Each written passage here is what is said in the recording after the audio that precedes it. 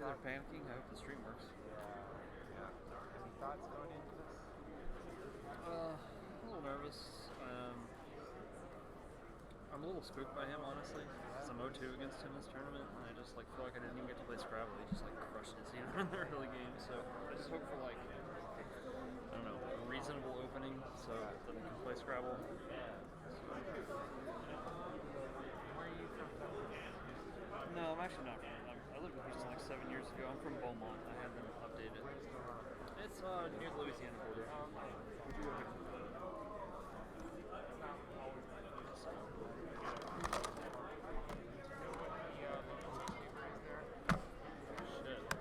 Newspaper. I do not know what it's called. I mean, there's news channels. I live in a big enough city. It's got stuff. So Beaumont. Yeah, it's 100,000 people there. So we have. Yeah. No. Beaumont, Texas. Near the Louisiana border. Yeah. Oh, okay. And how far is it from Houston? About an hour. Okay, so Houston's the biggest city center. Hour directly east of Houston. Just trying to prep the media.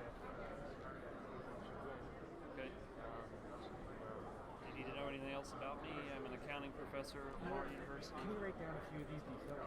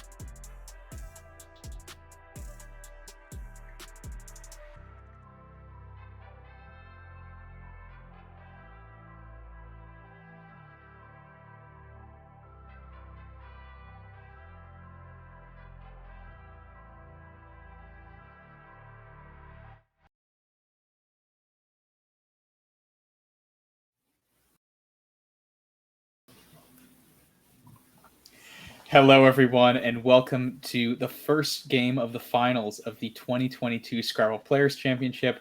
I am Morris Greenberg, and I'm here with Annette Oberstadt. Annette, how are you? I am doing great. I am super excited for this. This is going to be a great day of Scrabble. Yeah, it will be really interesting. I mean, this is kind of a David versus Goliath matchup in a lot of ways in terms of Scrabble ratings going into the match, and some might even say Scrabble skills in some way.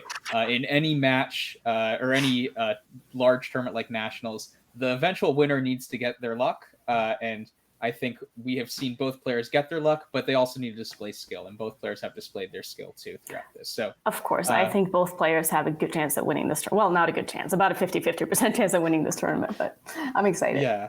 Yeah, and so the two players are Ori Swift from Texas and Michael Fagan from Montreal, Canada.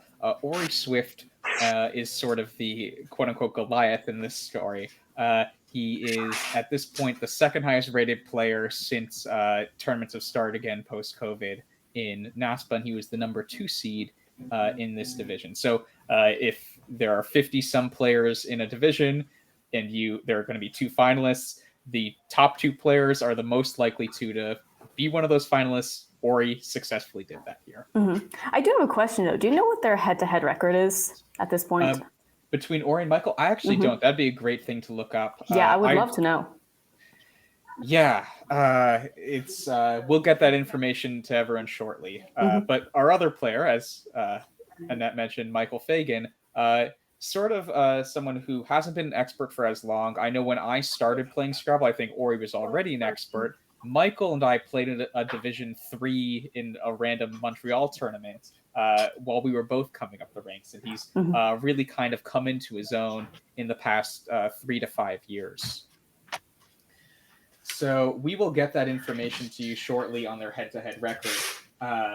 It's going to be a really fascinating matchup. I think Ori's kind of skill set for how he really plays his game and how he executes being like the number 2 player in the NWL dictionary is through really tactical decision-making, board control, ideas like that. Whereas Michael seems to be a bit more of an open player. He keeps very strong leaves in general and seems to really gear his game around a lot of bingos. Yeah, it'll be interesting to see what the different strategies they kind of, decide to choose against each other is going to be. Yeah, so I guess you haven't been in this situation in Scrabble, but you have been in high-stake poker situations. Right. In advance of a final table, for instance, how do you mentally prep and get yourself ready to make the best decisions possible, be the best player you can be?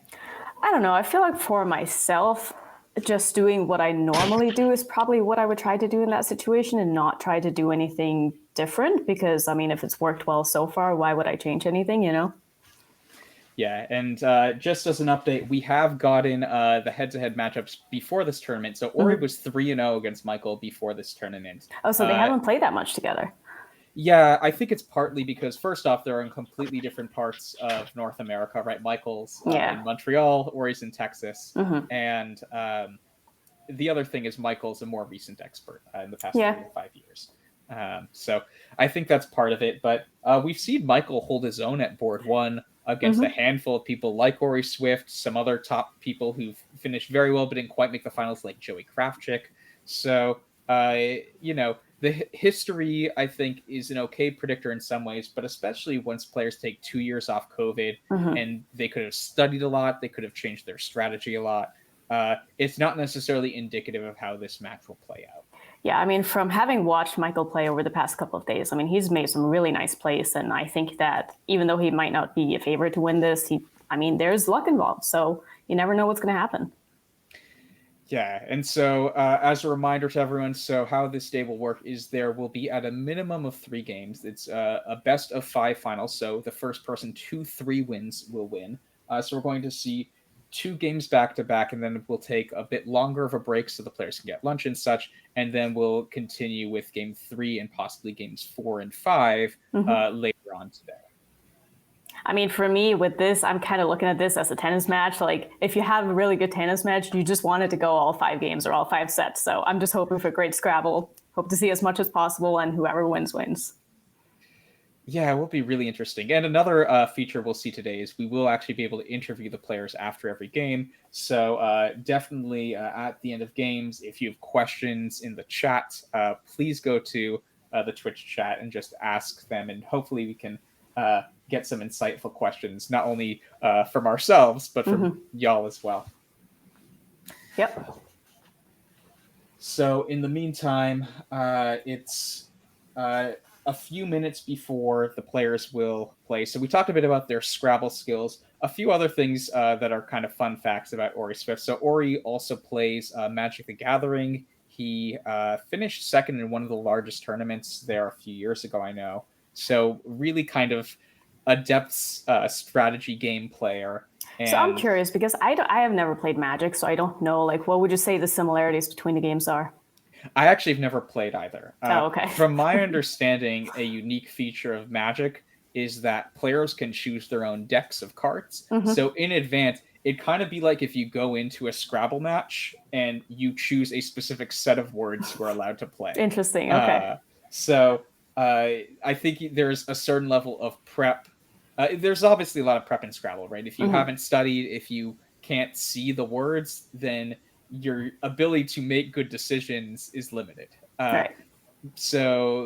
But I think that sort of choice of deck and strategic thinking, you have more time to prepare for that. But the fact that Ori has devoted a lot of brain power to evaluating the ins and outs of little minutia between two similar ideas, that will apply in any Scrabble setting in like a 1 or 2 minute stretch that you have on Yeah, the clock. absolutely. So, but if others in the chat know more about Magic, it could be insightful, I think, for the viewers at home to hear from you about the sort of ins and outs of that. But yeah, Ori, really talented guy in that way, and he's also an accounting professor in Texas. So definitely a numbersy person, and we'll see how that comes onto the board today. Yeah. For Michael, I actually don't know a lot about his day-to-day life. I know he lives in Montreal, and I think he's lived there for most of his life. And yeah, I mean, I haven't made it up to Montreal yet since going to Canada, but I hope to go there soon and catch up with Michael and all the other Scrabble players there. Yeah, I haven't been to Canada in a long time. I would love to hang out with the Scrabble people up there as well. That would be a really good time. So yeah, I see some questions in the chat that I've moved to Toronto. Yes, that's true. All the Scrabble players in Toronto, other parts of Ontario, Canada, will need to catch up soon. And that's one great thing about Scrabble, the tournament scene, is there's definitely a great community and a lot of interesting people in all different parts of the country.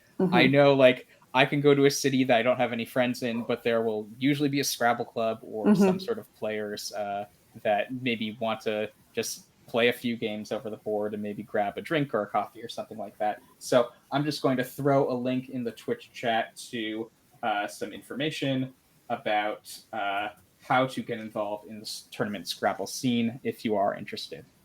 Yeah, I actually went to my husband's family used to live in New Hampshire, and so I haven't been into Scrabble for that long, but the last time we went, I looked up to see if there was a Scrabble club there, and I was able to play a couple of games with some people in New Hampshire, just, while I was on vacation, so that was fun.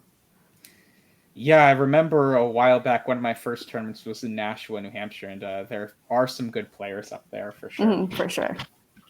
So I think it is 10:15, so we should, in the next few minutes, be getting the start of the games. I'm going to just check in with our producers to make sure that if the players are at the board yet, because maybe we could turn to them soon. Okay.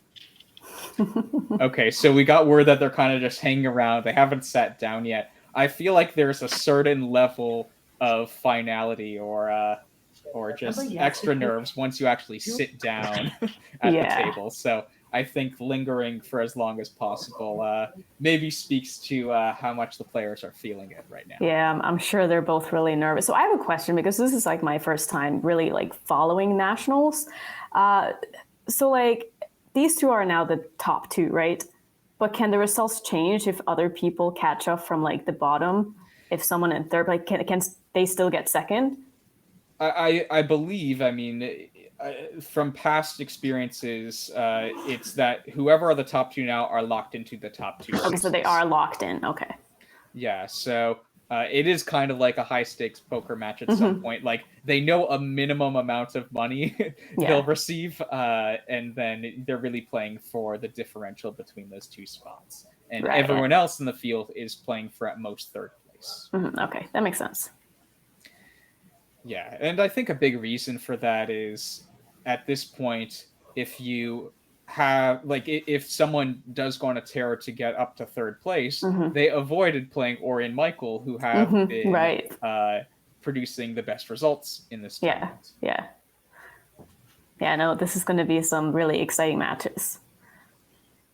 Yeah, and so I think one other storyline to monitor here, if there is one critique we can say about either of these players over the board we've seen this tournament, is that Michael is cautious about challenging. And so we've seen a few players get some phonies slip past him. I don't think we ever saw Ori try a phony against Michael, but if Ori, over last night, my guess is both players are going to somewhat review the other opponent's style and how they've been playing this tournament. If Ori did notice that Michael hasn't been challenging some phonies, he won't necessarily do it right away because he doesn't want to be suspicious. He doesn't want to cause suspicion. But at an opportune time, I wouldn't be surprised if Ori just says, "This is the time where I can really probably phony and maybe get an extra 30 points where I wouldn't normally be able to." Yeah, Michael might also be aware of this, though, if he's been doing his homework as well, if he's been watching the stream and he knows now that he has the reputation of not challenging words. You never know. It could go both ways. Yeah, so it's it's a mind game.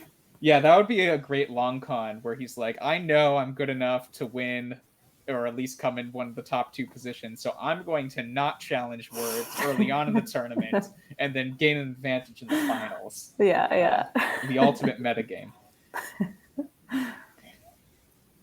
And so for those, I see some people are asking who Annette is in the chat. So Annette is a recent Scrabble player.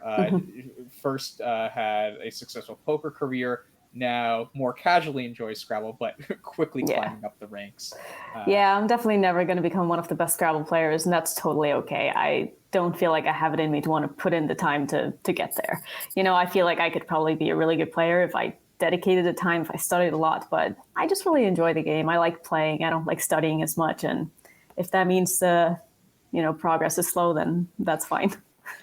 Yeah, I know for me, it wasn't.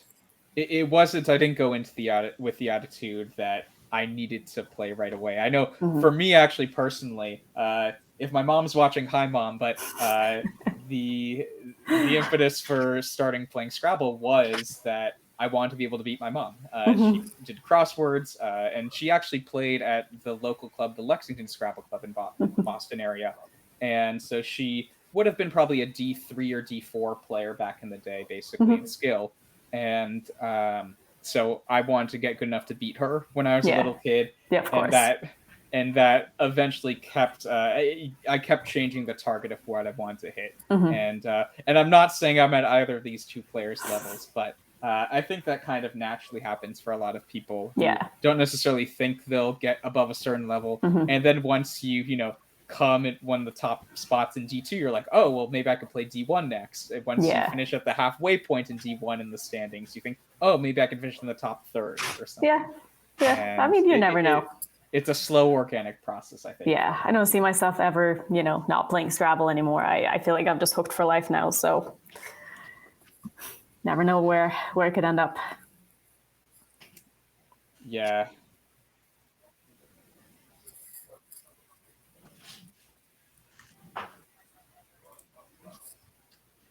So I am getting word from our producer. I couldn't quite hear what he said, so he's going to repeat that again, just because I think we're trying to work with the players to make sure we give the best product possible.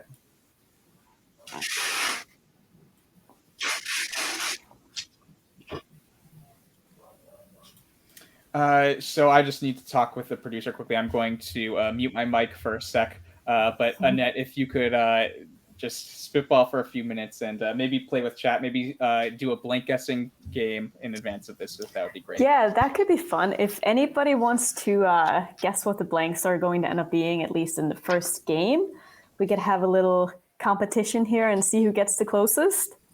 I'm not sure if there's any way to do like a poll or a prediction or something like that, but just let me know in chat what you think it's going to end up being. And if you have any questions for, I guess, any of us, let us know. ENSIT, sorry if I'm looking to the side. I have the chat on my iPad here. QV. I feel like QV is not going to happen, but it would be really cool if it did. I actually ended up playing a Q as a blanket club yesterday, so you never know. You never know. What's the streaming schedule for today? Basically, we're going to be playing 2 games straight through now, but we are going to have a player's interview in between the games.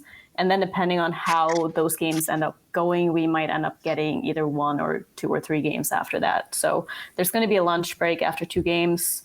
Not sure how long that's going to be, maybe 2 hours or something like that, an hour and a half, a pretty long break. So it should be an exciting day. Yeah, so... Blanks will not be used. I'm pretty sure they will be.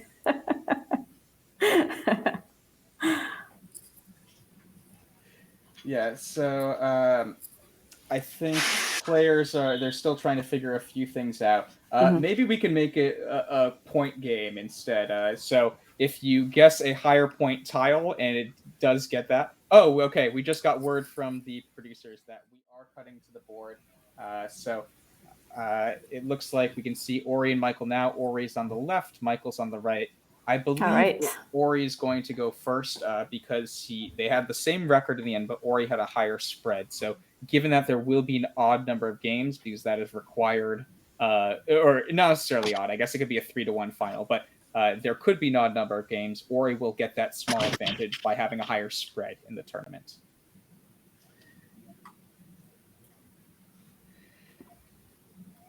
And so it looks like we are off, yeah. And yeah, we have special different color tiles. I know we're using the yellow and black ones for most of this tournament, but we get the red and white ones today. Something like Taki looks pretty good here for Ori. Scores well. He has a lot of consonants. Yeah, well, he has Alkid set up. Another similar idea. Maybe he refers the PT leave to the PD leave. Yeah, that looks pretty good too. Yeah, I think they're both pretty reasonable. And Platy, I think, is another reasonable example, which is an anagram of aptly. But it looks like now he's settling on Taki, which Annette said. So I think all of these are pretty reasonable. In this sort of situation, what you want to think about is how many points this scores, how many points it could allow for your opponent to score, and how good are the letters you keep so that you can score the turn after. So he's trying to weigh and balance those three options. Annette, so it looks like he's shifting back and forth between Platy and Taki. Of those two, which do you prefer? I would probably play Taki because I feel like even though the K is a good scoring tile, it's not really a good bingo tile, so I would probably err towards getting rid of it. But, I mean, it could also be stylistic, too. Platy is definitely a little bit more defensive. Yeah, and so the idea is that the L in Platy is above 2 double-letter scores, whereas the A in Taki would be above 2 double-letter scores by comparison, if you wanted to double the Y. So Michael has drawn a lot of doubles, it looks like. And doubles are never fun, but it does make your decision easy of what letters you want to get rid of most of the time. Yeah, he doesn't really have a lot of good options here at all, especially without using the S. And the S is a really good tile that normally you would want to keep. But on this board, there's not really any S hooks, so maybe it's fine to use the S here and just score some points. Yeah, so it looks like he does have Thrash set up. Another option, he could do something like Wrath, R-A-T-H, through the A as well. Now, that does give up the Wrath with a W at the beginning as a potential scary spot. So Thrash might be a bit I think I like safer Thrash here. It seems like just the obvious play. 28. Yeah, and so he hits his clock, so that is official. So we have a 28 to 28 point game, and Ori will make that a bit different given that he has drawn the blank. I'm not sure there's any bingos on this rack, but he is definitely close-ish to a bingo and likely will get one in the next turn or two. And for the newer viewers at home, we're going to say bingo a lot. Bingo is when you lose all 7 of your tiles, and the key is you get a 50-point bonus with that too. So we see both of the last 2 scores were 28. Think basically double that plus 28, and that would be how valuable a bingo is. So it'd be like 3 turns almost compared to last turn. Yeah, I'm not seeing any great options here, at least yet. Yeah, the play that I see is Uked, Y-E-U-K-E-D, as an option. Yeah, that definitely looks nice. It scores very well. Yeah, 28 points again, so maybe it's a requirement for these first few moves to all be 28 if he does do that. It looks like he has Uked without the E set up in the same spot. I actually forgot that one was valid. It might be a newer word. Yeah, I did not know that Uked could be spelled that way, but if it can, then I definitely prefer that and keeping one of the E's. This also doesn't put an E out as a floater, which is kind of nice. 26. Yeah, it's interesting. I think actually, though, Uked the other way would be better from Ori's position in the sense that this E is now a scoring spot rather than a floater for bingos. So That is also true.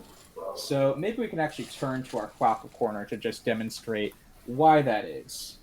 So if you notice, Ori played Uke there, and you see that there's this juicy E, and now you could put like a W or an H or an F there, and you can just go down and get a double letter score in two directions with a high point tile. Uked instead here wouldn't have done that because the K, the only letter The that can go K in is front still of a it is pretty good scoring spot if you have an O. right. So OK is a word, but now the E, as Annette said, is a floater. Basically, you can play through it 7 tiles, and that's the best letter to play through. So actually, Michael is going now. I'm guessing he is going where Ori opened up, but that is why. Well, that's what you often need to think about. So it looks like he plays Wit. It makes a lot of sense. We're fans of that, I'm guessing. Yeah, that is a great lead he has there too.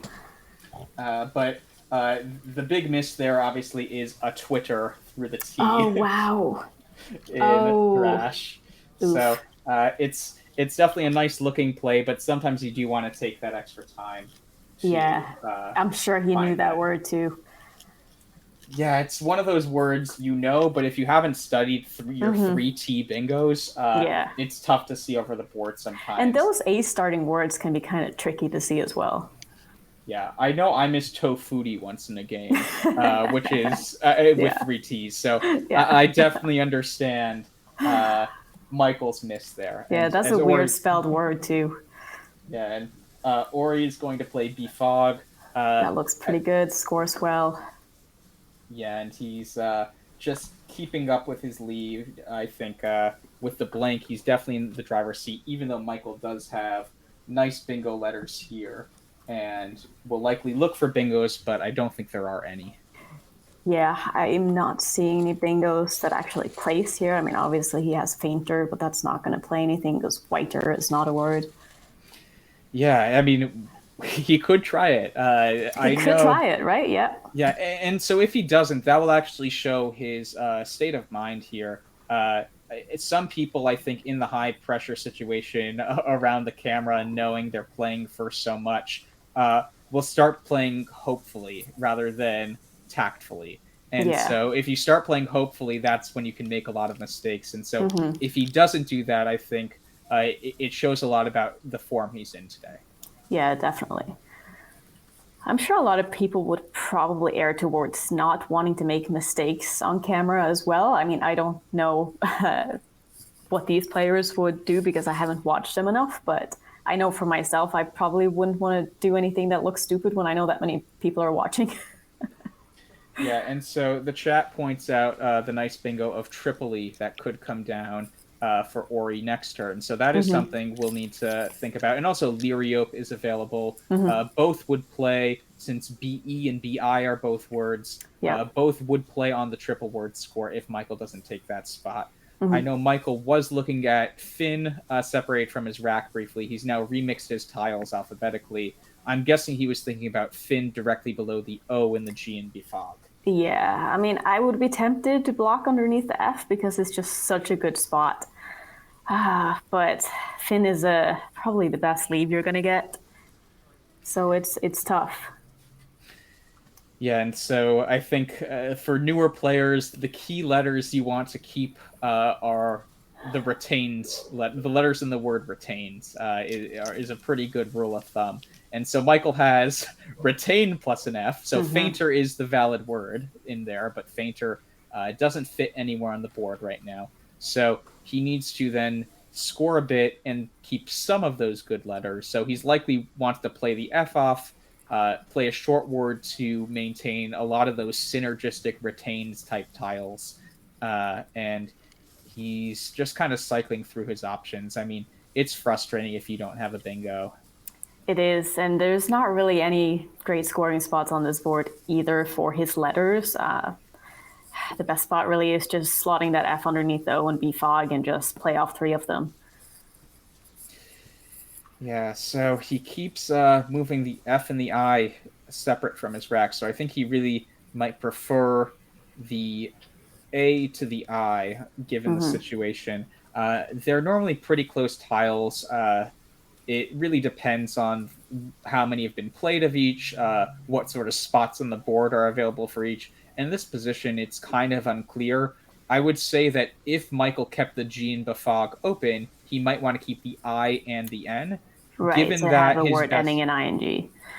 yeah, so Yeah. given that his best scoring spot, though, without using his E, will likely be under the O and the G anyways, he can play off Finn, which he has separated out again and is laying down now. Yeah, and he ends up playing. I think that's a pretty decent choice out of the choices he has.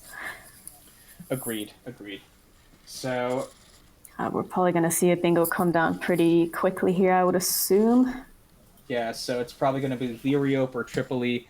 Liriope does score an extra 2 points because on the double letter score you wouldn't be putting a blank, which is worth 0. He'd be putting the 1 point L.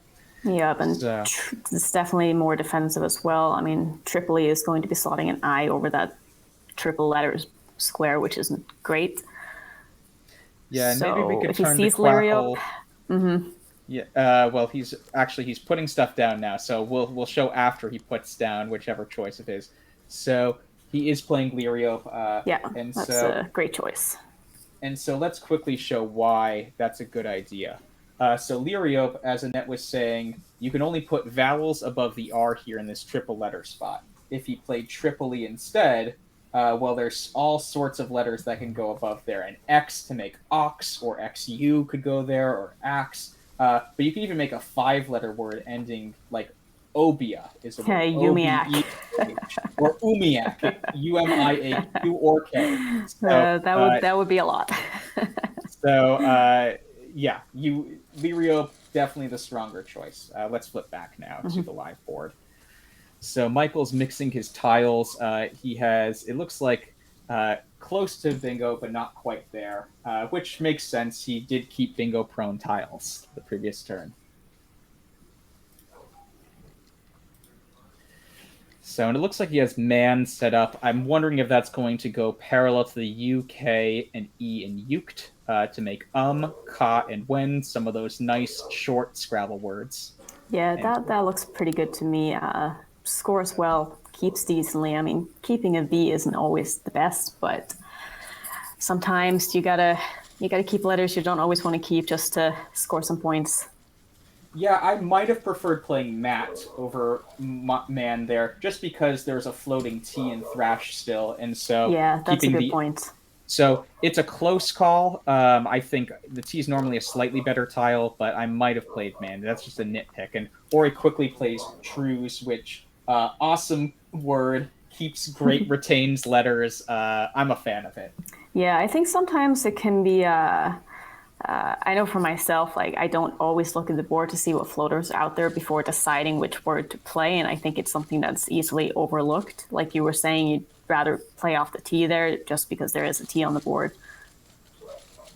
Yeah, and so Michael has Virture set up. I'm guessing looking for one of those O's, or he had to make Overture, but he didn't play it in an area where Michael could play a bingo. Yeah. One thing that Trues also did is if you look at the right side of the board now, it is really hard to bingo. I think does take an S now, so it does take an S, yes. Yeah, so I think that was a more recent update, and for sure. Ori has drawn into a really good rack here as well. Yeah, so Ori might be able to bingo next turn depending on what play Michael makes, but Ori, he's in a commanding position up almost 100, and a play like Trues indicates he is ready to just keep on scoring and blocking. Now, he happened to draw into the really good stuff here, so he is likely to extend that lead even further, but I think it's a very sharp move, Trues, from a standpoint of addressing the worst case scenarios. For sure. I mean, he blocked the double lane, and he also blocked the S hook on which are the two, best scoring spots on the board for Michael. Yeah, so the word I always look for here, just because you want to get rid of the U and the V, and probably the second R and the second like E. Virtue or something, yeah. Yeah, Virtue is a great word. Eruv, we saw a lot of Jewish words yesterday on stream, and Michael is Jewish, I know that. And so Eruv could play off of the second H and Thrash, making EH as well, might be an option. Now, that doesn't do much for opening the board, which Michael will need, so I think he might be Virtue looking... over Platy might be a little bit better, even though it doesn't score as much. It does open some extra lanes that he definitely needs. Yeah, I like that idea a lot, actually, the more that I look at it. And it's also really tough to block that properly because of the V. It doesn't give back a triple word score. Yeah, so maybe we can flip to Quackland. Net, could you maybe talk about what Virtue does to the board? Right. So, I mean, obviously he's down points. He wants to create, more lanes to bingo through, and this is nice because it does put an E out there in space, which it could easily get blocked, but it doesn't give back a lot of scoring spots. It doesn't put any, vowels next to scoring squares, and the V also prevents any plays from playing to the triple. So I think this is pretty good. I mean, it cleans up his rack nicely. He just needs to draw into something good and be able to get a bingo down at some point. Yeah, and the key is the V doesn't have any two-letter words, so that's why you can't make a play to the V. Right. And yeah, it creates all these nice bingo lanes. Whereas Eruv, the play I suggested, really doesn't add much to the board. I guess it floats an R out to end a word in, but you can't really end that many words in U or V unless you have like Tolarjev or something like that. So Michael does have Virtue now aligned on his rack. Let's flip back to the live board. I'm guessing he is about to play that. 13. Yep, and it does come down. Yeah, and so, I mean, it's the kind of play Michael needs to make there. And this does give Ori a new bingo spot because up can take an S, so the 2 7s of Tolanes and Etalons can both come down now. He is going to be able to get a bingo down. It's easy to look at a play like this and, think if you're Michael that, I made a mistake because, I gave him a bingo spot. But you can't be results-oriented in a spot like this. You just have to make your best plays. And if you get unlucky and your opponent has a bingo, then so be it. Yeah, so Ori just shrugged his hands. I'm not sure he maybe is registered that Michael created an S lane right away. Yeah. So, I mean, I suspect he'll eventually see that, but... yeah, he is now arranging his rack into toe lanes, but that little shrug for a second gave me pause. Yeah, this is not good news for Michael at all. I mean, a bingo underlapping there is going to make this hard extremely tough to bingo on afterwards. Yeah, it's Michael. He keeps keeping letters that are synergistic, and he's now getting closer and closer to bingo letters. But the problem is, if toe lanes comes down, he'll need to start looking for 9-letter words just because toe lanes is going to play parallelly as Ori places it. Very nice find. And so that obstructs a lot of the space Michael tried creating. The T in toe lanes is probably Michael's best friend right now if he can draw into the right thing for that. Yeah, this is what happens sometimes when a lot of long words are played. This is what they call board exhaustion. Basically, if, there's a lot of bingo played, there's not a lot of lanes left for 7-letter words, and that's definitely what we're starting to see now. Unless you're able to open up the bottom left of the board or somehow get some letters down in the middle left, then it's going to be really hard to get any 7-letter words down. Yeah, so if you're Michael here, it's a tough position. I mean, keep in mind, spread doesn't matter at this point unless there is a tie in one of these 5 games. Or I actually am not sure if they would play. I'm not sure if it's like first player to 3 wins or after 5 games, if no one's hit 3 wins, who has the higher spread. I'm not sure that scenario's fully been worked out yet, but let's just say a tie doesn't happen and spread doesn't matter here. Michael is going to play as aggressively as he wants to here because I'm pretty sure it's just first 3 wins, right? Yeah, it would be great to get confirmation about that as this happens. I mean, a tie is pretty unlikely to happen about 1% of the time in Scrabble as Michael plays Grays. Yeah, that's a great play, forking the board there, yeah. Basically what that means is you're creating 2 different lanes to be able to play on next turn, so Ori's not going to be able to block both of those. Yeah, and Ori did draw very nicely post-bingo, so he will be close to bingoing tiles, but I think after Grays, he's going to naturally want to play down from the E in Grays to block that new bingo lane Michael created, just because it's worth so many points. Yeah.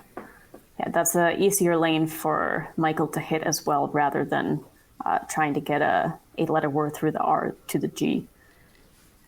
Yeah, and so interestingly, I think Ori might have picked up the last R and the last T there. I think there's a lot of R's already played and a lot of T's already played. So yes, I just entered in the place of the Quackle. From Ori's perspective, he has the last R and last T, and so that could impact his decision here of what he wants to play. I mean, he will block that spot almost guaranteed, but he might do something like ED and grazed then if he doesn't want to play Teg or Reg and he wants to preserve those two tiles. So I think Teg or Reg make a lot of sense off of the E going down, or he could play grazed and Ed. Yeah.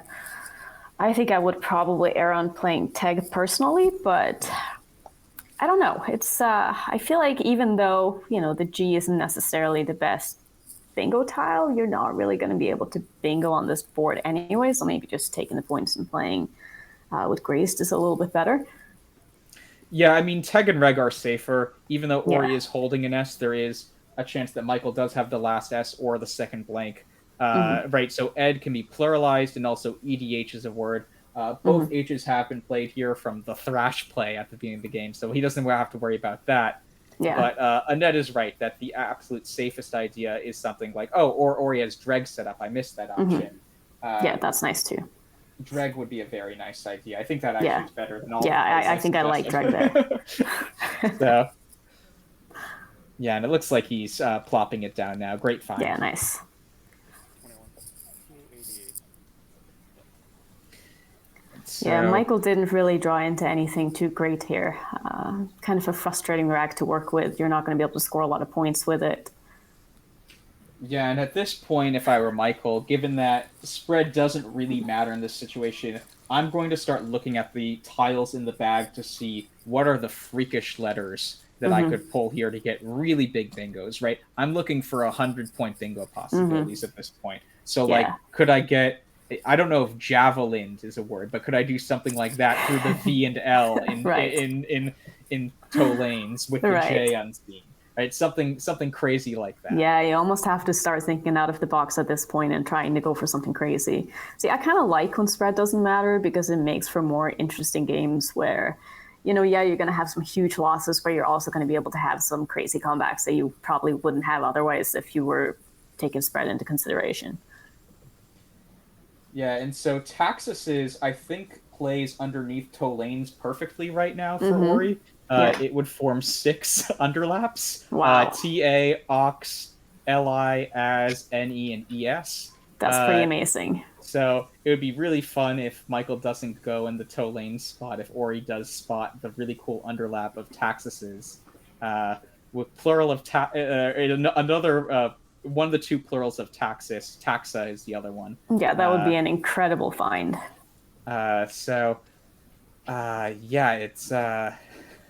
if Ori plays that, I mean, that would just, I feel like, be the ultimate deflator. It's like if this game isn't going badly already. Yeah, or inflator from Ori's perspective, to be fair. But it's never fun to this is where in Michael's spot you could just resign and be like, all right, good game. Are players allowed to resign here since spread doesn't matter? I don't think they are. No. Okay. We're all about the content here. Yeah, of course. They're not resigning. Yeah. So Michael is still searching for options. I mean, it's a tough position, and I think he's it looks like he has the E and the N separated out. He's probably looking for a specific word that might play through either the V and the L or the E and the A long term. Yeah. So it looks like he's just playing off a lot of his... So he goes for Nooner clunkers. just to create some more lanes. I think that's totally reasonable. Yeah, and so we'll see if Ori... I mean, Michael did open up another spot for Taxus's. So we'll see if... I think it's just a matter of, does he find the word or not? Like, if he sees the word, he's going to find the spots to play it. Yeah, I mean, he might miss the toe lane spot, to be fair.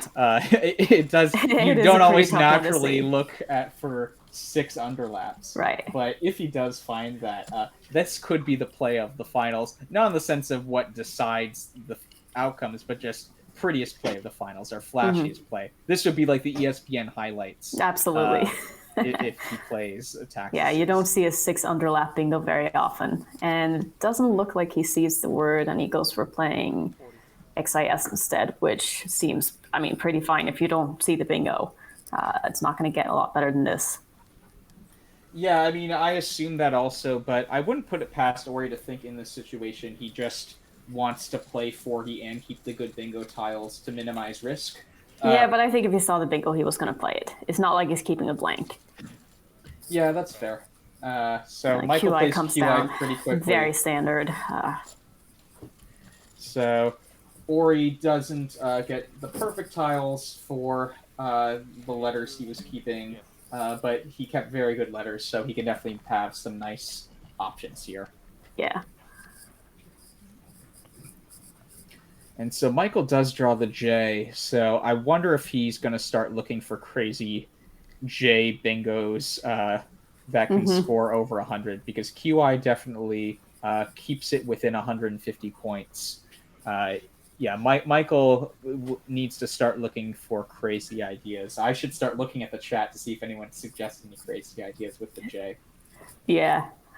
I think if I am Ori in this spot, I'm going to be looking to close the board as good as I possibly can and knock out as many lanes as I can every turn I play.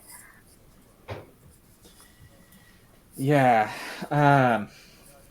Michael could even try to maybe set up the J. There isn't a lot of time. There are 24 unseen from Michael's perspective if we look at the pool.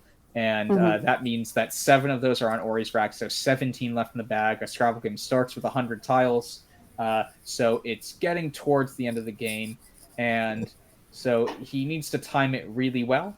But could he have some sort of J setup here first for 50 points? Right, so make a setup, next turn score 50 points with the J, then get a bingo to end the game.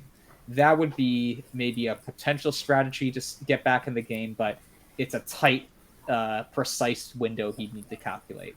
Yeah, I'm not seeing any great ways to do that, because he does need to score some points as well. You can't make a J setup scoring 4 points doing so. Yeah, that's fair. So Ori does find a very nice. That's really nice. Yeah. Valuta or Valued were both available there. I think Ori is seeing all the E's left in the pool and saying, "Hey, you know what? All the actually A's. Yeah. I guess there's a bunch of both. I was thinking Valued for a second was his choice. So either makes a lot of sense there, I think. Yeah, I think that's a nice play, especially because that is the spot that Michael is going to want to try to find something crazy through is the 9s for the double-double. So blocking that, I think, is a great choice. Yeah, and that just goes to show you, depending on the score margin, you'll handle the game completely differently. If this was a closer game, you would be much more likely to want to block the lanes over and under Nooners, especially the lane underneath it. Yeah, and opening up a floating A and a floating T it's really not going to hurt much. It's not a good strategy within 70 points, but it is a good strategy within 140 points if it blocks the spots for 140 points. So yeah. So Michael has Joel set up right now. I'm guessing that would go above the N in Nooner to make N-E-N. That looks fine. Score some points. At this point, it's really not much he can do. Yeah, I think I would probably just be looking to get this game over with. Yeah, exactly. Michael wants to just... It's Scrabble is a marathon, not a sprint. So if you're going to lose one game, just preserve your energy as best as possible. Right.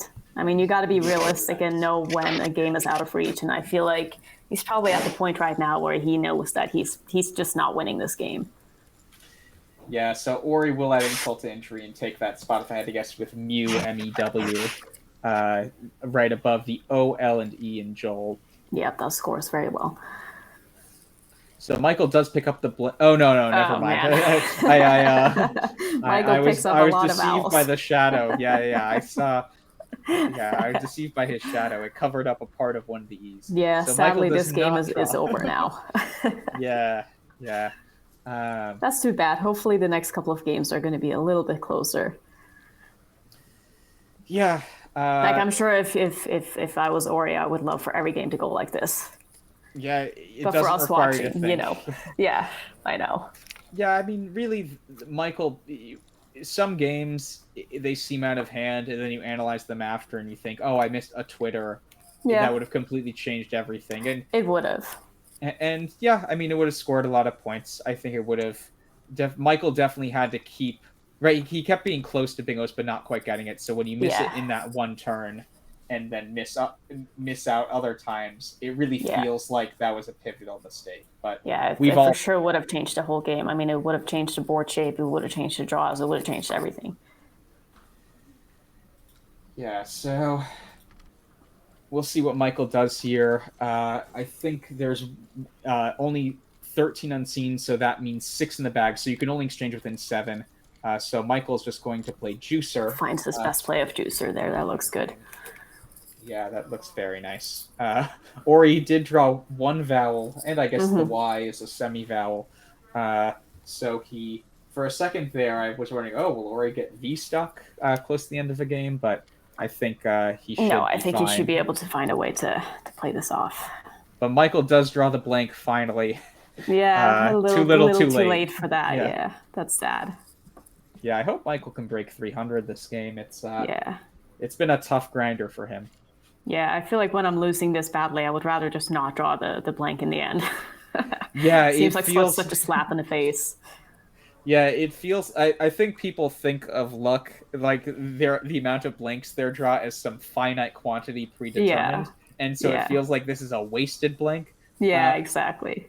To be fair, I think throughout the tournament, I think we saw in a few games Michael draw the exact right stuff at the exact right time, and then you'll then sometimes have right to get to the finals. You need to have luck on your side most of the time, right? Will Anderson had over 1,000 spread and only had 14 wins and 14 losses. So absolutely, his luck I mean, didn't there come... is luck involved in the game, and you do have to get a couple of lucky breaks to get to this spot, even if you're the best player in the field.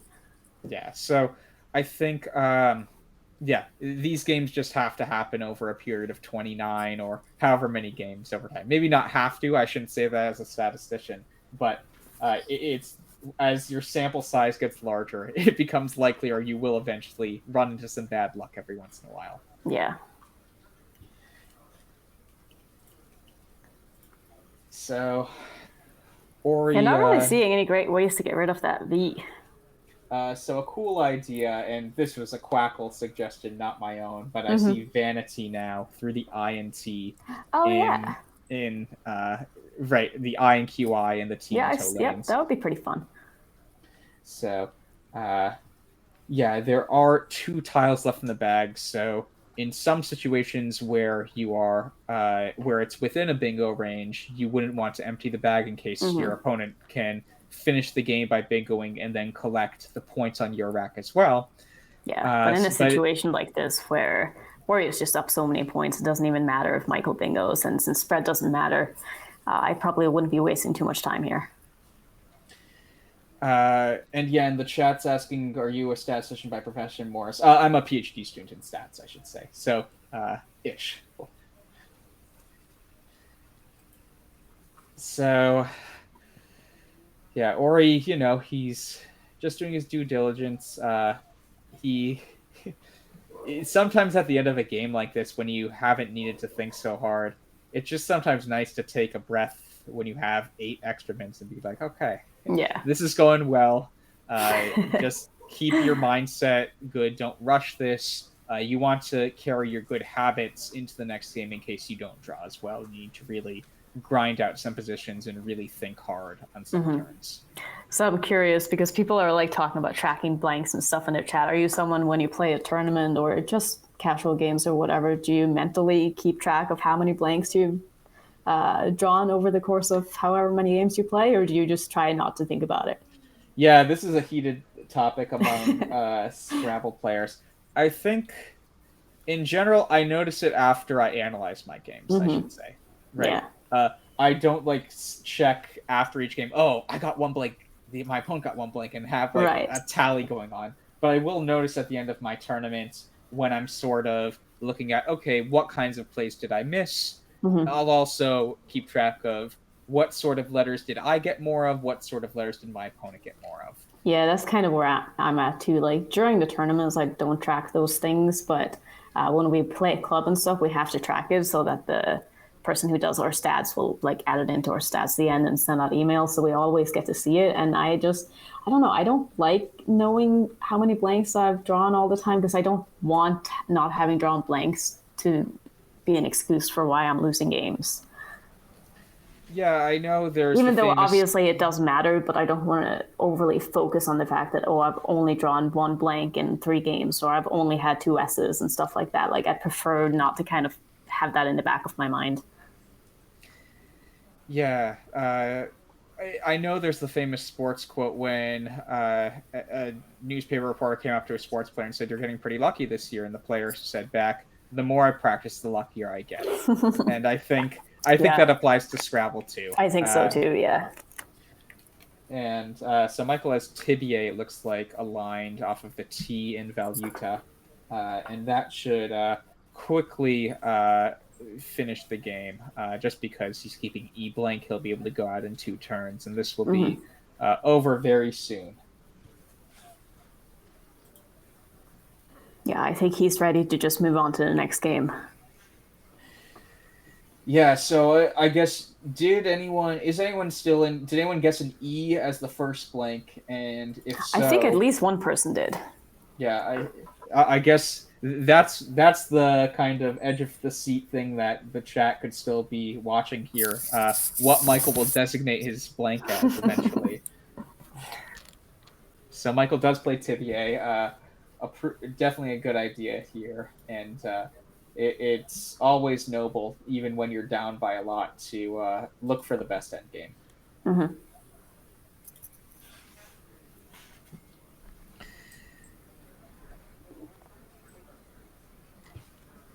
So someone in chat is asking if I'm the poker player. Yeah, former poker player. I don't play anymore, but I did play for quite some time, yeah. Yeah, so Ori quickly plays K's for 28. And we'll see where Michael will put his E in blank.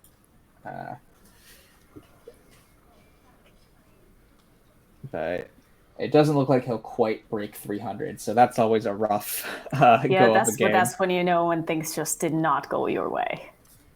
Yeah, so I guess we don't know what the blank is there. It could be an S, it could be a D, it could be a T. It could be a T. Yeah, Could be a lot of things. So, but that will, but it doesn't impact the score itself. Maybe the score that people are playing at home for their blank guessing.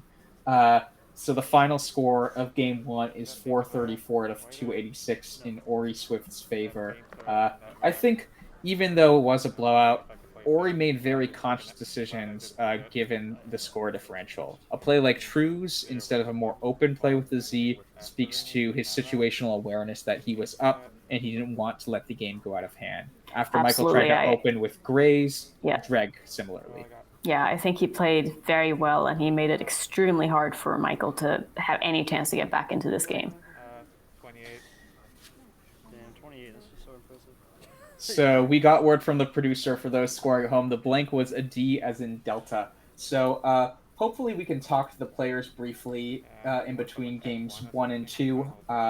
We'll check in with our producers. So we might take a very short, like 3 to 5 minute break while Yeah, I was thinking about Scrabble. we can maybe get the players escorted into another room.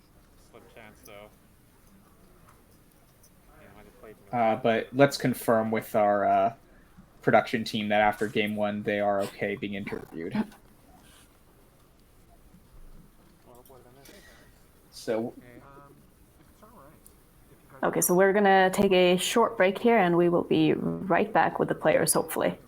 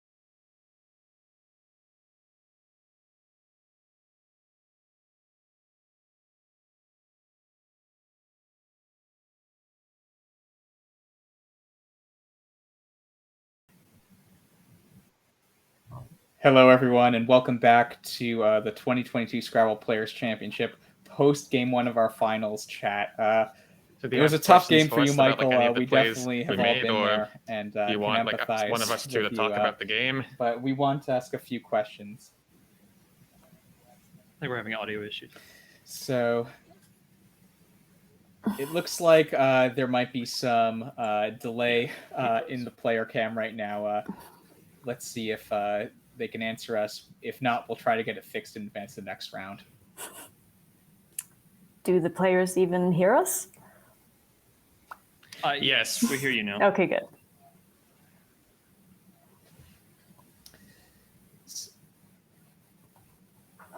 Okay, so I haven't been able to hear the players yet, so hopefully they can hear me. But I think as a can't hear starting you, play, Morris. we were You're curious, cutting in and out. Ori, you were choosing between Plady, Talkie, Alkid. It looked like you were considering all three plays. What made you decide to start the game off with Plady? Yeah, I'm not hearing you either, He Morris. can't hear us, I guess. He can't hear us. Okay, so we're gonna have to I'm sure we nix can get this it fixed, segment for this round. Hopefully, we can get it set up more properly Yeah, later sorry on in the about day. that. We apologize, but yeah, it No would be worries, great take to your get some time. more insight, but we I need know to what work out a few things. audio so it seems issues like. are So a relatively let's cut common to thing. break now, and we'll see the players again shortly for game two.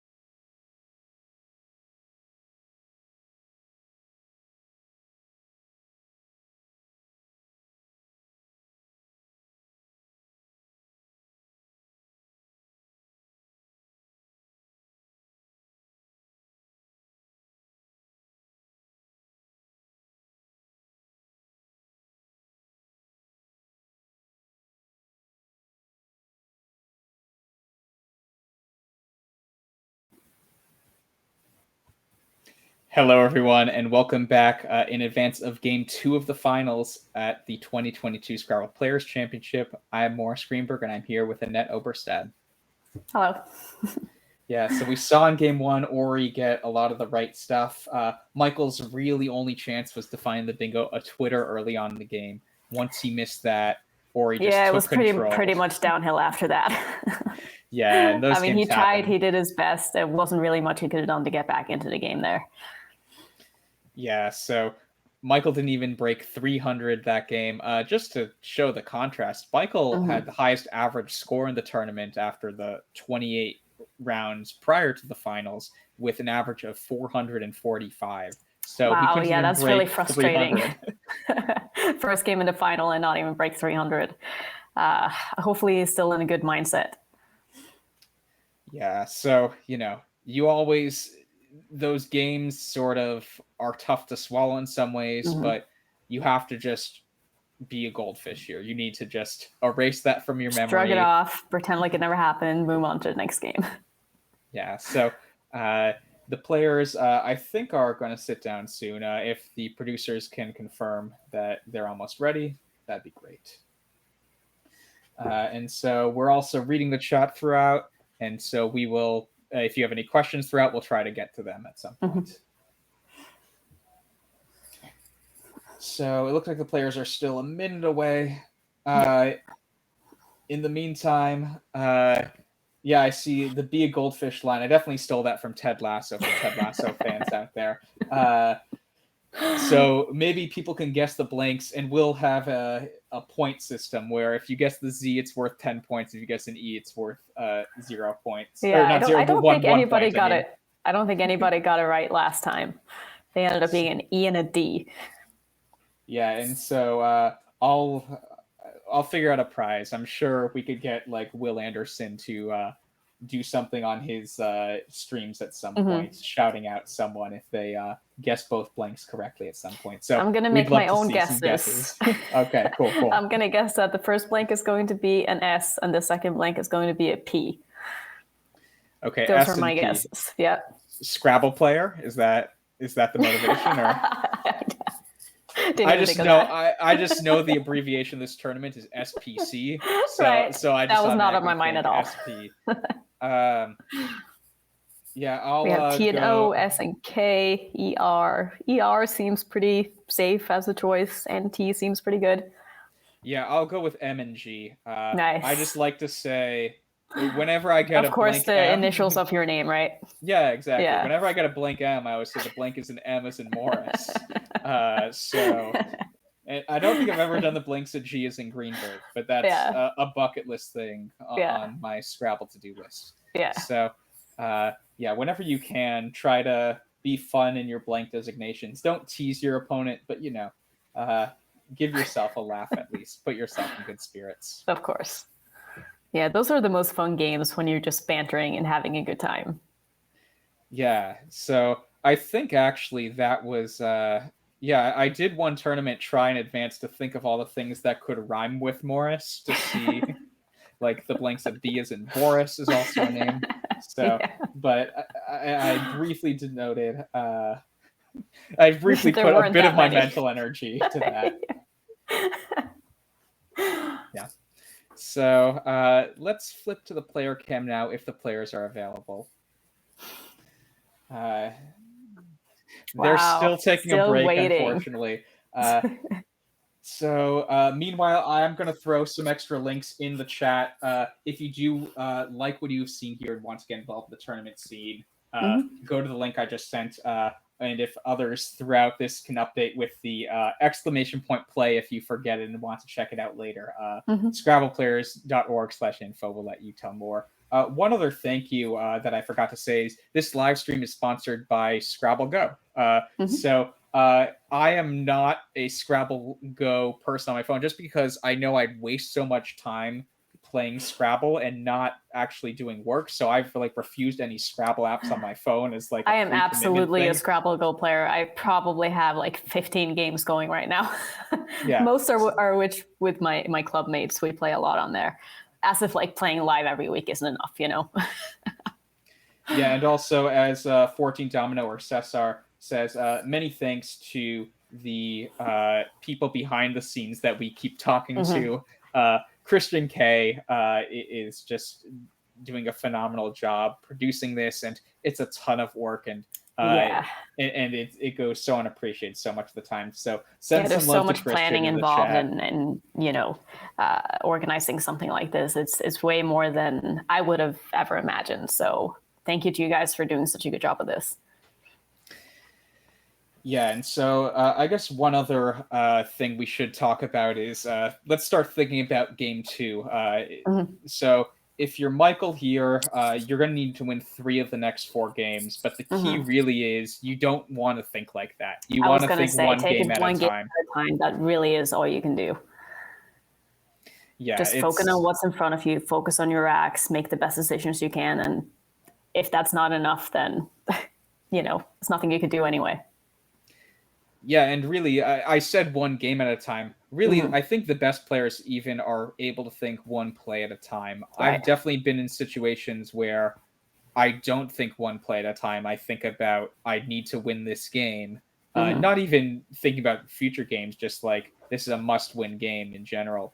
And it doesn't give me the focus that I need. So hopefully Michael can do that. And for that matter, Ori too. I think when you start to become closer to tasting the victory of a set of matches, it's easy to lose sight of the play at hand, the turn at hand. So, and we saw Ori late in the game just take a breath, take his time. So I think he is conscious of, I don't want to start rushing it. I had a good process to get here. The tiles worked out in my favor this game, but I'm not going to compromise my process. I think Michael seemed to be in a pretty good headspace, though. I mean, he didn't get visibly frustrated, seemed to keep his composure really well. I don't imagine one game throwing him off like that. So, but we'll see what happens. I mean, I'm expecting them to still play really good Scrabble and just make good decisions. Yeah, and shout out to Scott24 in the chat. He goes a step further. I said one game at a time, then one turn at a time. He says he does one letter at a time. He opens with just A. Unfortunately, there are no one-letter words allowed in Scrabble.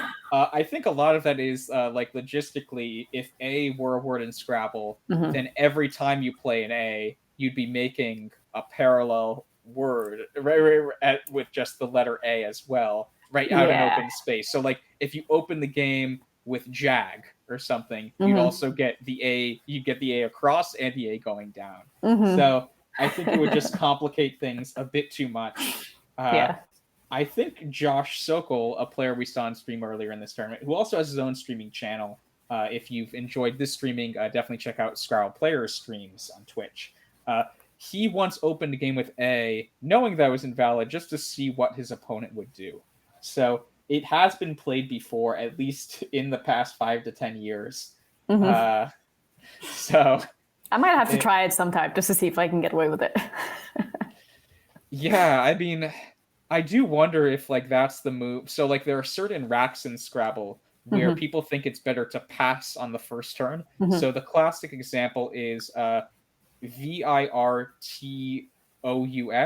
goes as an 8 with every single vowel, like virtuoso, the plural virtuosi, virtuosa is also a word.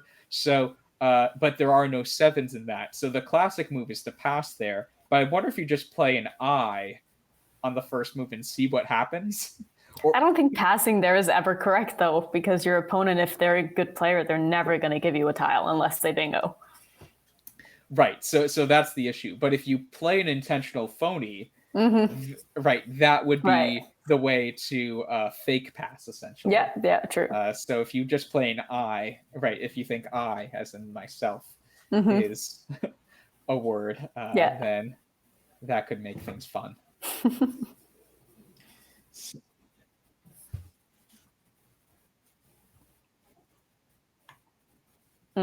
Oh, true. Everyone else starts. Okay. So we just got word from our producer that so how this day worked for everyone who isn't one of the 2 finalists is they played historically before there were these finals matchups at nationals. It was 4 days of 7 games and then 3 games on the last day. So that's 31 games total. that format is still the same for anyone not in a finals. And so everyone started at 9 a.m. like the other days and have played rounds 29 and 30. And so we're still waiting on the pairings for round 31. Mm-hmm. But what occurs is that since everyone is waiting around, there is a lot of noise. And the two players who are in the finals, even though they know their matchup, they want to wait until everyone's pairings are up so that they can start playing and it will be quieter and they can concentrate. Mm-hmm. So that's so why I'm curious because I'm curious sorry. because sorry. Go for it. I haven't been following nationals the other years because, like I said before, I'm pretty new to the game. Is there a format like this in the lower divisions as well, where it's a best of 5, or is it only in the top division? I think it's only in the top and CSW. Why is that? If I understand. I'm actually not sure at this point. I think at a minimum we wanted to, in case, one got blown out quickly. So one other thing to keep in mind here is we started everyone else in the tournament's game an hour earlier so that at least one game of the finals can be broadcast to everyone at the tournament and they can follow along. So I still think it would be a good idea to have it be a best of 5 in the lower divisions as well. And even if they can start earlier, they can still, be able to watch the final game of the top division. Yeah, it's a really good point. And I'm not sure of the reason. I know at the end of nationals historically on the last day, next to every board, there is a little paper that everyone fills out. And it's it asks a few questions like name, like location, age, etc. And then what do you like about this year's nationals? What do you think was not great? And what could be improved? Like any suggestions for improvement. So I'm guessing if people in Division 2 or Division 3 or Division 4 said, I wish I had that format, it would have been a lot of fun. Yeah. I'm guessing they'll get that feedback. I'm seeing someone in chat is saying that, well, no, because nobody would care to watch a best of 5 in the lower divisions, but I don't think that's what it's about. Like, I think if I was in I'm a second division player or a third division, even probably in this tournament, like I would love to be able to play a best of 5 for the win. Like, I think that would be really exciting if I was in that position. Yeah, so I think that is a nice thing that there have been pivots at nationals before, right? And nationals have been willing to experiment with the format. So this format was first introduced in 2019. It was just a best 2 out of 3 finals, and they've extended it to a best 3 out of 5 finals now.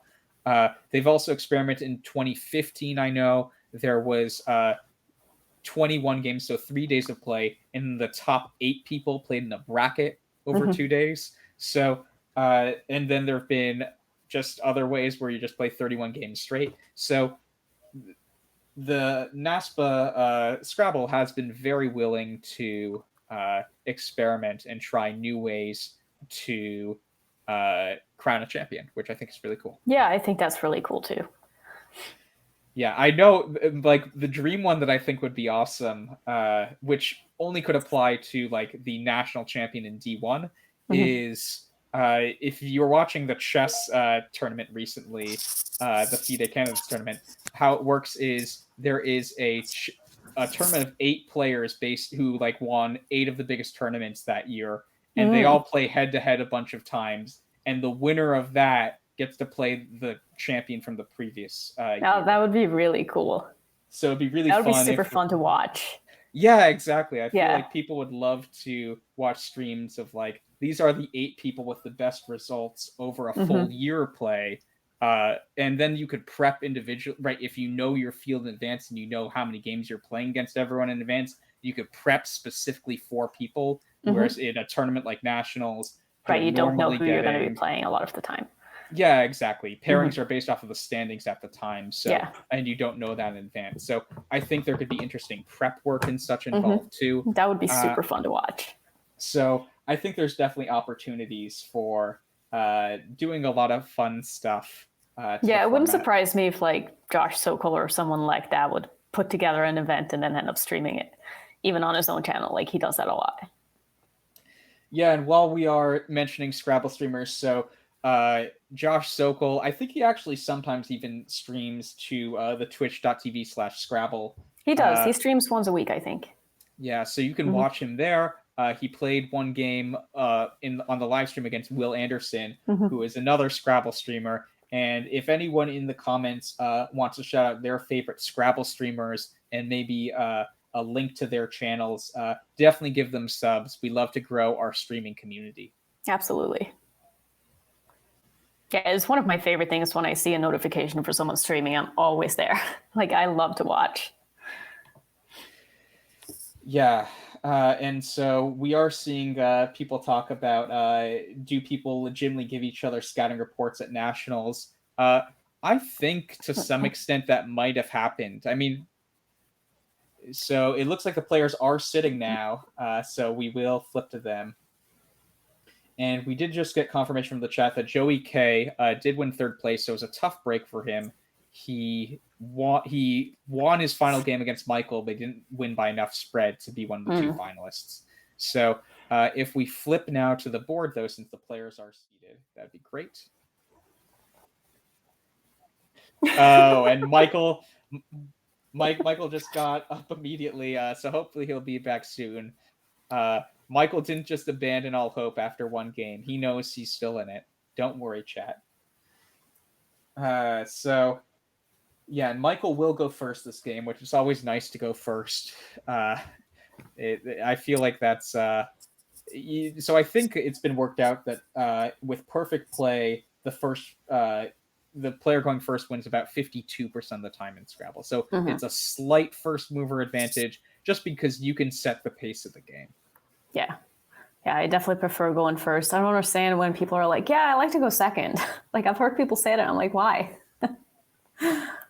Yeah, I would maybe only say against very specific people.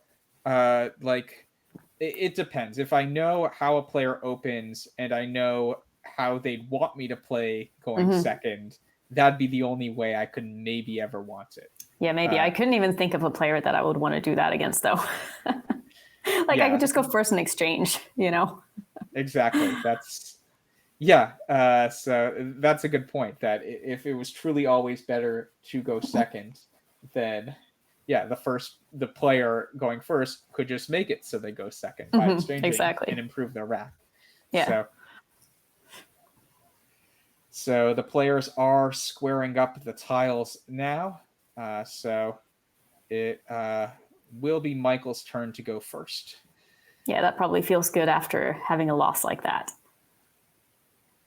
There's nothing worse than your opponent starting the game with an opening bingo and you're just sitting there like, shit. Yeah, so it looks like Michael's taking his time, stacking up those tiles, throwing them in the bag. Ori looks ready to play by his hands. To my best knowledge, with my vast knowledge of hand movement analysis. I think you had a good read there. Yeah, I guess you actually have hand movement analysis expertise. Yeah, I wouldn't say there are as many tells maybe in Scrabble as there are in poker, but you can definitely tell when some people get, overly excited. Maybe they have a bingo. Sometimes you can read into like people's body language and stuff like that, but I try not to do it too often because a lot of the time it's just me overthinking and thinking that people, are giving away stuff they're not giving away. Yeah, I think overthinking, I've been guilty of that for certain types of things. Yeah, I think we all have. So Michael does pick up double A's here. I'd be curious, so he has Aishia set up, and I'd be curious if he's thinking about, is there a way to set up the X given that you want to make that play? So you either play Aishia or Ixia here, most likely, and so I'd be curious of his placement. He decides to play off his X. I think that's probably what I would have done too. I'm not the biggest setup person. I know a lot of people love that, but I just find that it doesn't work as often as it should unless it's a super good setup that's like really hard to block. But trying to set up on the first move, usually if you're trying to set something up, you're creating a really good scoring spot for your opponent that's most likely going to be taken anyway. Yeah, I know. If we had more time, I would have had to think on it. But yeah, it often, if you're hoping your opponent plays stupidly, that's not going to be a good decision most of the time. Yeah, so. And it's looking pretty good for Michael. He did pick up his blank, so we're probably going to see a bingo coming down next turn. Of course, depending on what Ori does here. Yeah, I mean, one thing Ixia does is it is kind of annoying to play sevens, just because the eye is one of the more annoying vowels. It doesn't take as many letters at the end for 2-letter words as some of the other vowels. So yeah, we'll see how that works. And the V is also a tile, and the C Yeah. for that matter, both don't make 2-letter words either. Yeah, we'll see what Ori ends up doing if he does give Michael a spot to play any bingo here. Yeah, so it looks like Ori was set up WUZ. I'm guessing that's going that looks to... pretty good underneath the A of Ixia. Yeah, so that will be 30 points. And that the will W give and the Michael U. a spot for a bingo. Yeah, so I think this is the play you want to make, though. And he is hovering over the board and puts it down now. Yeah, and we're probably going to see something like Achieve come down underneath AW, making AWE. Yeah, Achieve or Archive, something like that.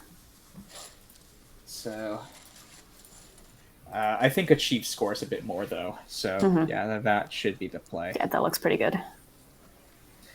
Yeah, and so he has it arranged. He's putting down the tiles both now. the C and the V, so that's going to be a pretty good score, despite it not even being a double word. That's going to score a lot. Yeah, it scores 84 points, so that's solid huge start to the game, and exactly what Michael needs after a rough game. I'm honestly happy to see Michael get a bingo down here. Yeah, like I said before, I just want to see a lot of Scrabble, so I'm sort of rooting for Michael this game. Just so we even the score, Yeah, for sure. It definitely makes it more exciting. It does. For us. Yeah, I don't have any favorites here in this matchup. I just want to see a lot of good Scrabble. Yeah, I mean, I'm fakely rooting against Michael just because in advance of one game earlier in this tournament, he asked who's commentating, and Christian told him Morris and Matt Canik. He said, "Oh, I love Matt Canik." So I'm sorry to hear that. So I'm just going to say, "Oh, I love Ori. I love Michael too." But well, I'm glad I wasn't included in that sentence when he asked, because he'd probably be like, Annette who? Yeah, exactly. So, yeah, but yeah. Looks like Ori has WAP set up here. Yeah, and so I think that's going to go above the IXI and Ixia. Yeah. So, yeah, I think that makes a lot of sense. You want to get rid of some of your clunkier tiles that scores a bunch. And after a play like Achieve, I mean, if you have scoring tiles, there isn't that much to do aside from go there or maybe underneath the A. You could go underneath the A as well, yeah.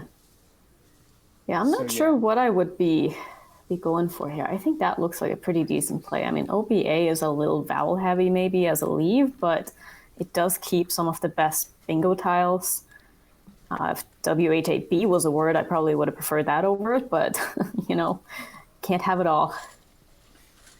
Yeah. I think the key thing there is that scored 36 points. A play like Bo and AW underneath the A only scores I think maybe 26. something like Wob underneath AW would be possibly the best leave, but it does set up an S hook, which I'm not sure you want to do.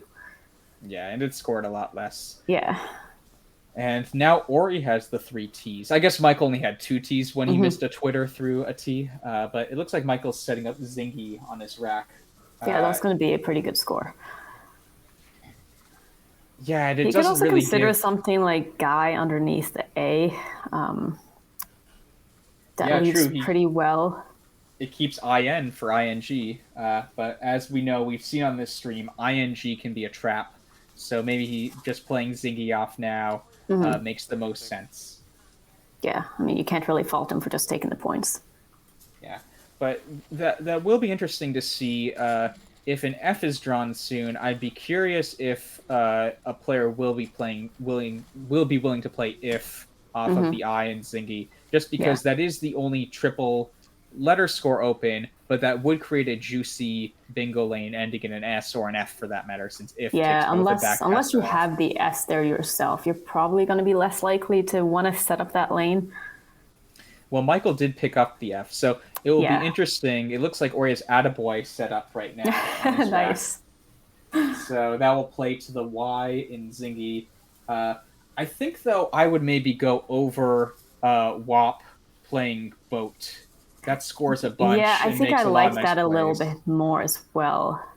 And that's what he has set up now. I think he's going to realize that fits, and it scores almost 20 more points. So Yeah, for he's sure. That's playing got to that. be a better play. That's a nice find. So yeah, we'll see how Michael approaches this situation now. He is up. He after we update the score, he will be up 142 to 99, and he needs to decide: is he okay opening up a pretty dangerous line that he can't hit, even though it is the best scoring available for him right now? Yeah, but I don't think that using that spot is really going to leave him very well, though. Like, he really wants to get rid of one of those eyes, and if he's going to put the F there, I don't see a way for him to do that.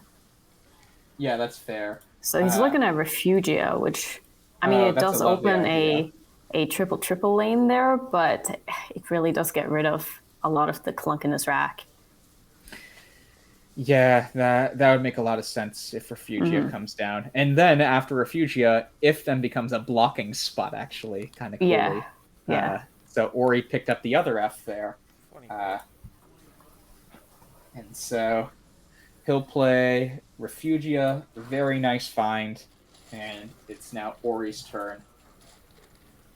And let's just display why if can now be a bit more of a blocking spot than before if we switch to our Quackle corner. So before, when Michael was choosing Refugia, if you play something like Fa, this is such a dangerous spot, right? Not only with an S or F, you can do But a you lot can of get some stuff. huge plays going down from NA. Yeah, like equal and NAE, for instance. Yeah, so, that would score a ton of points. So he plays Refugia, and now Ori says, well, I don't want people to play through this A, so I can do... I guess he can't do much this turn, but he might want to block over there in some way. Anyways, let's flip back to the board as Ori's rearranging his tiles. So, yeah, I'm wondering if I'm Ori here, if I want to leave that A open, just because he is down pretty much. Look what he has bingo. arranged. Look what he has arranged with. He already played boat last turn, but he has flat boat. Is that a word? It is a word. Wow. So I didn't notice it right away. Ori I did sees not it. know that was a word. That's a great find. So flat boat should come down if he is confident. Oh, there's actually an anagram in there as well, a fault boat. I forgot that. I knew flat boat. Yeah. And so he is playing flat boat. Nice find. Beautiful find. Yeah. Yeah, I think I'm that looking was here in Ziziva, and this has a probability of 21,000. So it's not a word that's going to come up very often. Yeah, Michael has drawn the blanks, so he might be able to respond. Yeah, he should be able to find a bingo here with those letters. Yeah, I actually don't know. Is flat boated a word? Because I might, I don't as know. a Let me non-bingo. check it. Yeah, I mean. It is not. Okay, yeah. Yeah. So this would be that would be like an ideal phony if you think that Michael, right? Like if you have a D and an E and you think Michael isn't likely to challenge. Yeah, I mean that is a tough word to know. But Michael will get a bingo down this turn. So he's just kind of scanning through the board to see where makes the most sense, given Ori's last play. So Ori has a 22-point lead this minute, but something like, I see Toluide. Yeah, that looks pretty good. That's what I saw as well. In Refugia.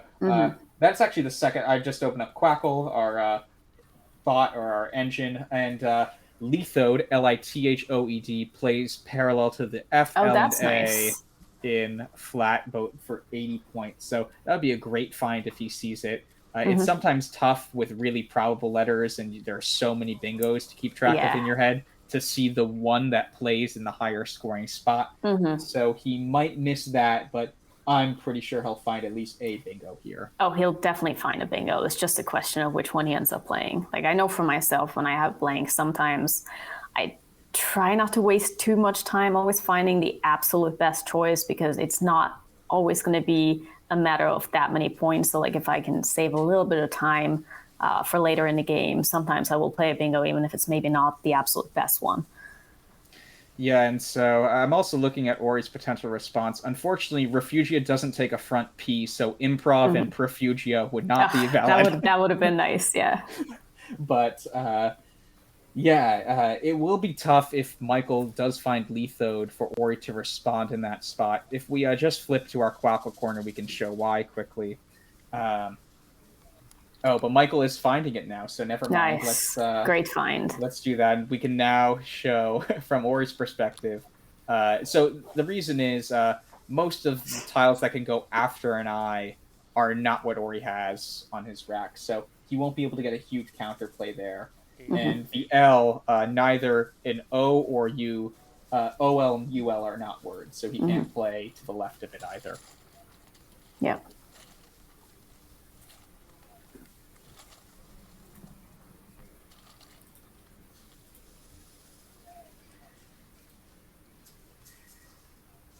So Ori's recounting it. And so Ori quickly plays Vum to set up his O, as Ovum is a word. Yeah, that is a really nice play, getting rid of the VU combination, which we all hate. Yeah, and so and Michael has drawn the Q, no U, and Ori just threw a U out, but Michael will I'm guessing likely play he's just it going to pop down the Q on the I and Lithode. Yeah, I think that would make a lot of sense here. Yeah, it's the only spot that he has for it. I'm not seeing any Q without U words here that place. Well, you really do not want to be keeping the... He might play Kui, which he isn't set up now off of Ovum. Yeah, maybe hoping to draw into a play with the I after. I don't know if I like that, though.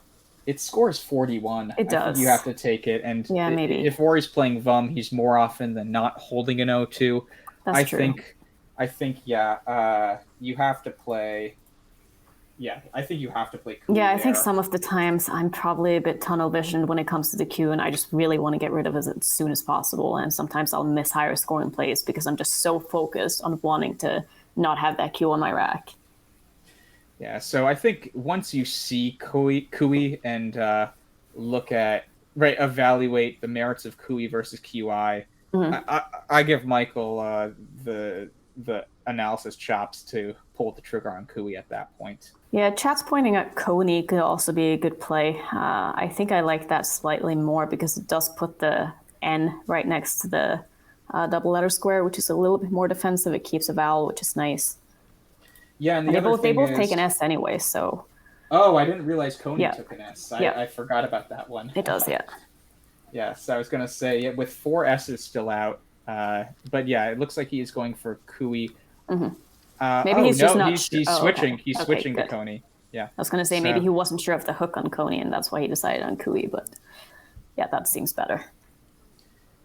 Yeah, so that is a nice find by Michael. Definitely the right idea. And so Ori probably isn't too happy that Michael cashed in that spot he was trying to set up for himself. Yeah, and you see now what Coney did here. If he had played Kui instead, Ori would have been able to play something like Poon for a lot of points. Yeah, or Prod, something like that. Yeah. So, yeah, he maybe just plays Pod here off of the E and the Y in Coney, making PE or Pe, a Hebrew letter, and Oi. So, but he looks like he's... I wonder if he would have tried non-drop there and Michael could have played it if it would have stayed. It can't play anywhere now on the board, I think, but I wonder if he was definitely thinking about that. Something you should be considering, especially against a player like Michael, who we've seen many times in the past, doesn't like to challenge words. So it's a tough position for Ori. I mean, the bottom part of the board, if you play Pod, is really starting to close up, and you're down by a bingo, basically. I mean, after this turn, where if you score 27 after Pod, you'll be down 50-ish. You'll likely need a bingo here in the end of the game. There's still 39 tiles unseen, so, roughly a third of the game is still left to play. So it's not out of the question that he can draw into something. It will take at least one turn, though, and Ori just wants to figure out the best sequence to try to do that. Yeah, I'm not sure that I would want to block that S-hook on Coney. I feel like I would probably want to leave that open for myself if I end up drawing something that might be able to play there. I feel like if he plays to the left of Coney now, and then Michael takes the spot up top, the board is pretty much dead. Yeah, so... Not that he has a lot of great options anywhere else, though. Like, that is the problem. Yeah, he does keep... He keeps... holding the NON tile, so I'm wondering where he's going to put that. Is there a non-extension somewhere on the board?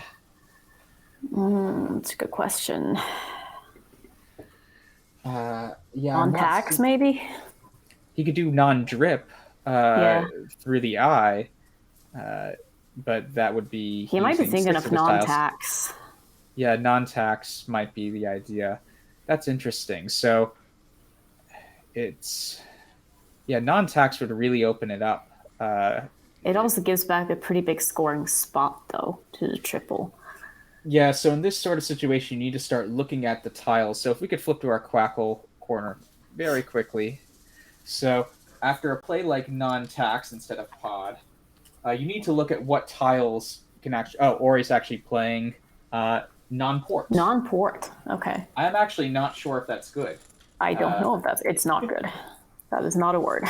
So Michael doesn't challenge, and so we said Ori could maybe start to think about playing a phony innocuously, right? Just sort of test the waters.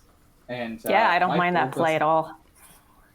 Yeah, and he blocks QI crazily enough. Yeah. So really, really interesting phony. If Ori can somehow pull out this game, that will be a key turning point, I think. Right, Absolutely. Michael not challenging that. Because Michael is in kind of a sticky spot now, because he's either going to end up having that Q on his rack for a couple of turns, or he's going to have to exchange if he wants to not somehow end up getting stuck with that. Yeah, my guess is if he's covering up the last... Okay, that is an R. So Karojin would play, starting with the... through the E in Coney.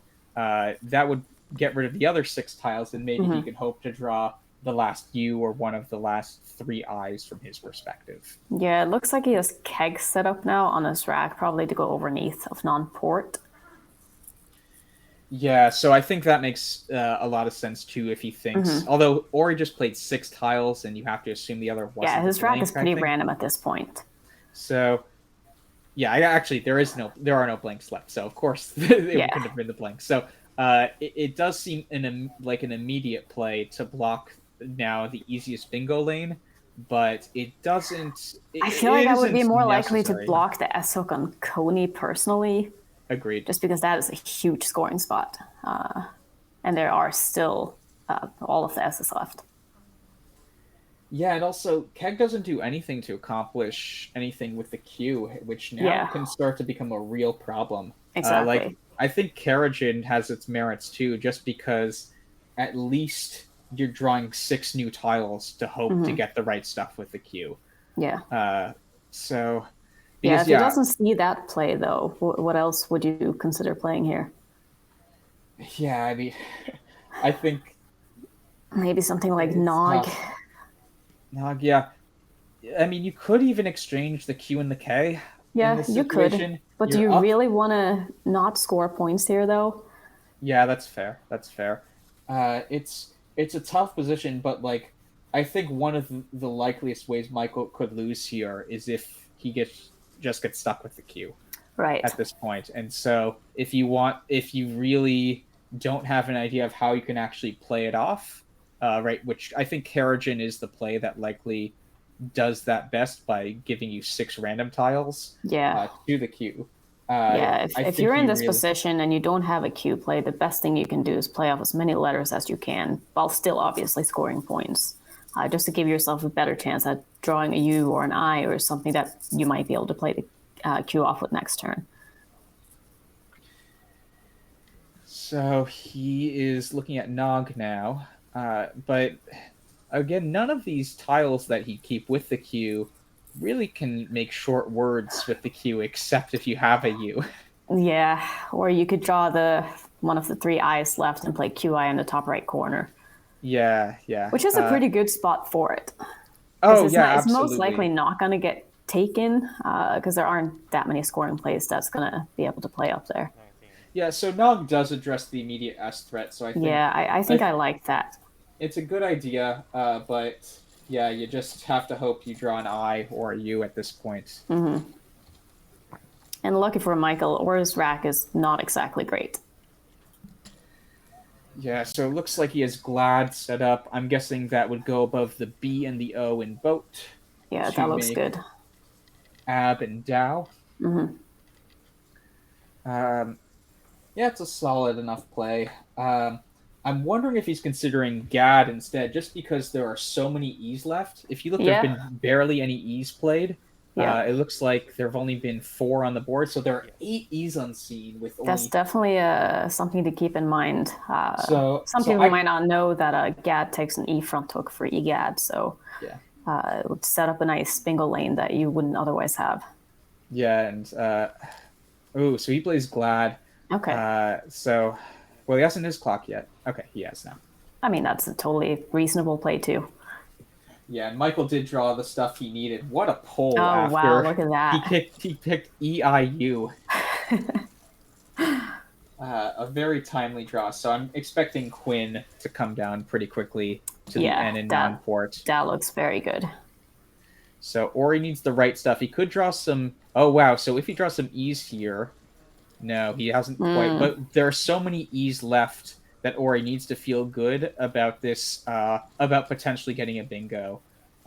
Now it will be. One bingo might not be enough after Quinn, just because Ori's down by 51. Quinn would be a 39-point play, so that would give yeah. him a 90-point lead. And the Uh, problem also is on this board, even if you do draw into a bingo, it's going to be really tough to get it down.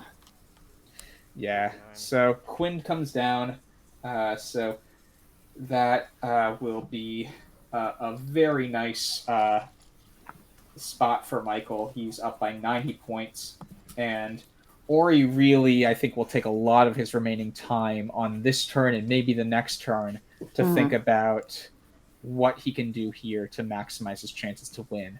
He could Yeah. do something like flatboats and as maybe, Yeah, that would open up a new lane. but he's But that playing keeps very no. quickly. Okay. So Goes for the double phony here with pluralizing non-ports. yeah, I love this idea. Yeah, that's if great. Michael didn't hold before, this is definitely the best equity play in a back. Right. If So, you didn't challenge the first time, it's probably not going to challenge the second time. That's great. yeah, so I think this is a very sharp idea. And Michael draws 3 of those 8. I guess he doesn't draw, but he now has 3 of the 8 Yeah. unplayed E's at this point. We'll see if Ori draws some of the E's here.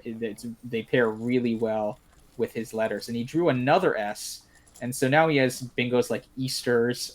We'll see if he'll be able to get something down next Yeah, turn. if I'm Michael here, I'm definitely looking to want to block up top, block that U lane, and the through play of the G. Through a play of the cheese. So something like Keg even. Although that Yeah, does give an S hook. that looks Yeah. very good. Yeah, yeah, but even the S hook there is going to be tough to do much with. Yeah, Keg is a very definitive play. Yeah. It really puts your stamp on the board. Yeah, he might look to just score some points underneath of non-ports and play something like EEK as well, Yeah, and or so even Reek. and so the chat does point out that Tessera, one of the anagrams of Easter's, does play underneath the R, E, and F of Refugia. So Ori could get a bingo next turn. Yeah, true. Very Yeah, that nice would not be a finds by lane the that I would chat. be super worried about if I was Michael, though. It's not going to score that many points. Yeah, I mean, with the underlaps, it will add a bit, but yeah, it might be around 70 points. Yeah, probably at the most. Because there aren't really any big scoring tiles left from Michael's point of view other than the J. Yeah, And the so M, I guess. yeah, so the J, interesting. I guess, are there any J spots on the board? It doesn't really look like it at this point. No, but you should be able to score with it, though. Yeah, so Michael plays... I I would like have this idea. played off the R there. Oh, never mind. I was going to say or tax. That's not a word. Yeah, eq looks pretty good. Yeah. Yeah, it scores 30, and if you see all the E's remaining, you might just say, I don't want to get into a situation where I block with Keg for not that much. I draw Right, the and then remaining E's. Mhm, My yeah. opponent bingos freakily, and now all of a sudden I have EEE Yeah. RRT or something. Yeah. EERRT, yeah. So I think Eek, yeah, it scores enough that it's doing it's damage control if Ori does bingo.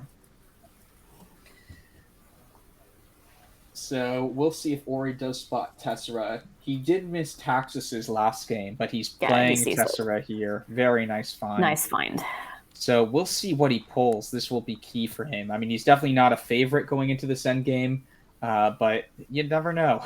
Yeah, I mean, he's giving himself a chance here. Yeah. So he plays Tessera, hits his clock, and it is within 20 points for now.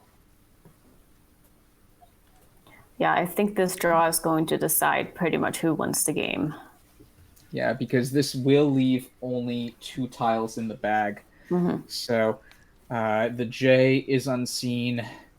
Yeah, this will be an interesting position. This is the first real pressure test for Michael in a lot of ways, just because last game was so out of hand. Mm-hmm. This game was, for a lot of it, out of hand in his favor. And now this is the first time Ori's cranked up the heat. Yeah. Yeah, I'm curious to see what he ends up doing in this spot. You definitely don't want to get stuck with all consonants if you get a bad draw here. Yeah, so I'd be tempted to try to keep my E if I could. Yeah. Would you just play off 1 tile maybe to leave 1 in the bag? You could do that for sure. I don't know if you necessarily need to at this point, because you still need to score points. You don't want to give your opponent a chance to just outrun you, especially if they drew the J and is able to score like 30 points. Yeah, I might still. I mean, it's tough. It's very tough. So he needs to basically break this into a few scenarios. If Ori already has the J, if the J's in the bag. Yeah, it looks like he's looking about something like Trim here, maybe, through the Ein Quinn. Yeah, so with that, you need to make sure if you draw the J, if you draw the J, that you have a spot for it, right? So there's Jam above the A in Achieve and the M in Ovum. There would be G'd through the E in Tessera. Yeah, so I don't think he's too worried about getting stuck with the... I mean, because he would also have Joked through the OK and non-ports. Ooh, nice find, yeah. Yeah. So... yeah, I think Trim does keep an E and a D, which allows for Joked and G'd at a minimum on opposite sides of the board. So right, and it also scores enough points that he should be far enough in the lead that even if he does draw the J and has to play it off for not that many points, he should still be able to win. Yeah, and so for those keeping track at home, the O and the E are the last 2 tiles in the bag. So if you're Ori here, I'm trying to gather, if Trim comes down, what his strategy would be. My first instinct for the J was J-E-U to the U and Quinn, but that would be blocked. Yeah. If Michael does play up there. Yeah, he really doesn't have a lot of great spots to play off the J here while still... I mean, he's not going to be able to go out in 2. I can't really see that happening. I don't know about that. They could, but I don't know. So like it's going to be Jig, tough. for instance, I don't know. I need a minute or 2, but... yeah. It does look like he goes with Trim. I like that play. Yeah, so Trim, good idea. And so now for Ori, so I will have the engine here, so I'll let people try to figure things out for a few. But yeah, Ori's going to have a think here for sure. He is down, but sometimes you can find great sequences that do enough here. So... yeah, so Jig is the top recommendation, actually. Yeah. So it doesn't do enough. It just goes to show there really aren't any great plays here. So, yeah, I'm wondering if he could try to do something creative that could keep Michael on his toes. Yeah, he might be able to, but I feel like no matter what he does, if he tries to make a setup or something, Michael's just going to be able to block it because he has decent letters to do so. So it looks like he's saying lieges right now, Lieges through the G. I'm wondering where he would place the J then. Yeah, good question. He's going to be cycling through a bunch of options here, I'm guessing. Yeah.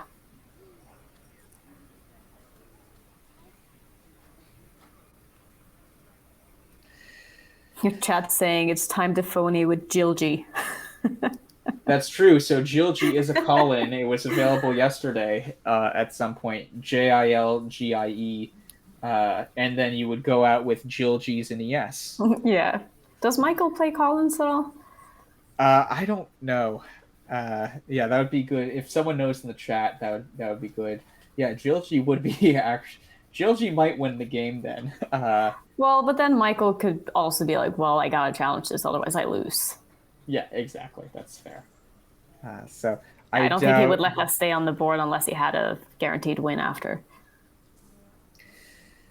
Yeah, so it will be tough here to do anything that, just because the board's already constricted, it will be tough to do anything that will really confuse Michael. Yeah, I'm not seeing what that would be.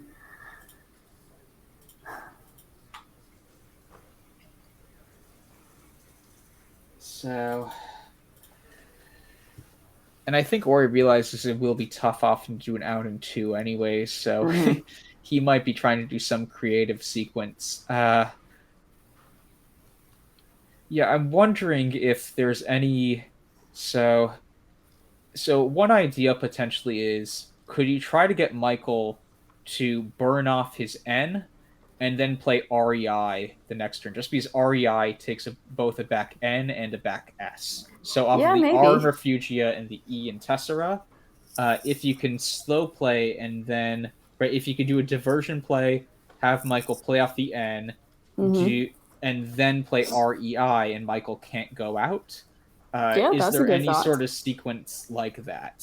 I would be looking for something like that here, where if Michael isn't thinking carefully enough, you can make a key setup move in one turn. Now the problem but I think he would be able to block underneath of Tessera, though. Yeah, I think he'd be able to block, but the other problem is Michael's letters are synergistic enough that most of the time, if he's playing off the N, he'll likely be able to go out a turn later anyway. Right. So yeah, I once did that in a tournament, and I miscalculated it, and my opponent just went out. Like, I just missed their one out play. So, like, I had an unplayable V, and I saw I could set up... I had Virtue on my rack, VIRT, or VERTU, and I saw with my other two letters, I could set up two different lanes, and my opponent could block both of them individually. So I played off one tile, they blocked that lane. I played off the second tile, and they just went out. Oh, that's annoying. So... I mean, you tried. I tried.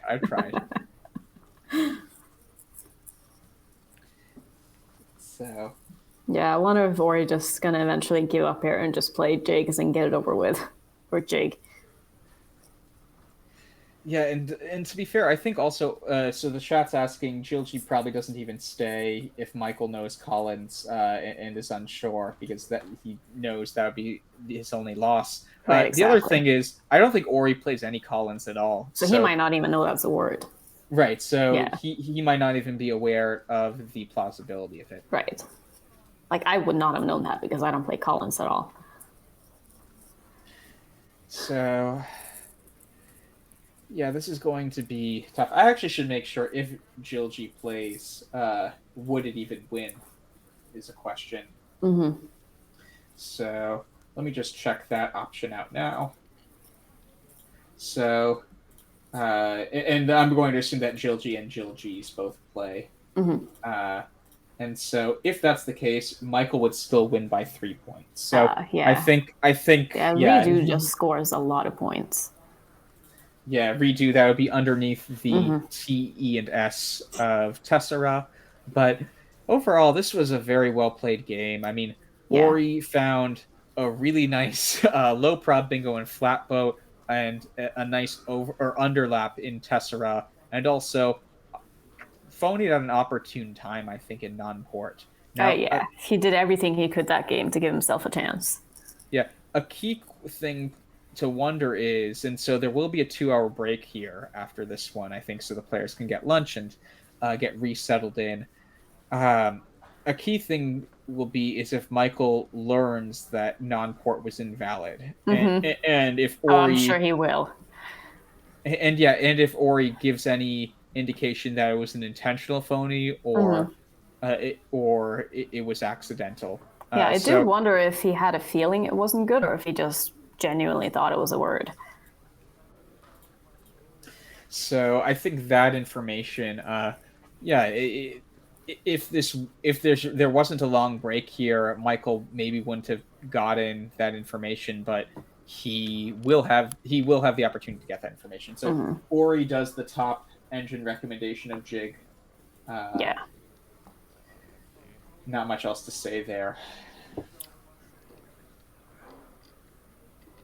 Yeah, and well, yeah, he's going for redo. That seems like the highest scoring play.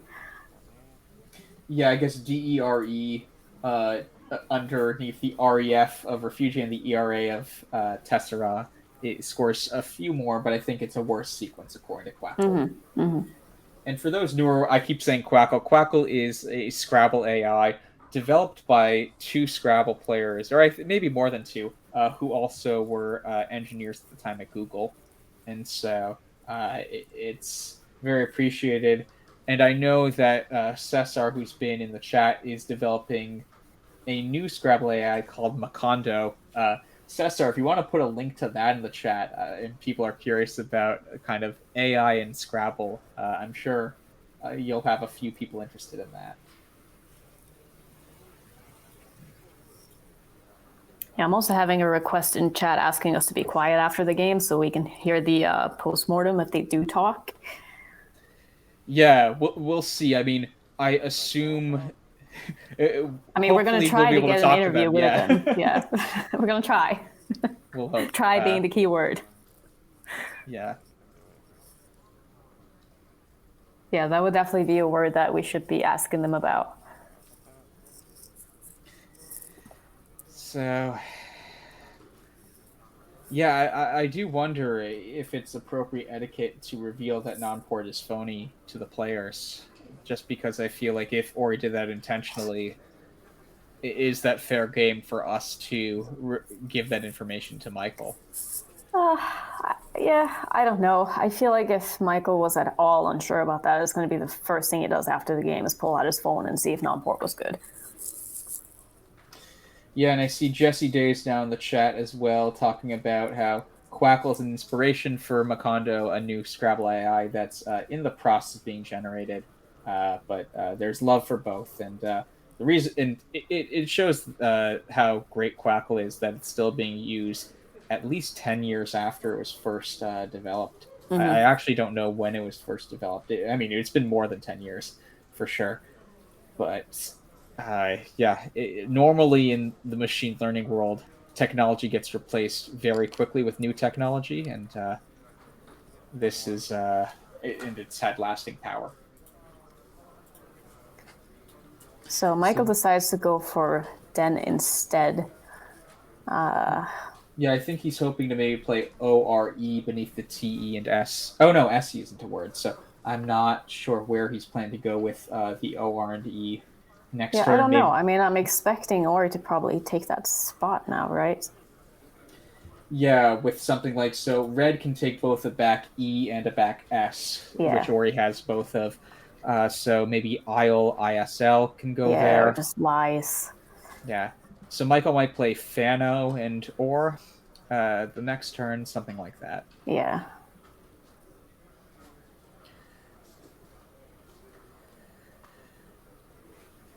Yeah.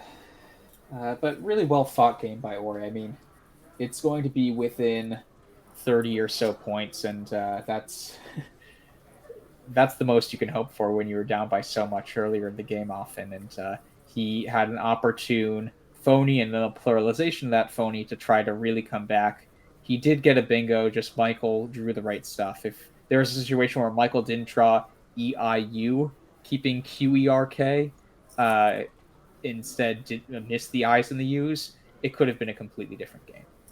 Yeah, I think Ori did everything right this game. I don't think there's anything that, looking back at this game, he's going to regret not doing.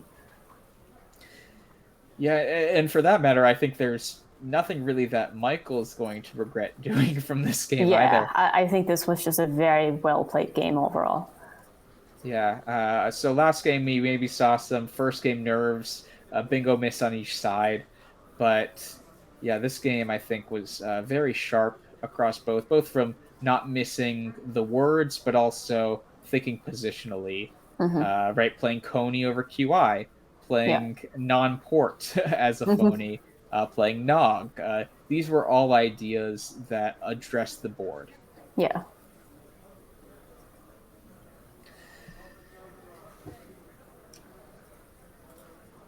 So in the meantime, while we are waiting, it would be good to hear from the production team, just to see if we will get a post-game interview, just so we are prepared in advance to communicate that.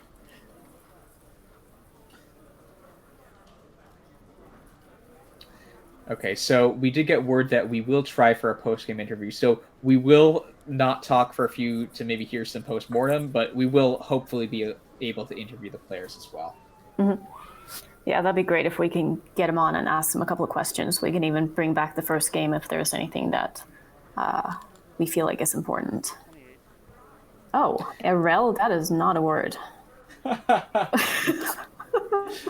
So Ori, I think, is this the... So would this be enough to win even? I don't know. Does Michael have any outplays now after Fano being blocked? That is a good question.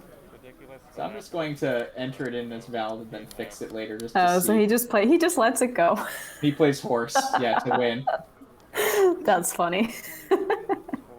Yeah, so nice idea by Ori. Yeah.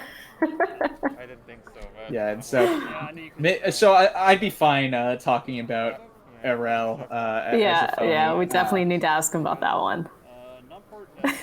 Yeah, and hoping Michael doesn't spot horse. And yeah, I mean, he gives himself a chance to win there, which is more than anything else we were able to find. I don't know if he does, though. I think if Michael knows he can't win, he would 100% challenge. Like, there is no way that he wasn't 99% sure that that wasn't a word.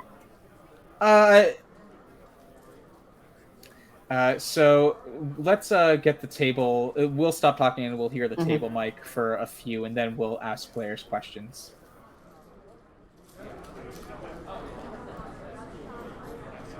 if we end up tying and those bet points matter, then I'll worry about it.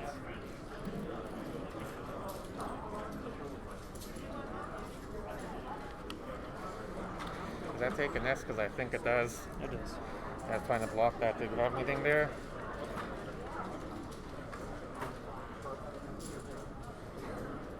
Just checking the scores, but they look good. Are you recounting? No, they're good. I don't feel like reading this whole thing. 15 is too many points. Nice game. We're 1-1 now. Alright, there you go. Just so you know, the computer agrees with the score. The computer does agree with the score, so they're Oh, okay. But you're not telling me that was off.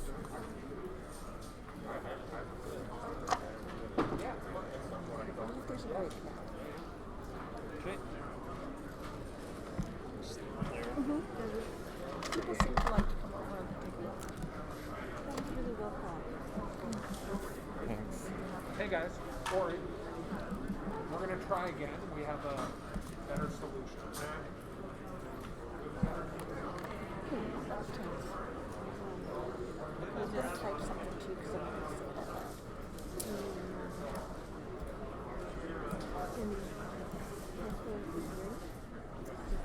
Yeah.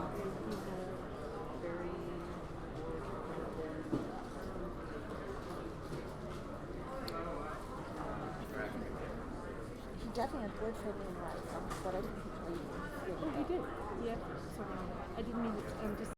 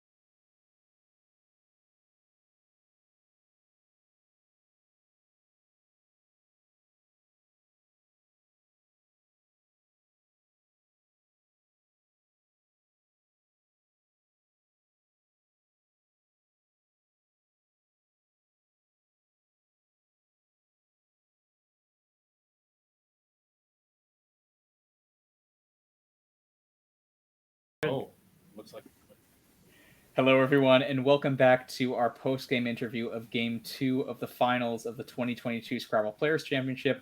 I'm Morris Greenberg. I'm here with Annette my bad. Oberstad. Hey, Annette. Hello. And Let's try more this again. importantly, we are here with Michael Fagan, who just won this game, and Ori Fagan, who won Game 1. How are y'all doing after 2 games? You meant to say Oi Swift, I think, not Oi Oh. Fagan.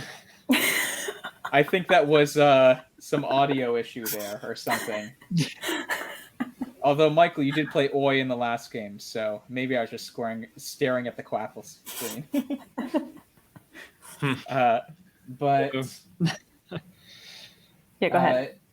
But we want to ask you about a few plays these last 2 games, and I'm going to be just scrolling through some Quackle things. I think Annette is going to be looking at the chat to see if the audience has any questions.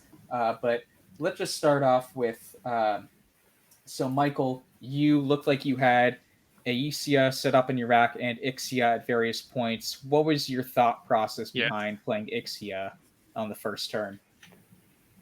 I mean, it scores more points. Yeah, also puts a vowel next to a double letter, which is not ideal. And Ixia keeps ACE, which I think is pretty well balanced. And I put it in the spot I did because I think any other spot I do, it's going to put a vowel next to a double letter score. The only downdip is if he has an S, but no play is perfect. So I did what I thought was best. Yeah, I think we all agreed with that play. I think that was nice. Yeah, I think it was a really nice idea. And so I think one other highlight a few turns later is Ori Flatboat. What a great find. Yeah, that was amazing. We know you played Arel later on in the game. Were you 100% on Flatboat when you were putting it down? I was 100% on Flatboat and Faultboat. I was trying to decide which one to play. Yeah. The AL or the LA. Did you think this one had a better chance of getting challenged? Is that why you decided on that, or? No, it's the A position. This is much harder to bingo through. I mean, he did it anyways, but this is much harder to bingo through, and I had taken the lead. I thought there was about a 1% chance that flatboater was a word, and so I went with that too. So all of those things. Yeah, makes sense. Yeah, that would have been interesting in the end game. We know Michael had the ER and ED, I guess, if you were considering flat-boated as well. Yeah, but I had the in game. You would have been treated to a flatboater. Sure. Yeah. And so, Michael, we saw you scanning for a while. Did you see Lethode pretty quickly right after, or did it take time to notice that there was a bingo that fit there? It took me a while. I mean, that was like the first place I was looking. I was looking for something with IED, and I eventually found Lithode. I mean, I did have a triple eyed later before he played Flatboats, and I think for some people it just takes time. Like, oh damn, my triple got a little bit of a setback, but you gotta get over things. And I think for me, that's one of the things that like helped me do well this tournament. Not get too upset when my bingo gets blocked. Try not to get too upset if I like lose a challenge or something like that, and avoid wasting too much time. And found Lithode, which are there any other better bingos? I mean, probably not, because I'm just looking at the spots on the board, and I can't imagine there's a better one. No, that was by far your best bingo. I think if you're okay seeing a bingo each of you missed in game 1, we can show you that. But for game 2, no bingos were missed. Yeah. We're both aware of what we missed in game 1. Okay. Cool. Yeah. People in the chat, Ori, were saying, how did Ori miss a Texas bingo in game 1? And so one other. I did see it. Just unsure. Yeah, no, that's fair. Yeah, once you know taxa as the plural of taxes, it's so hard to say, am I just making up taxuses? Yeah. So we've all been there before, I'm sure. I'll ask about, I think, 2... Oh, sorry, go for it. I'm just going to say, like, to be fair for Ori, I mean, XIS, the play he made, gave him a very good winning chance. I think he also knows if he plays Taxuses that he would go so far ahead that, from my point of view, I'd have, like, no choice but to challenge. So he would know if Taxuses is, in fact, not valid, that he'd lose a significant amount of win percent, whereas I don't know if Taxus is that much more likely to win than just XIS. So I think playing it safe there was totally justified. Yeah, I think if you're not sure if it's a word or not, you're better off going the safe route. Yeah, and so then... also depends on like what your winning percent is. For sure. Go ahead, Morris. Yeah, for sure. And so, Michael, we saw you shifting between Kui and Coney. Was the intuition there just you didn't want to put the O in front of the double letter score? Yeah, it was part of it. I also wasn't 100% on Kui, and so I think those two factors were enough to cause me to switch. Mm-hmm. Although I think about Kui, I don't even know if that takes an S, so maybe that's something I should have thought about more. They both take an S. Yep. So yeah, Naga turn later was pretty a nice way to close off that spot you briefly created. And then I think one more question we had is Ori with Isle. We saw. I guess that whole endgame sequence. I'm sure you were trying to look for a way to force Michael to make the right decision. It was. Did you, when you played Jig, did you think maybe I could play Aurel and Isle, or what was your sort of thought process in that endgame sequence? And There's a lot of stuff going on there. You want to set up the J somehow. You can maybe do an REI setup on the bottom, and then I have an unblockable S hook or a tough to block S hook. A lot of things going on there, but ultimately he just has redone up there. Yeah. So I have to do something to block that. I can play like lieges, but then I have JI, and JI does nothing. So Jig seemed to be the only play. It's the only logical solution there. Yeah, and I guess Isle was just for kicks at that point. Well, if it stays, which he can't really challenge if he's not 100% confident and he misses his out, something can happen, right? So, Trying to find a way to steal the game makes perfect sense. Yeah, for sure. I think really well played game. And let's quickly get our other game from before. Yep. So we're getting words that we have to wrap it up pretty quickly. So maybe, Annette, can you think of a turn that would be... so let me actually share a different Quackle game for a sec. Hold on 1 second as we get this ready. I forgot, once you have 2 Quackles open, I was sharing 1 Quackle, pandemic problems. So let me share this screen. Hold on a sec. Okay. So can you see the game now? Yes. Perfect. Okay. So Annette, did you have any specific questions from game 1? I guess we talked about the taxes and XIS idea. I don't know if I necessarily have any questions. I thought that a lot of the plays were pretty well thought out, and it all made sense. Nothing really that I questioned, but I really liked True's as a play there. That was a really nice defensive play. It takes up both of the best 2 bingo lanes. Yeah, and Ori, you played that pretty quickly. Did you consider anything else there at all?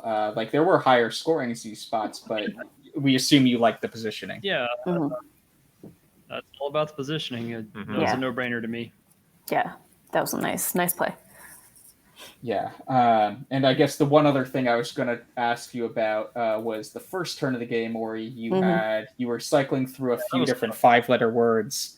So what made you decide Plady? If you could even remember that many turns back.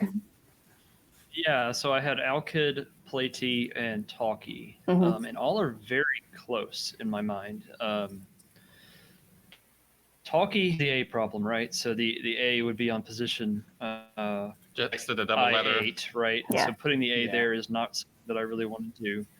I think Alkid scored less points, or it was close. It was between Alkid and Platy in my mind because they were both fairly defensive.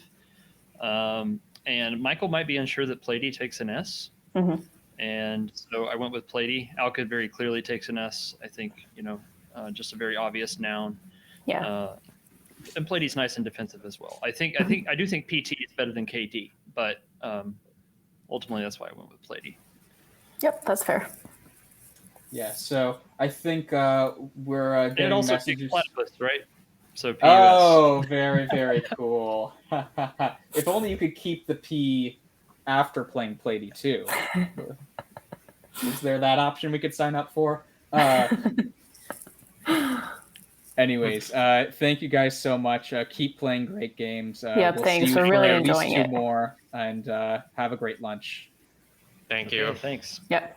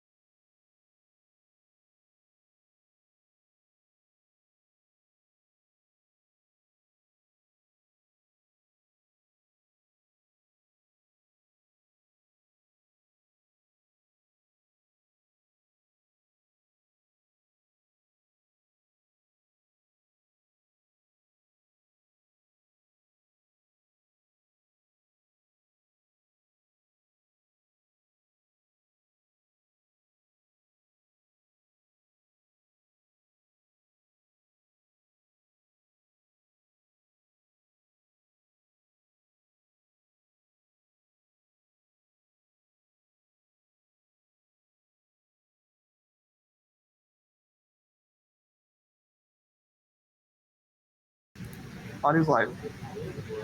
All right, so we got a game going on here with Humanity against the Oriole Bird. Going through this during the lunch break that we have here, and the Oriole Bird is absolutely killing it. You can see the score here, 9-9-9 against 1, and the Oriole Bird is going to play what looks like, what is that? Home runs, and is literally going to break the scoreboard. Wow. Is that the best move? I think so. Just absolutely killing it right now. That's really, I don't see anything better than that. And Quackle has found the best move and his home runs. And there we go. Scoreboard broken.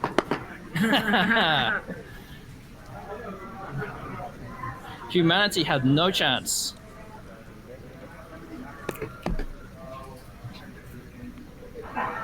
Chip in.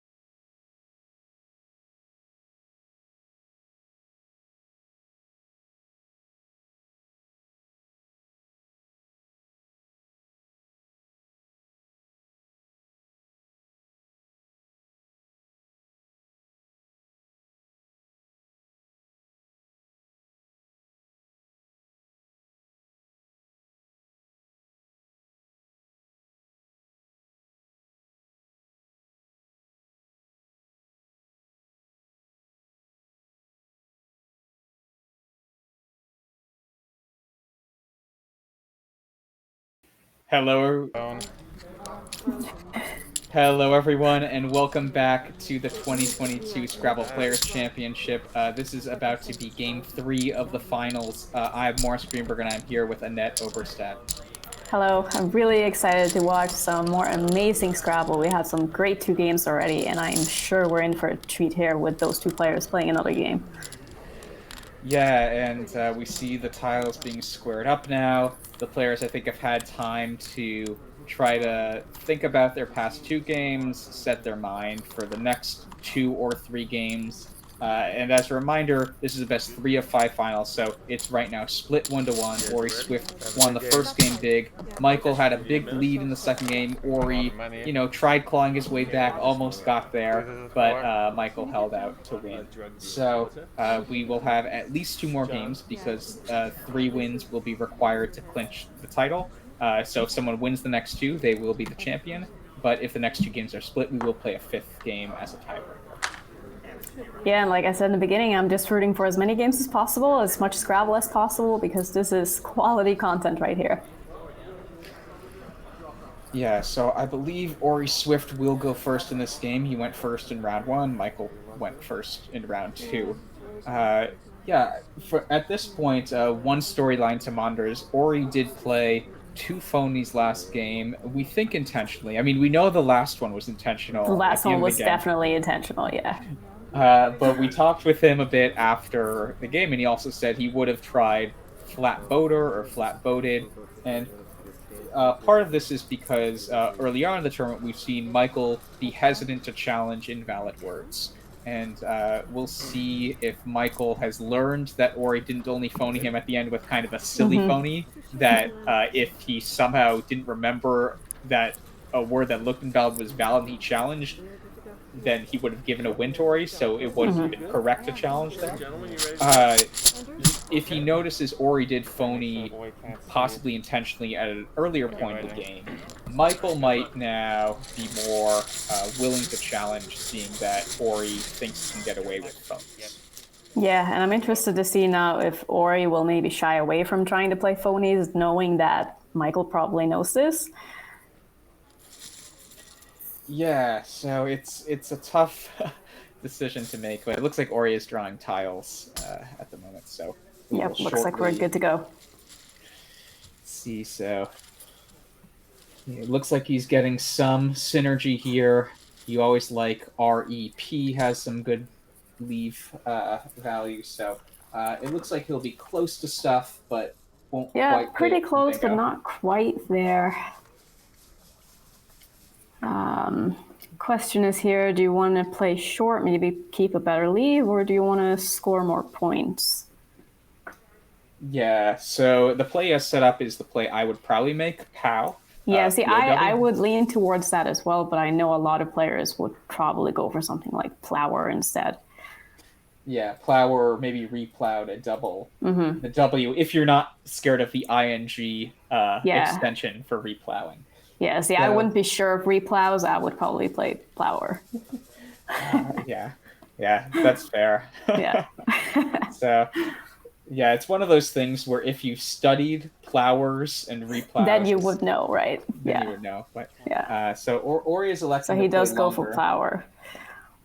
And we saw from his interview, he is aware of these sort of extension-type plays. He played Platy at the beginning of the game, and he said, I could maybe get Platypus. Oh, well, Michael's already playing a bingo, so we should just talk about that.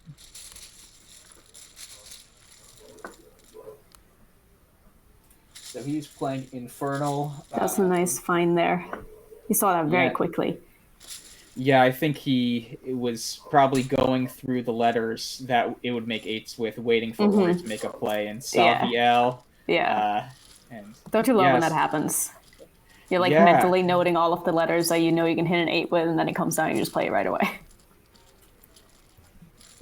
Yeah, so this will be interesting. I mean, yeah, Ori... I was going to say, interesting rack here for Ori. He doesn't have any huge plays that would actually hit the triple that I can see. Well, the star play, I think, is probably Hafiz through the F in Infernal. So that's Hafiz really nice, yeah. is one of those hefty 5-letter words. Yeah, that's a pretty tough word to see. Yeah, I think Ori. I mean, yeah, you're definitely drawn to the triple right away, but I think I seeing think that word is easier if you have the full word on your rack than it is playing it through one of the letters on the board. Yeah, I'm guessing Ori will eventually see it after he stares through. Yeah, I can see him taking a little bit of time on this turn. Yeah, and Michael has picked up a blank here, so it's likely he will get a bingo soon. Now, we have seen him miss bingos with Ys, I think, in the past Yeah, few games. those are tough. Those are very tough to see. Yeah, so we'll see. I think he is, and especially understood when he was playing for spread towards the end of the tournament. I'm not sure how long he'll look for a bingo here versus saving mental energy and just trying to play off the Y for valuable points. But Ori does find Hafiz blocking Nini, which I think Michael had set up on his rack. Nice. So that will be 60 points, and Ori retakes the lead even though Michael already bingoed. So that just goes to tell you that you don't need to bingo to outrun your opponent. Just make the best play you can. And so this does still leave Insanity, and I guess Michael does see it, so good find. Yep, very nice, very nice. So Insanity comes down for 92 points. And that's a pretty common word as well, even though it has a Y in it. It's usually those trickier words that have a Y in the middle of the word that are really tough to find. Yeah, it's basically if you've studied it, then you're good. Yeah, if you haven't, then whatever. Shrug emoji. So Ori has picked up the second blank in the meantime. So even though he is down, he's definitely not out. A word like lunkhead. I think Ori could definitely find that through the N in Infernal.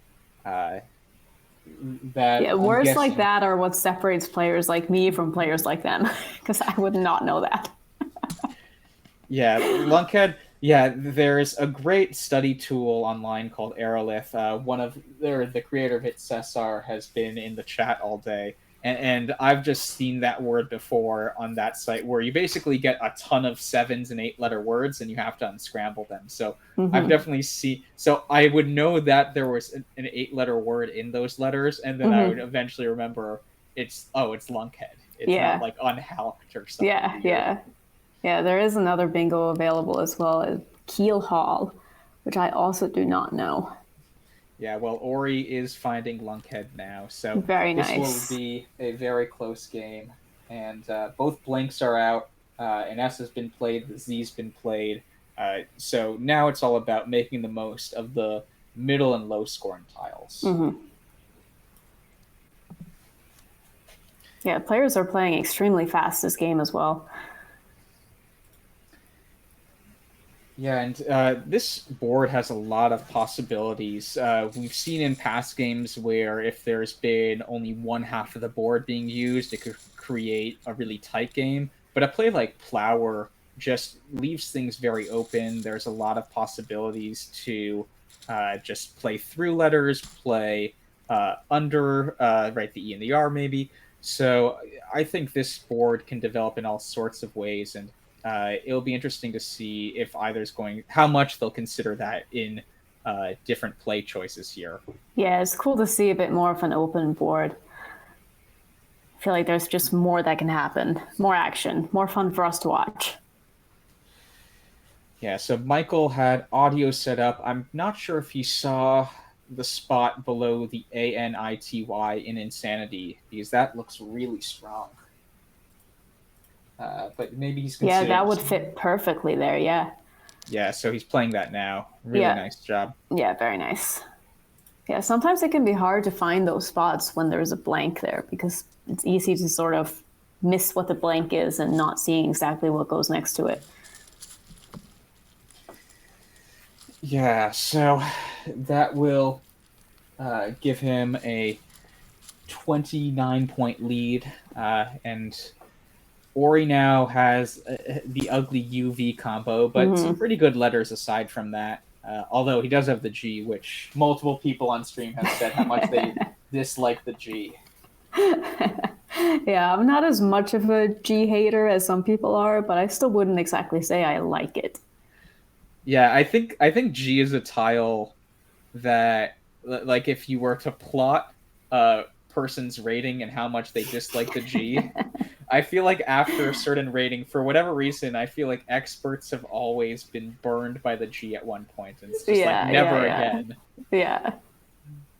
I think in certain cases it can be a pretty decent tile, but I do err towards maybe playing it off faster than some people would. So it looks like he has Mung set up now. I think that would go below the YO in Insanity and Audio to make Yom. Yeah, that's maybe a little risky. I don't know if I would make a play like this early on with the scores being the way they are. Yeah, so now he has Nutmeg. I'm not sure where that would go immediately. But yeah, Yeah, I'm not seeing a spot for Nutmeg. a really cool option is Unmeet through the E in Infernal. Yeah, that would be a really nice fit. Yeah, so that would make 3 two-letter words, including which is one of those ones when you first start studying your words and you learn the twos. I feel like when I said how I learned the twos is I said them out loud, and I would always accidentally skip and so HM and MM, just because I only think at first the vowels. Yeah, there's also play of VUM in the same spot, which definitely leaves better, but it does give back a possibly higher scoring spot. But it's also not that easy to make a big play there with a V. So I don't know. I might err towards playing VUM there. Yeah, so it looks like he's considering a lot of things. I mean, this is a position where if you don't have a standout play and the board has a lot of flexibility, you could do all sorts of things. And I think he just realizes he should take his time here and try to think about what are my objectives, what play gets closest to optimizing that. So he does end up going with Mung here. Yeah, I think it makes sense. I mean, yeah, I think that's isn't probably a bad fine. leave. Yeah.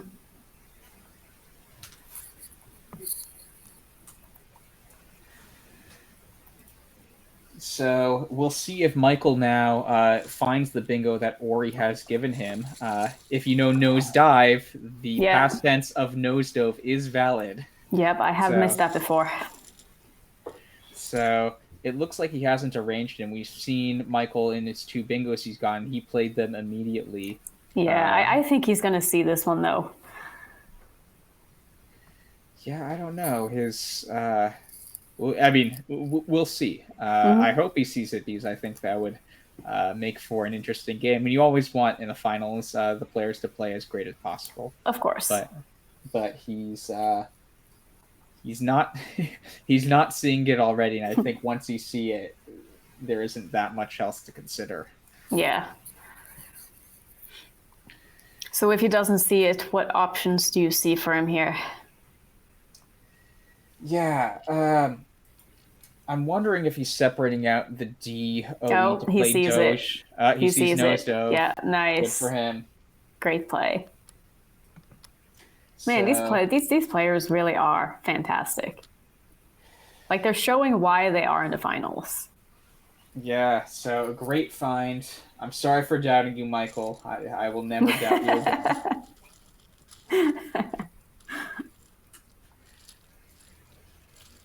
But that gives Michael a bit over a bingo lead, 73 points. Yeah. And so now Ori has to really think about how to quickly get back in this one. Yeah, he just needs to keep scoring points to just keep within a bingo range at least. Yeah, and so Michael does have a nice pull there. Lubies is a valid word. He has it set up. I'm not sure it plays Yeah, anywhere, I was going to say, I mean, obviously nosedive does not take an S. Yeah, so we'll see if Ori gives him a spot. Although I'm guessing Ori is going to naturally gravitate towards the triple Michael opened up. Yeah, that definitely seems like the best spot on the board. I might just want to play EM here. next to the DO and no stove. Yeah, I'm guessing. So Ori has that separated out now. He might just go with that. Yeah, that seems very reasonable. Yeah, he's playing it now. Yeah. 27.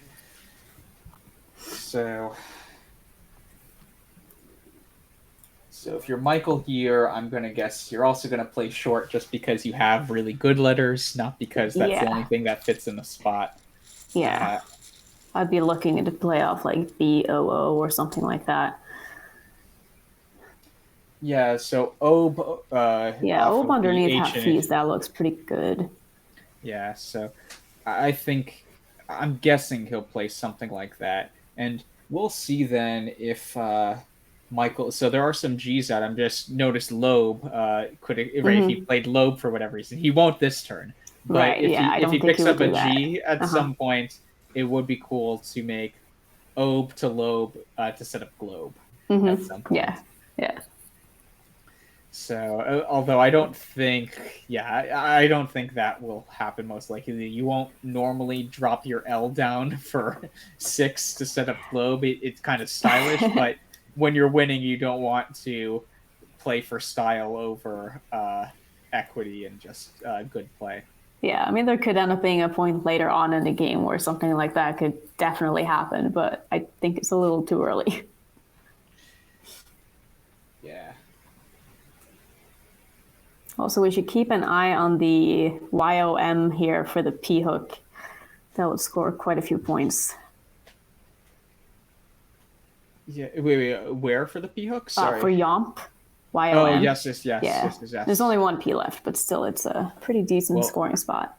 Well, Ori has it right now, so. Good. That's true. I didn't even see that. Wow. So he could play something like Veep, maybe. Yeah, Veep is a really nice idea. Yeah, I think Yomp is one of the newer additions to the NWL dictionary, so I don't always register it in my mind. It's always difficult when there are dictionary updates and you think you remember the hooks to things. I remember the word VLEI was added at some point, so I played LEI, not realizing I could give my opponent an insane play. I tried the V and just missed it, so at least your opponent didn't have it.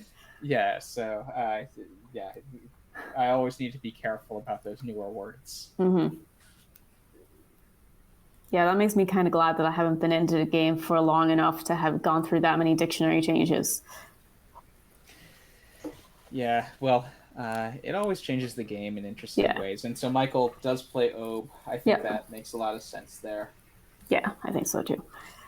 And so we'll see if Ori plays Veep here. It is a lot of points. Yeah, that's a lot of points.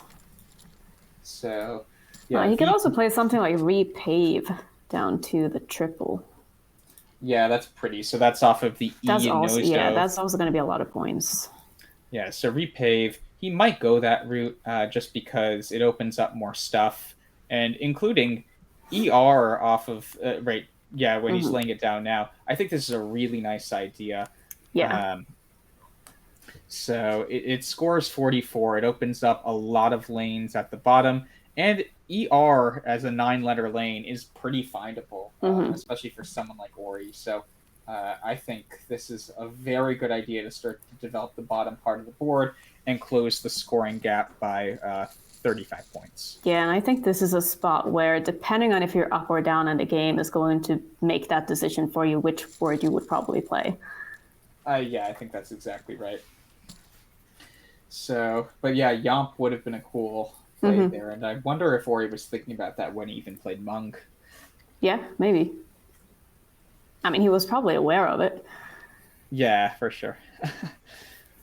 So I guess he needs to make sure that Michael isn't that likely to hold a P when he plays audio. Yeah. Well, let's hope we can't really know that. Yeah, I would also just I was wondering for a second if Lunkhead took a front P, but no, Lunkhead is not. That'd be great. So in the meantime, Michael looks like he has the L and the U separated right now from the rest of his rack. So I'm wondering if he's going to play Lug maybe off of the G in Mung. That would be a pretty decent option, yeah. It seems like He a does fine have play, higher but scoring options too if you wanted to play up some more Yeah. tiles, but I wouldn't be mad about just keeping good leave here. I think it gives Ori a real shot of coming back, though, is the issue I Yeah. see with it. It's only 12 points, and you're only up, even though you got one more bingo down and you felt like you had a bingo lead, Ori has been scoring, and now he's only down, I said 35. It's actually 25 points. I misdid the mental math. So taking only 12 points is... Yeah. It's a big sacrifice. It might be a point-wise. little too fishy in this spot. And I mean, yeah, I know luge in the same spot is a play that you don't want to get rid of an E. There have been a lot of E's played already, but so now he's going for a bit higher scoring. It looks like maybe I think to the P he's looking at coup, COUP. Yeah. So that will score 16 instead of 12 and keep an that even looks more pretty bingo good. friendly leave. And it also But- doesn't open any lanes.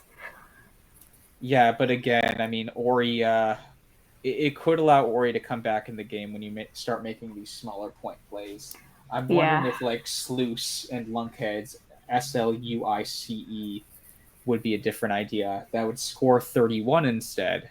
And Yeah, I think that's worth probably burning the S4. yeah, so I might do something like that. So, but we'll see how Michael tries to play this here. Ori does have all consonants, so Michael likely won't get too burnt by playing short here and going for a bingo. Yeah, I think if he knew Ori's rack, he probably would play a fishier play. So he does end up going with Coop. I think that's totally fine. Yeah, I think that's it's fine. He is lucky that Ori happened to draw all consonants here.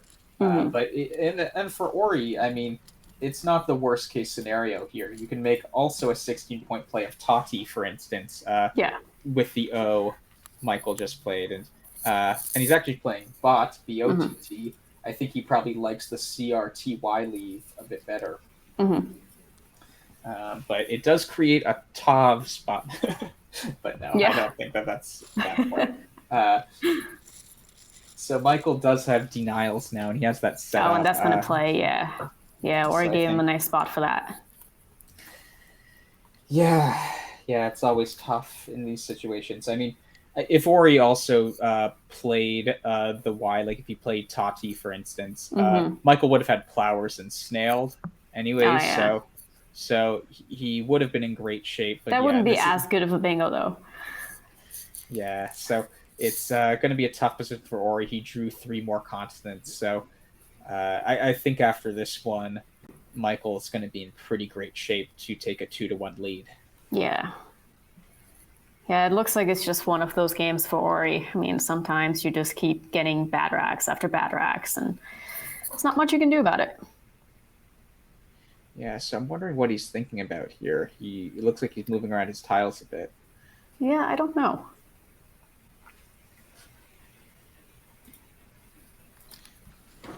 Oh. So he's going to play Snailed.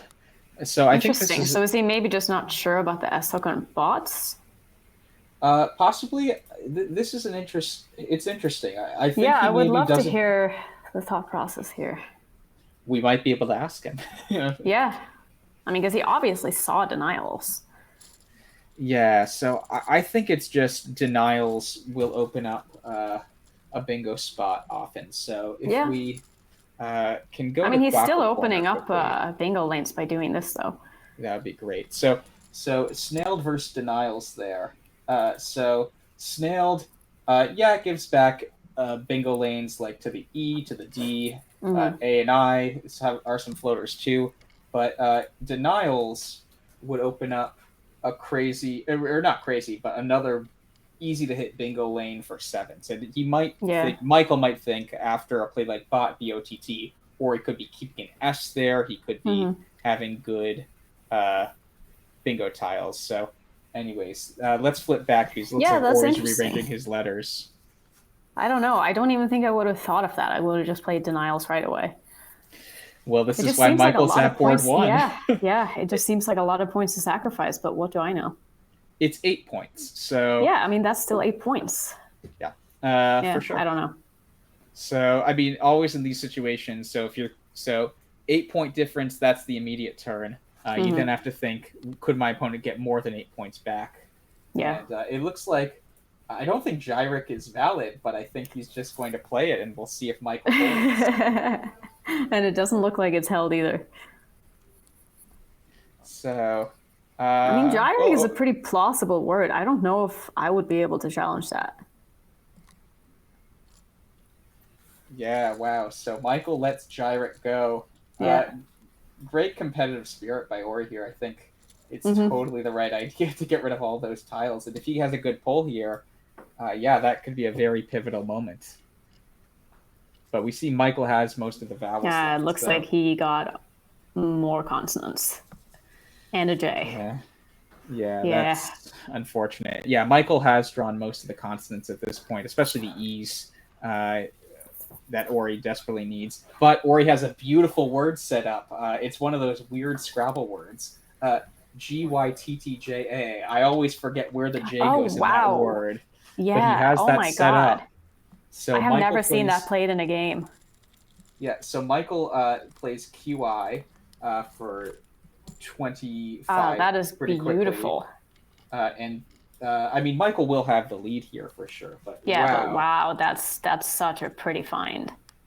Lovely. Yeah, what a great idea. And I mean, now Ori scores enough there that he just needs to bingo to come back. I mean, Michael happens to draw all the good bingo tiles right here. Yeah. So yeah, he needs a really good draw to have a chance. And this board is getting really cluttered too. Yeah, although the J makes it so if Michael needs to decide between whether he blocks to block bingos, the T or the A, right? The T or the A, yeah, most of the time. He could maybe find a play down from the Q or the PI that would reach far enough down. Yeah, and I think that's definitely a kind of thing. And Ori's drawing some pretty good letters. So he draws. So this is going to be interesting. I mean, Michael's definitely the favorite here, but Ori could find something that could work out. There are 5 tiles in the bag, so Michael. Yeah, if I were Michael, I would. You would really probably like try that to empty the bag here, right? No, I don't think so. Well, if you're able to block the bingo lanes, if you play something like Pilliate, maybe down from the PI. Yeah, that's interesting. I'm not sure there's anything Ori can really do to win after that. Well, I think Pilliate can take a back D, so... yeah, it can. So the scenario to worry about in those sorts of situations is if you empty the bag and the X is in the bag, then you'll lose with the bingo for sure. No, but he's not going to be able to bingo after that. Well, if you make Pilliated and... well, I mean, good luck hooking the D there and hooking the A at the end. It's possible. Yeah, is it? I don't even know. Yeah, I like this idea of Pilfer. Although, yeah, you're right. Pilliate does take care of the A as well. Right. But Pilfer wouldn't empty the bag, and so in the scenario, like I think how you want to think about this is in the scenario where the X is in the bag, I can draw it and then get another scoring play. And if the X isn't in the bag, he's not going to be able to bingo. Yeah. So I like this idea of Pilfer. That seems pretty solid. And so that will give him a lead. So we'll see if Ori can come up with some endgame sequence here. We saw Ori, not be able to quite close the gap in an endgame last time. It wasn't there. But given that an X is playable for like more than 30 points, he could make it an interesting endgame as Michael draws a lot of vowels. It looks like in the bag that will leave the other I. So Ori, yeah, this is going to be an interesting one. Ori will definitely have to think here.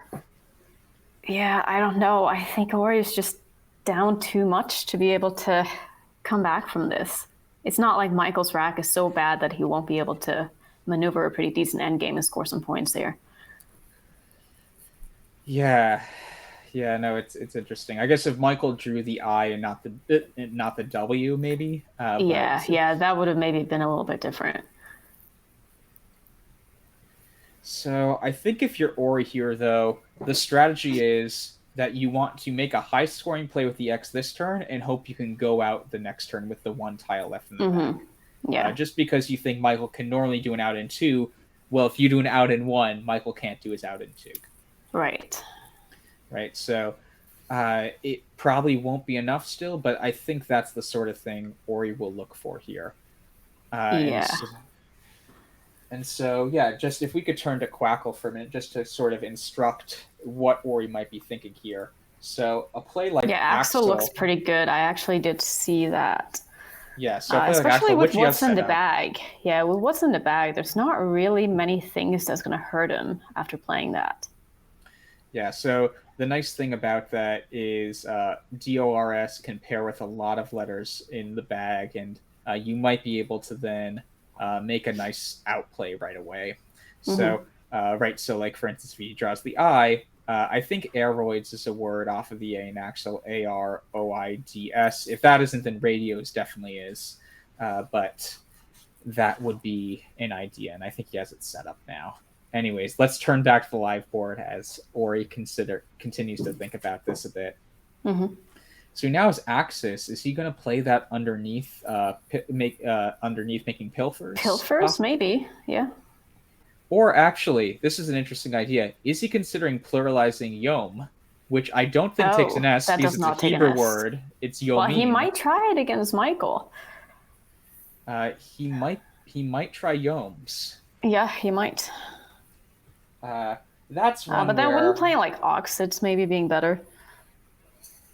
Yeah, Oxids probably would be slightly better. Yeah, I guess it depends on what letter, what letter he thinks could be in the bag. Yeah. So yeah, that would be interesting to see if he does try to pluralize Yom there. So because I don't even think we've seen Michael hold any place yet. Yeah, I think that's right. Though he does know Ori has done a phony 4 already in an endgame. So yeah. if the alarm bells are ringing at all there, I think Michael will quickly challenge that. Right. I mean, I kind of hope he plays it just because I just want to see what happens. Yeah, so Oxids, I mean, how many points is that even? That's going to be a bunch. That's going to be a lot of points. So let's just say, so that would be 46 points. So Axel's 38. So he might be evaluating. So now he has aeroids set up. Is he trying to set up the X in some way with that? Like this would be a cool idea if you can make a play that would set up the X really well and play off most of your other tiles. And so if you can like draw an I or an A or an E. Yeah. I like this idea if there is a spot for aeroids, but I'm not necessarily seeing that spot. Yeah, I'm not either.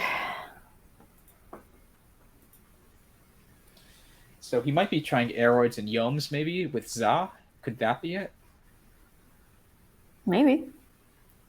So yeah, that would be very cool. Aeroids and Yoms with Za, because then that would force Michael to think about if the X is in the bag or not, too. Right. So it would be a very clever idea. Yeah, I think, but given that I think that is the only spot for aeroids on the board right now. So I think he is really thinking about my best chance of winning here is Michael not challenging Yom. Yeah, I mean, in that position, unless you're 100% sure, it's pretty hard to challenge. Yeah, so I mean, well, let's see what plays he'd have. So he'd have Weil through the L and Pilfer, making QI as well. Looks pretty good. You could also play something like Wage through the G and Mung. Yeah, that also looks good. So this will be fun though if Ori plays. I mean, his aeroids. So Oxids, we said, scores 46. Aeroids would score a bunch too, since you're and it keeps the X for scoring. Yeah, that would be 45. And so if you draw an I to the X, I'm trying to see a good spot for it. There isn't much with the I for the X, unfortunately, right now. Yeah, you definitely do have to draw a vowel there to probably have a chance of winning the game. Yeah, like the E or the A or the O all Yeah. would be like locks off the L in Pilfer, locks, Yeah, lex, right. or lax. So Mhm. all of those would be in play. I actually only see one spot after aeroids for the X, making off the L and lunkhead you could play XI. But I don't Yeah. actually see uh, Yeah, anything there's not else really that you can go out much with. else, is there? Right, yeah. You Yeah, can I'm play not like seeing it. axe off of the A at the bottom in Uh-huh. Jitta, Yeah. but Yeah, it's Michael gonna also be. has the cool little tab hook that you mentioned earlier. Remind me, I forgot what I was Oh, on the suggesting. bottom right corner tab, you can play Oh like yeah, yeah, AW. I mean, that wouldn't be a great play, but it's just fun. yeah, for sure, for sure. So, yeah, I think Ori is really. I think he's going to pull the trigger on Yomes, though, Oh man, I most hope he likely. does. So Yeah, this that would be a will. great one to ask him about after the game too, Yeah, I mean, like what Michael his does. thought process is in this situation. Yeah, so Michael's lead is 76 points here. So a 45-point play. You might be right. He might just not challenge, Yeah, and given what we know about what Ori will draw, I think. but I think Yeah, even if Michael is worried about the X, even if he thinks that Ori has a pretty decent X play a lot of the time, like I think he could just outscore. Like if yeah, you play exactly. something like AWE next to Pilfer, like where is the X going to go and score points? Yeah, yeah, I think that's right. I am wondering if he can make some sort of setup for the X at this point. It looks really difficult, but I'm just looking at that triple letter score, 2 spots to the left of the J, towards the bottom of the board. Could he make some sort of play that would set up the X? It doesn't look likely. It doesn't look great. Yeah, but that's what I would be trying to do. Like, It's not going to be able to play it in yeah, both directions. yeah. Like if the T weren't there, Sirdar Sirdar would be an idea. But it looks like he's So going he to does play go with Axel. He doesn't try it. Okay. That's too bad. I really wanted to see Yams being paralyzed here. Well, he could try it next turn to be Yeah, fair. he could, but then it's pretty much a free challenge. Yeah, and I guess actually Aeroids is the play that goes out anyways, and yeah, I don't think there's any fives ending in S with those 5 letters. Roids is not a word. Yeah. So he already has a Wii set up. That seems probably the best play. Yeah, so I would probably play Iota first to block Aeroids. I think Michael might have just missed Aeroids as an option. So, but no, it is a nice 2-turn idea. I think he just inverted the order. Yeah.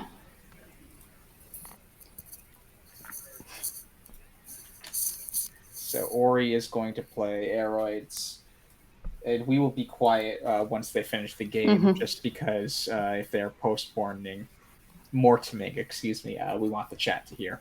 Yeah. So final score of 450 to 411. I guess they're going to challenge it, maybe? Yeah. I mean, has nothing to lose, right? Yeah. Yeah, that was another interesting game. I really wonder what would have happened if he had tried to play Yams. Yeah. Like, I still don't think he would have had a chance to win the game, but it just would have made for an interesting conversation.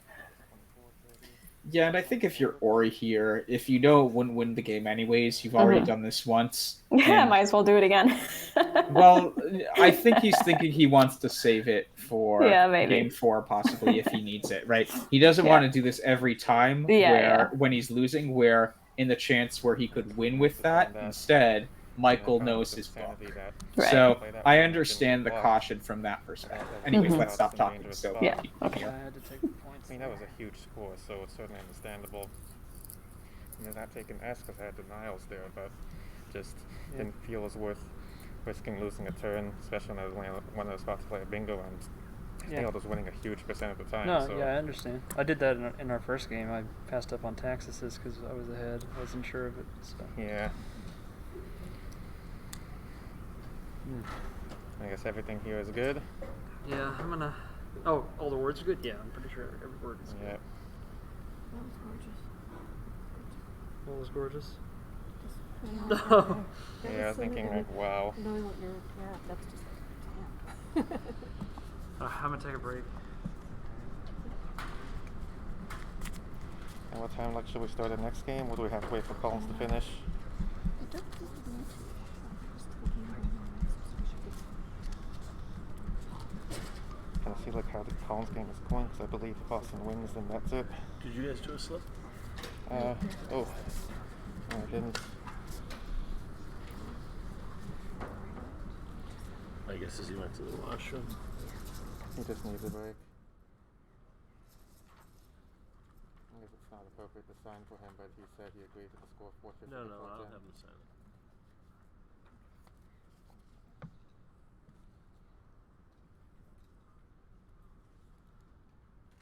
I'll have him sign this slip. Yeah, can I just put like F3 for final 3? Finals round 3? Okay, thanks. So, No problem. I don't know if you want to square half the board and then, Now that, he might want to. You know what? Why not get things? I mean, if he wants to look at the game, the game is posted in many places, so.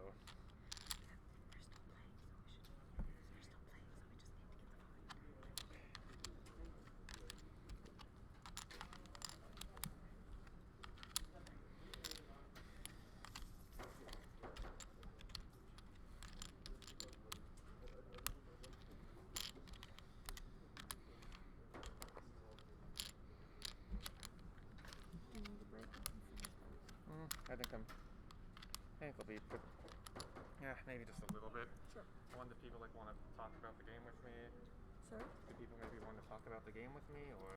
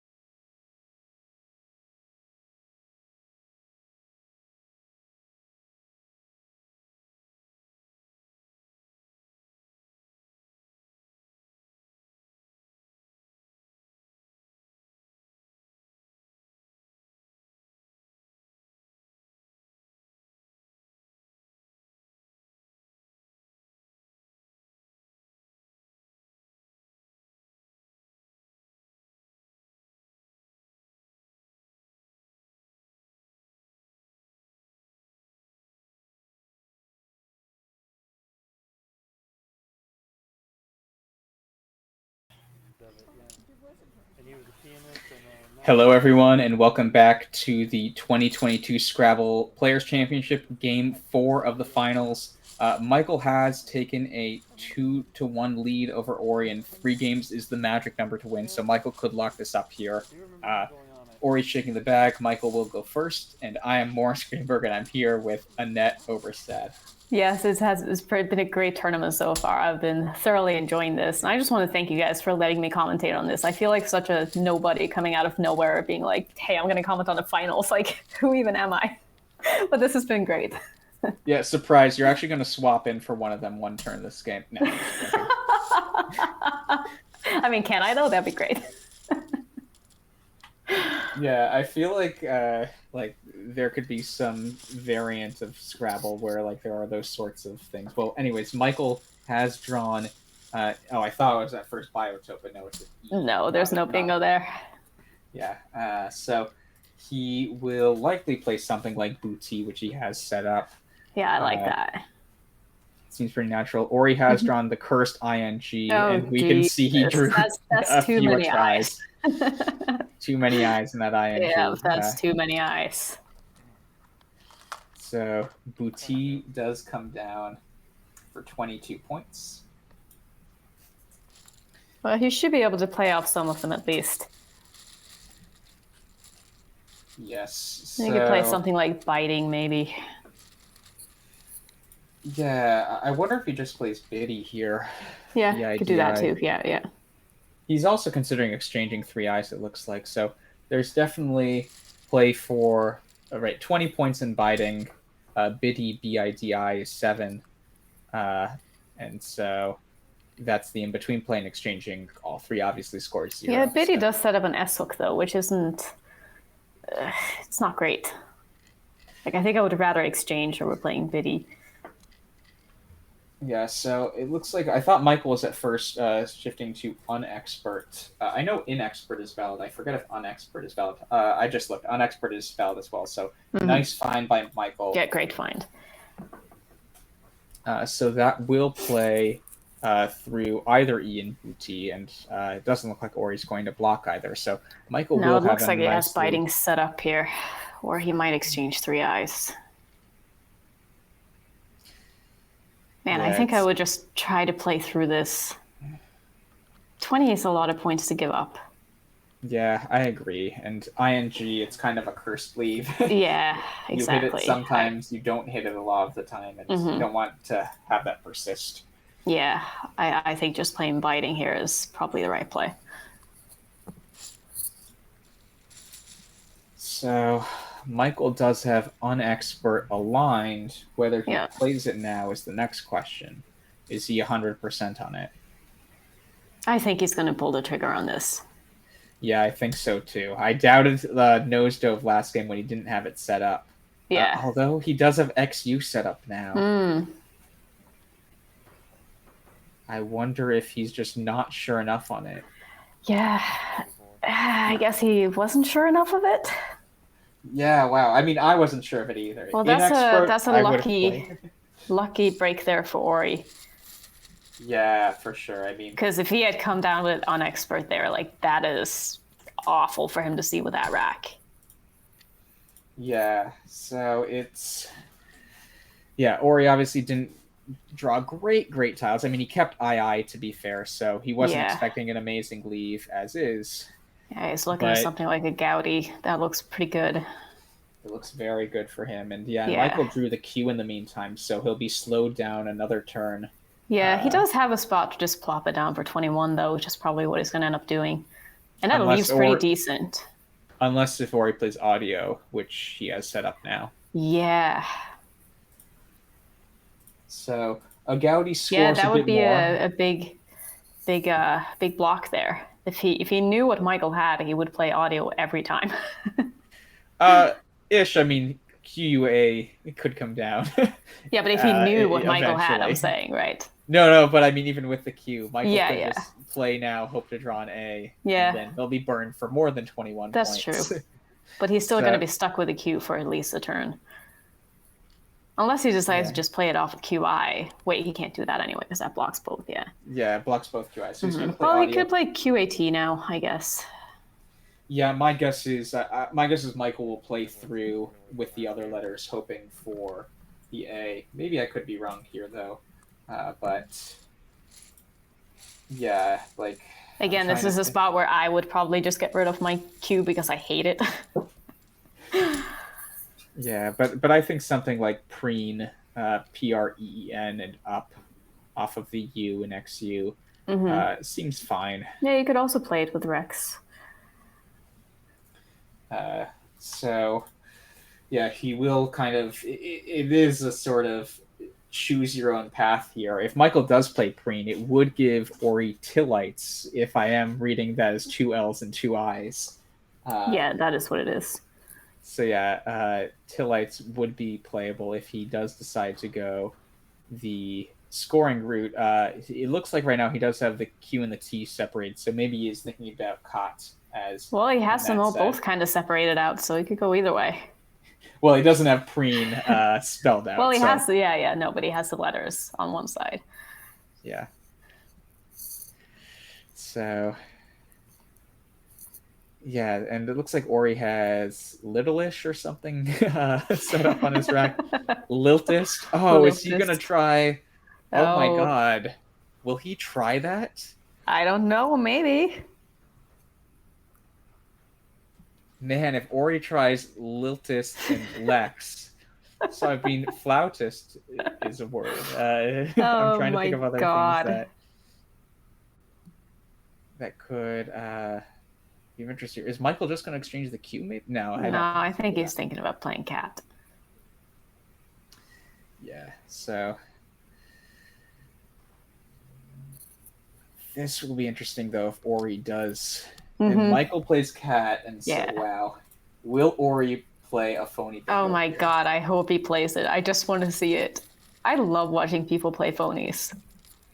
Yeah, well, I feel like is that partially the poker player in you? Yeah, maybe. Like it's a good bluff. Yeah, I mean, I do appreciate a good bluff from time to time. I don't like when other people do it to me, but I enjoy seeing it being done. You know. Yeah, I will say if you do play Liltist, you should play that right away and act like it's just a word. Right. The fact that the longer you think about it, the less likely it seems like you're sure of it. Yeah, and is he gonna do it? He's gonna do it. Oh my god! Oh no, he's just playing. Boo. Yeah, so that does block. No, Perpent didn't play there. Never mind. So he is setting up Ilex as an option, I think. So. It is a nice idea still with Lilt. It would have been cool, but I think Ori is taking measured risks for his phone. Yeah. So he does have the Plex hook here, which is quite nice. Oh, and I missed Perpent below audio op, and it looks like he doesn't even register it. He's just going to play rep right away, but Perpent would have come down. I did not know rep. That is a new to me 4. Yeah, I probably would have just played prep instead. Yeah, to be fair, rep is probably the best non-bingo play there. But yeah, you'd love to see that as an option if it was available. So, in the meantime, though, Ori has drawn into a bit more synergy. And I mean, Michael, by missing 2 bingos here, it does give Ori a shot still in this game. A play like Ambit, which he has set up, scores 38 off of the T and Cot. And Michael still hasn't drawn a bingo. Ori, neither blank has been played. All of the past few games, the blanks have come out a bit quicker. So maybe by playing 5 tiles, he could draw into one of those. Ori definitely, he's never happy to be down here, but given some of the racks that Michael had, it could definitely be worse. Yeah, I think the fact that he's only down by just over 50 points or 60 points, that's pretty lucky in this situation. Yeah, so I'm wondering what he's considering here. He initially had Ambit spelled out, but he Looks like he's arranged his tiles a bit all over. Yeah, I can't quite figure out what he's going for here.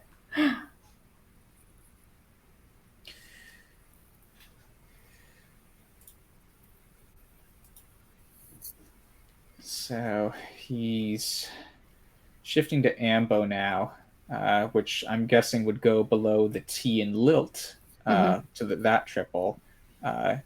Ambo, Ambit, they both are pretty good. Ambit would score a bit more. It would score. Oh, actually, what about Ambo above biting, making a biting? Oh, that's kind of fun. That that I think scores 2 more than Ambo. I mean, it scores more, but do you want to close up the board like that, though? Yeah, I mean, I would need to make sure there aren't any Ambo front hooks first. I think Sambo is a word, if I remember correctly, so it would set up an S hook. Let me check that. So, and Mambo, obviously, is a word, too. Yeah, Sambo was good. So Ambo would be really cool there. It would set up a sneaky S lane that maybe you aren't sure if your opponent realizes.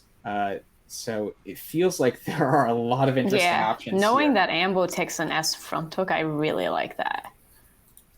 Yeah, so Ambo versus Ambit are the 2 key plays here, I'm guessing. He is going to go with So he does end up just Ambit. going for the points. Yeah, I think it's very reasonable. Yeah. It is 6 more points than Ambo. Mm-hmm. But yeah, that is the kind of play I feel like if you see it, I just fall in love with those kinds of plays if I see it over the board. Yeah, it's very creative. Mm-hmm. So Michael does have the H for the U hook there. That's quite nice. He could also play something like Etch that he has set up under the T and Lilt.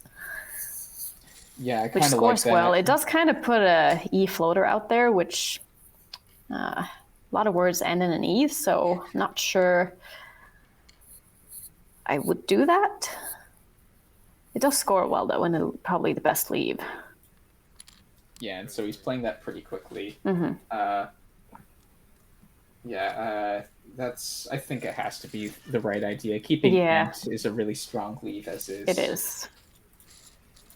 So, yeah, Ori definitely has some 8s. So Gyrosols, I think, should come down to the G in abiding, for instance, here. Yeah, he will probably see that. I'm guessing that's... so that is actually his only bingo according to Quackle. Yeah. And he has it set up now. So nice find by Ori, and that will finally give him a lead. And given some of the available plays Michael has had, I mean, Michael's been making very good second best plays, basically, when he's missed the bingos. Rep is exactly what you want to do if you don't have a bingo there. The problem is there was a bingo. Yeah. So, I think Ori...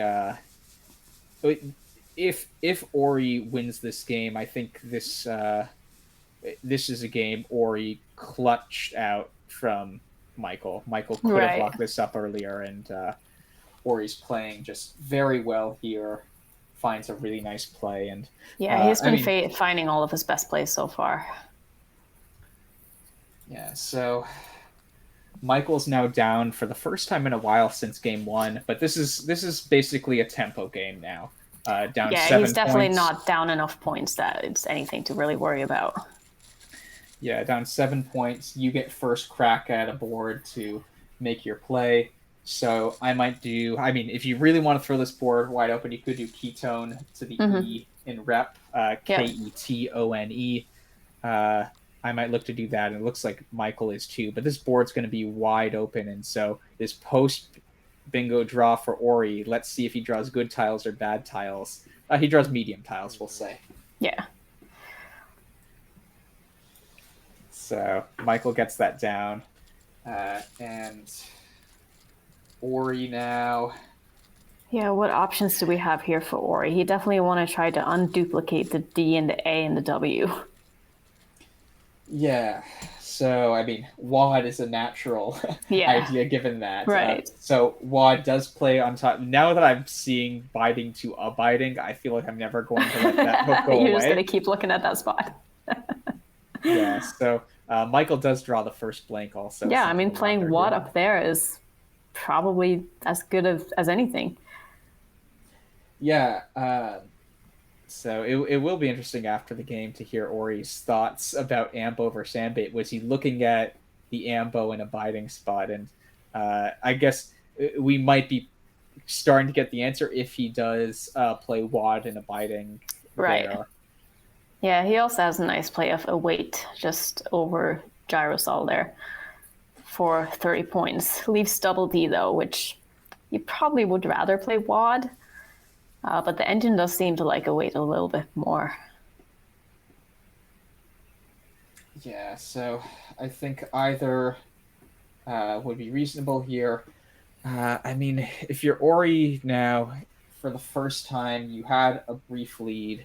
Now, Michael obviously scored a bit on the last turn, so I guess the score hasn't been updated yet. I'll look. Oh, now it's just updated finally. So it looks like he has a weight set up. I mean, it scores the most, which says a lot. Yeah, it's hard to fault just taking the points. Yeah, and to be fair, there are 2 open E floaters off of the second E in Esh and the first E in Ketone. Mm-hmm. So I understand keeping 2 Ds. You normally don't like to duplicate, but as Ds goes, you can make They an are ED pretty good at word. ending words, right? But he has dots set up now. That could also That go would above also go abiding. above abiding, yeah. Yeah, so That's really the only spot for that, right?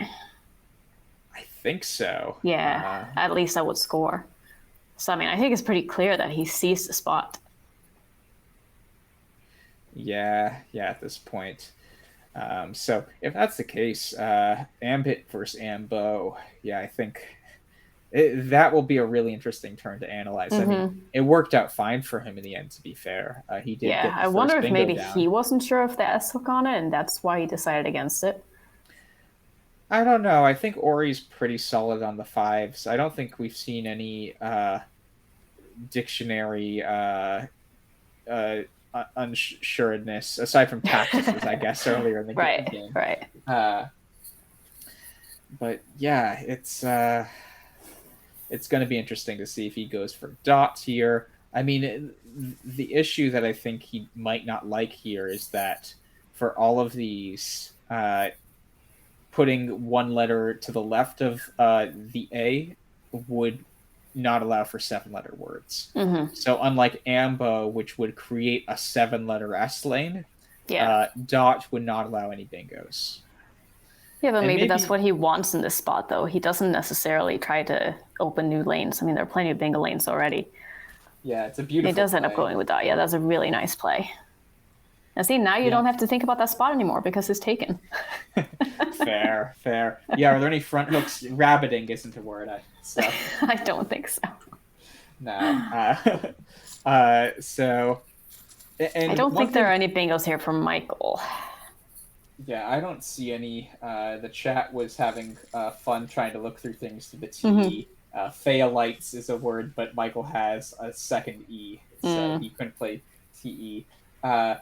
So Michael will probably just, get rid of the FA and Y. I'm guessing he's looking at Phay on his rack with the ETO in Ketone.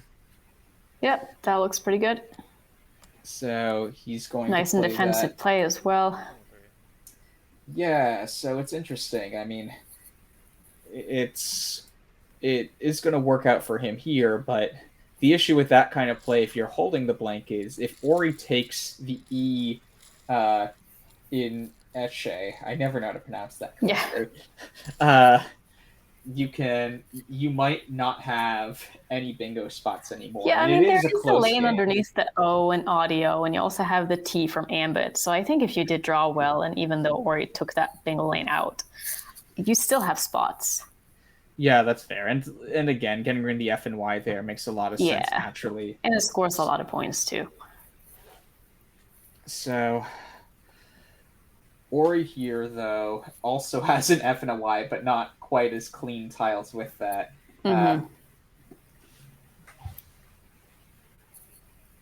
So something like, well, he has Yod set up, which I think is a nice idea. That would go above the OLS of that's Gyrosols. That's a nice option. That's a good leave. But it looks like he might be going for Fused now through the S. So Yeah, they're Fused both would be decent his options. highest scoring play. Wait, no, Edify would be his highest scoring play. Yeah, right there. Yeah, so Edify.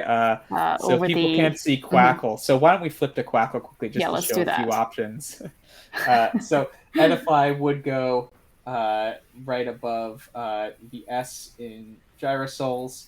Ori was considering Fused here for a few less points, but you might want to keep AIY instead of AU. It's a close call there.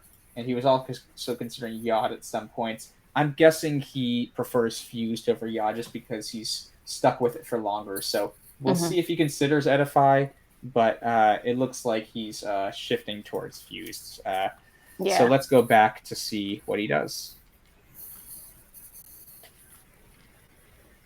And now his Deify set up, which would That would also play over play. Gyrosol as well. Yeah. So it would be 3 fewer points than Edify, but it would block some of the scoring spots available, right? Edify wouldn't block the triple, and so he is playing Deify. He does decide to go with that. I like the idea. Yeah. AU, I think I prefer here over an AIY leave, so I prefer I agree. either. Yeah, I think that's fine. So Michael picked up a Z to go with this blank. Yeah, so something like Haze now could come down. I mean, with Edify, you didn't think you would leave a really good scoring spot open, but it happened to be the case. So Haze... You could also just play Zez down from the S and Gyrosols. Yeah, since he does have the A, Z, and E separated out. Now I'm looking at Quackle. There is one other option of Fees through the F and E. Yeah. Bane, Ketone. I prefer Haze, personally. Yeah, of those two, I think I prefer Haze too. They're close, but it's... And Orion, meanwhile, didn't draw good stuff. He kept AU brutal. and drew GGMWV. Ugh. I don't want to look in the chat, but I think people are saying GG right now after that. Yeah, there's been a couple of GGs. But don't count Ori out. I mean, no, things can change. So Haze is So he does coming end up going down. with Haze. Yeah, and so what a bad pull for Ori. Yeah, that's not at all what you wanted to see. He did not follow the mechanic strategy of just draw the right tiles. Yeah, I know. What's the deal with that? Like, people need to learn this is not how you win a major tournament. You can't win and draw like this. Well, he is playing Vug, which that is a really nicely nice fits. play, though. I mean, if you're going to ever find a word to clean up your act with that fits perfectly, that would be it. Yeah, so it is an 8-point game, and Michael is very close to a bingo now. And there is 1 9 available through the T and the E, actually. Yeah, through the T and the E. Can you see it in that? Let me see. Co-equate. Wow. So yeah, co-equates. I mean, that's a possible find. It is findable. Yeah, it's findable. It's tough when you don't have the Q in your rack, though, to make the blanket Q, but it's definitely findable. Yeah. Oh, 3 A's now. Jesus. Not the right stuff. Poor Ori. Pori. So Pori. Puri is the word. P-O-R-R. Yes. P-O-O-R-I. But so Michael, I think he's gonna look for a while here. He's gonna look to the E at the end of Esche. He's gonna look to from the T of Ambit, and probably through the AT as well and ketones. Yeah, but I don't think he'll find anything. And it is amazing that, I mean, co-equates is really hard to find. It is amazing. This is still a neck-and-neck game. Ori, hasn't been drawing the stuff he's needed, but he's been able to make plays like Vug in those situations, at least, which is what you always hope when you do that. Oh my god, and he finds it. Great find by Michael. Holy moly. Wow. I mean, that could win nationals. That is a world-class play right there. Yeah, well done by Michael. I mean, oh my god, what a find! That is beautiful. Yeah, great job. And I don't know if Ori should be pretty sure on the word, but yeah, Michael's just drawing tiles right away. I mean, Dang. In that situation, I would just make sure that I have a plan of action at least where I have a chance of winning. Mm-hmm. And so, Oh, man. yeah. So if Michael pulls the second blank here, I think he's in great shape to win. So we'll see. He is drawing pretty good letters here. And, and Ori finds a lovely play of Amarna. Wow, and very that'll nice. Score a bunch, over 40 points. Yeah, so, it still keeps him in the running. He's not out of it yet. I mean, he keeps making spectacular plays that keeps him in the game. Yeah, I mean, the blank is really going to matter here. From Michael's perspective, there are 13 tiles unseen, I think. And that means that Ori will have 7. So we'll draw 6 of the 12 that we don't know what they are yet. So 50-50 shot of him pulling the blank here. Mm-hmm. It's basically a 50-50 shot if he can keep this finals alive. Yeah, and Michael didn't exactly get the best of draws. I mean, he drew a lot of consonants. It's going to take him a turn at least to, clean up his rack. And he drew the blank. Oh my god, he drew the blank. Almost has Wanderer. Yeah, shout out to Wanderer 15, Will Anderson, of course. Drowner, but I don't think that plays. Redrawn as well. So, yeah, if you're Michael here, though, he is up. Yeah, what so do he's you up do? 26. Yeah, that's a tough spot. Do you try to start blocking lanes, or do you want to go for points? You absolutely need to hold on to the S here no matter what, Yeah. I think. You don't want Ori to make a play like Udon next turn Right. off and set up an S. I mean, that is kind of blockable, but you don't want to make some sort of play where you can't block easily, and keeping Agreed. an S is absolutely vital. So I really hope he holds on to that, just because we know what's going on. So, yeah, what do you do here, though, if you're Michael? So maybe Vuln, V-U-L-N, and that sets up your S off of the U. Yeah, and that equates. looks pretty good, and it blocks the E as well. So I like So the once idea you can of knock Vuln. out that lane, if you get through the next turn and Ori doesn't bingo, then you can start focusing on blocking the bottom lane. Yeah, this will be a tight game, though. Yeah, oh my god, what a game, though. Yeah, and the J is also still unseen. Yeah. So, yeah, this will be tight. Yeah, I mean, this is a treat to watch. This has been amazing. Yeah, absolutely. And so I guess the 5 tiles in the bag then would be, I think, E-E-I-I-J, if I'm looking at it correct. Oh, well, no, there's 2 N's too. Mm-hmm. So what would that be then? It would be... Oh, yeah, no, sorry, there are 6 left. I was thinking there are 5 to leave 1 in the bag. So E-E-I-I-J-N. Right. So... Yeah, it looks like he maybe is setting up Chon, C-H-O-N. Mm-hmm. He is lucky that there are a lot of vowels still in the bag, and that does also still block the lane we were talking about. Yeah, it does. Yeah, I think you almost have to play something in the upper quadrant there just to knock out that E lane. Yeah, and I'm wondering... And that scoring spot up there with the O as well, with the triple letter double word score is huge, especially if, like, somehow a big J play comes there. Yeah, and I'm wondering if you're Ori, do you fish... So, like, down rates is a word... I guess, no, you can't draw an S. God, I don't know, right? Through the AT? Through the AT. He's just really close with those letters. Yeah, I mean, he definitely might consider off. trying to draw for something. Yeah, unfortunately, if Michael plays Sean, there will be no more O's left. I guess Michael does have an S, so he might consider thinking about trying for down rates. Mm-hmm. Could be an idea here. Yeah, there might be other things he can draw into in the same spot, too. If he plays stuff like WR or something. Yeah, this is going to be really, really interesting, these next few turns. I mean, Michael is up 2-1 here, keep in mind. So he's in the driver's seat already. He can afford a loss here. Yeah. So, and someone in the chat points out maybe fish for underrate instead. Mm-hmm. Through the AT. I like that idea. That that should hit more often, given that there are 3 E's unseen. So instead of one S for down rates. Mm-hmm.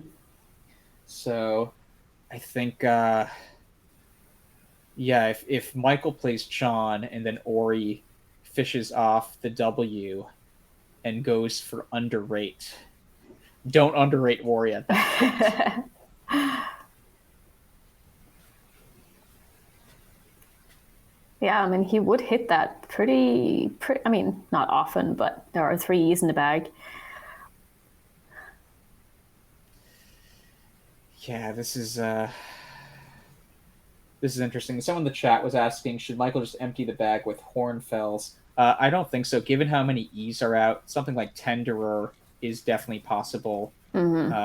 And he he knows that the blank is out too, so I definitely don't think I would risk it here. So I'm wondering if he's setting up Downrater. Downrated is also valid. Mm-hmm. Downrater is not good though, right? I just looked it up. Downrater is not good. Yeah. So he's thinking about it. I think the problem is, though, that in that situation, Michael will challenge. We saw Michael challenge Aeroids. That was the first challenge we've seen him do on stream at the end of that game.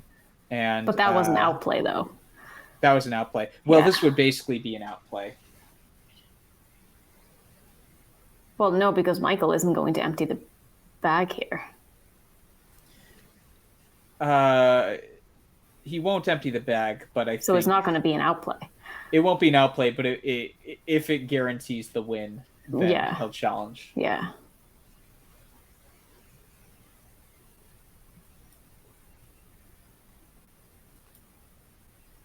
So, and someone in the chat saying Hornfells would set up Drew, but the problem is it empties the bag. So it would lose in some games. It wouldn't lose in this game, but it would lose in some games if Ori had Tenderer, for instance. So I don't think that that's the right approach here. It looks right given what we know Ori has, but you can't be sure of that. So, and someone in the chat says the J might be trouble, especially if Alex keeps the V for Michael. Yeah, now that we're looking at it, where does the J go if Michael plays Sean here? It's not that easy. I mean, he will likely be drawing... There are spots for it, but it's not going to score very well. Well, he could draw into an E or an I or multiple of them, and that could help a bit. Yeah. But... yeah, if he draws JIE, he has Juvie, for instance, through the U and co-equate. Yeah. So that could be possible. But if he draws, like... yeah, I guess his worst draw might be, like, JII or something there. And then he still has then he Jin. Doesn't really have... He has Jin, he does have Jin on the bottom. Off of the N in Amarna. So...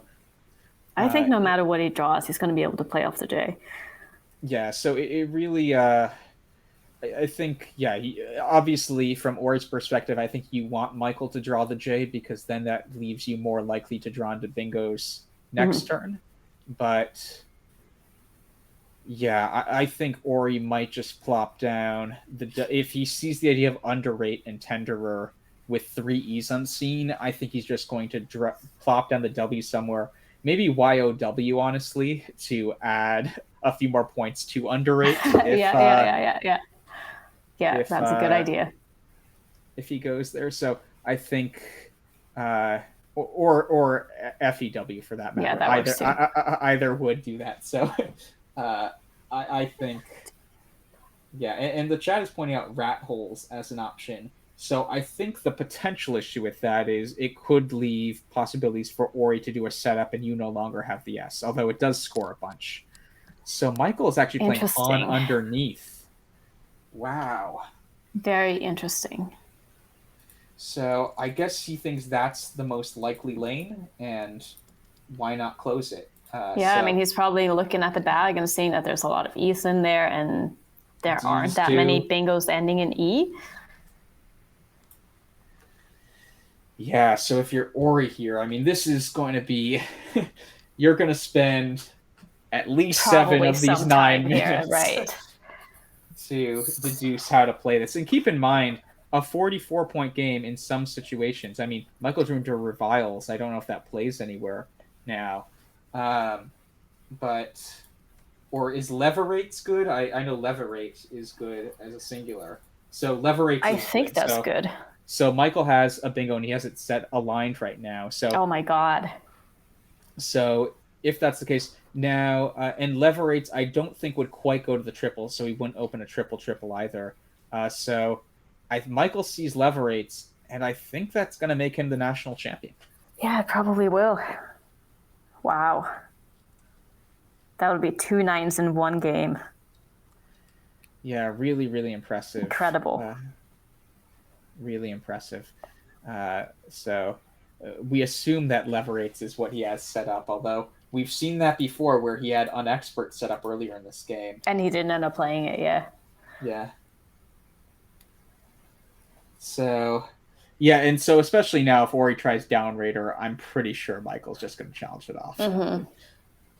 Yeah, it seems like he's moved away from that idea, though. So, yeah, I mean, Ori's going to spend a lot of time here. We know that Michael should lock this one up, although we haven't analyzed this position now that Tenderer isn't available. Is there some way to play a bingo through the AT and a bingo down to the E in Esche? Yeah, this would be... Yeah, there might be a way that you can draw into a bingo in both spots. I'm not like seeing it myself, but it definitely could be possible. What a pull for Michael also, avoiding 2 I's, avoiding the J and the N. I mean, really fortunate timing there.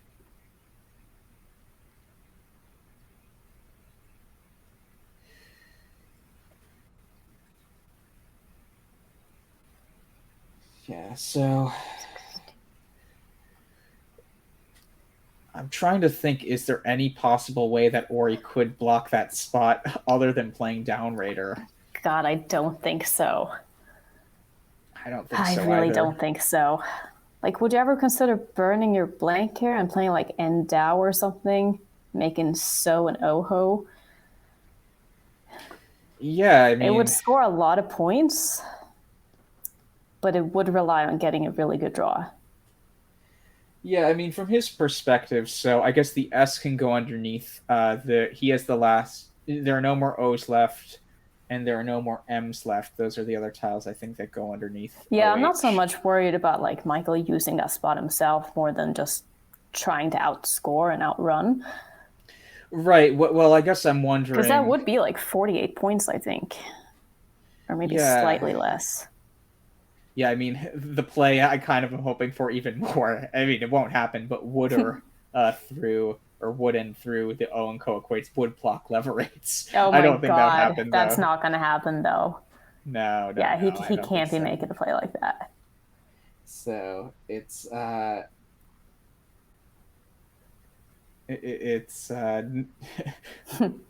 say 99% chance that, assuming Michael is setting up Leverates here, which I think is a safe assumption. Yeah. He should be the one. I would be pretty surprised if that doesn't come down. Yeah, although the thing is, actually, if Ori can bingo here, so if Michael plays Leverates, so let's say Ori plays off 2 tiles, doesn't empty the bag, and the J's in the bag. If Michael bingos and then Ori bingos, will Ori ever win there? That is a good question. You're asking me to do math? Yeah, I guess let's turn to Quackle Corner. I don't know if that's if we can figure this out. So let's just say, oh, whoops, I forgot to enter another tile in for Ori. Apologies. So, so you want to keep this lane open, so something like crew wouldn't help. So let's just say, so I'm just trying to think, if the chat can help with a bingo to the E, that would be helpful to sort of try to figure this out. Maybe no one's seeing an E bingo in chat. But yeah, well, I'm just gonna like phony it to just show. Yeah, just put something on there. Just to show the point. And so then Leverates would come down, and then yeah, like let's just say but just say, I don't know, Darien or something is all of Sure. a sudden a word,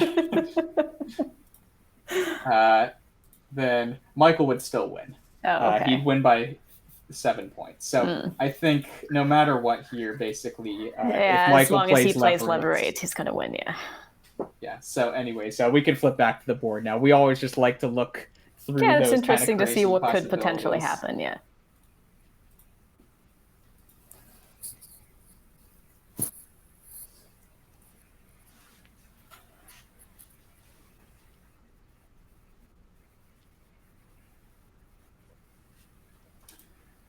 Okay, so I'm just going to make sure that the tile pool is correct here. I think what happened was, as we saw it, I think I forgot to enter another R accidentally in the unseen tile pool. Apologies, I'll fix that right now. So I think it is now, it should be updated shortly. Yeah, it just updated. Apologies for that, chat.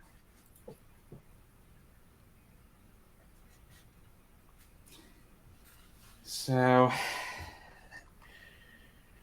yeah, this is this is a great idea. Yeah, very good idea. Sadly, So it's he's not going going to work for this down. time. He's going for down rates. So really cool idea. Yeah. Michael had to be scared there. For I a know hot he's sec. moving his hand towards that direction, but he's still left it playable. And Ori sees what just happened. Yeah. So lever rates. Wow. Poor What Ori. a play. Michael is Yeah. such a boss. Yeah, for real. He found. Oh I my mean, goodness. he missed some stuff earlier in the game, but he still two found some nines, incredible plays. 2 9s. I mean, it's really, really incredible. And yeah, that is amazing. Congratulations to Michael. Yeah, congrats. And so Michael will have multiple spots for the J. He can play Joe off co-equates or Jin off of Amarna at a minimum. So he is not going to be J stuck here. But yeah, this will be a fun one to analyze with Ori and Michael after the game. Yeah, definitely. So I think he's tracking, which is really noble at this point in the game. You know, after I just lost a game like this where I played very well and just my opponent got the right stuff at the right time, I would not want to track and figure out. I was gonna say game. it's so hard to care at this point. Yeah. But I mean, so obviously kudos to Michael, but also kudos to Ori. I mean, we saw him make some great plays, and the letters just didn't quite work out for him. Maybe Matt Canada can teach him the strategy of drawing better in the future. Yeah, I think he's played some incredible Scrabble, and it's been so much fun to watch both of them. For sure. It looks like he's just going for the points now. Yeah, so Endow does come down. And so I'm guessing Jin will win the game in short order.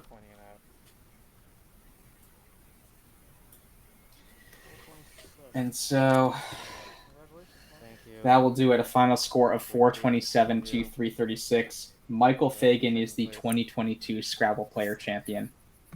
Yeah, again, congratulations. I mean, he played so well, so deserved. I don't know what else to say. I mean, he's just showed why he won this tournament. Yeah, so we'll stop talking for a bit to maybe allow chat to hear the players post-mortem, but we will also ask them some questions about the last two games. Yeah. So we will be back.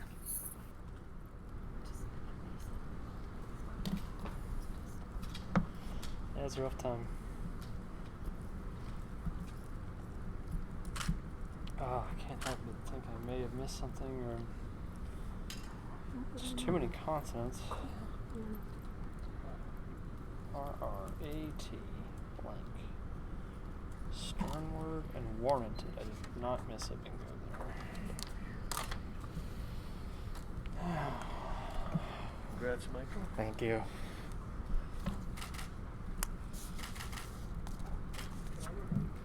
Thanks, Ori. Oh, good job. Congratulations, Michael. Thank you. You take a picture of that. Sure.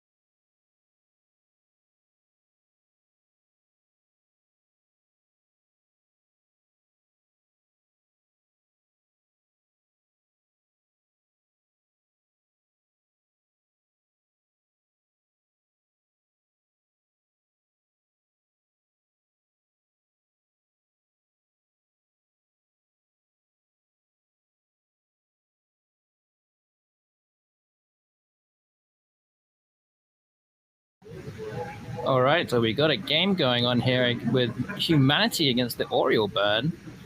Going through this during the lunch break that we have here, and the Oriole Bird is absolutely killing it. You can see the score here, 999 against 1, and the Oriole Bird is going to play what looks like, what is that? Home runs, and is literally going to break the scoreboard. Wow. Is that the best move? I think so. Just absolutely killing it right now. That's really, I don't see anything better than that. And Quackle has found the best move and his home runs. And there we go. Scoreboard broken.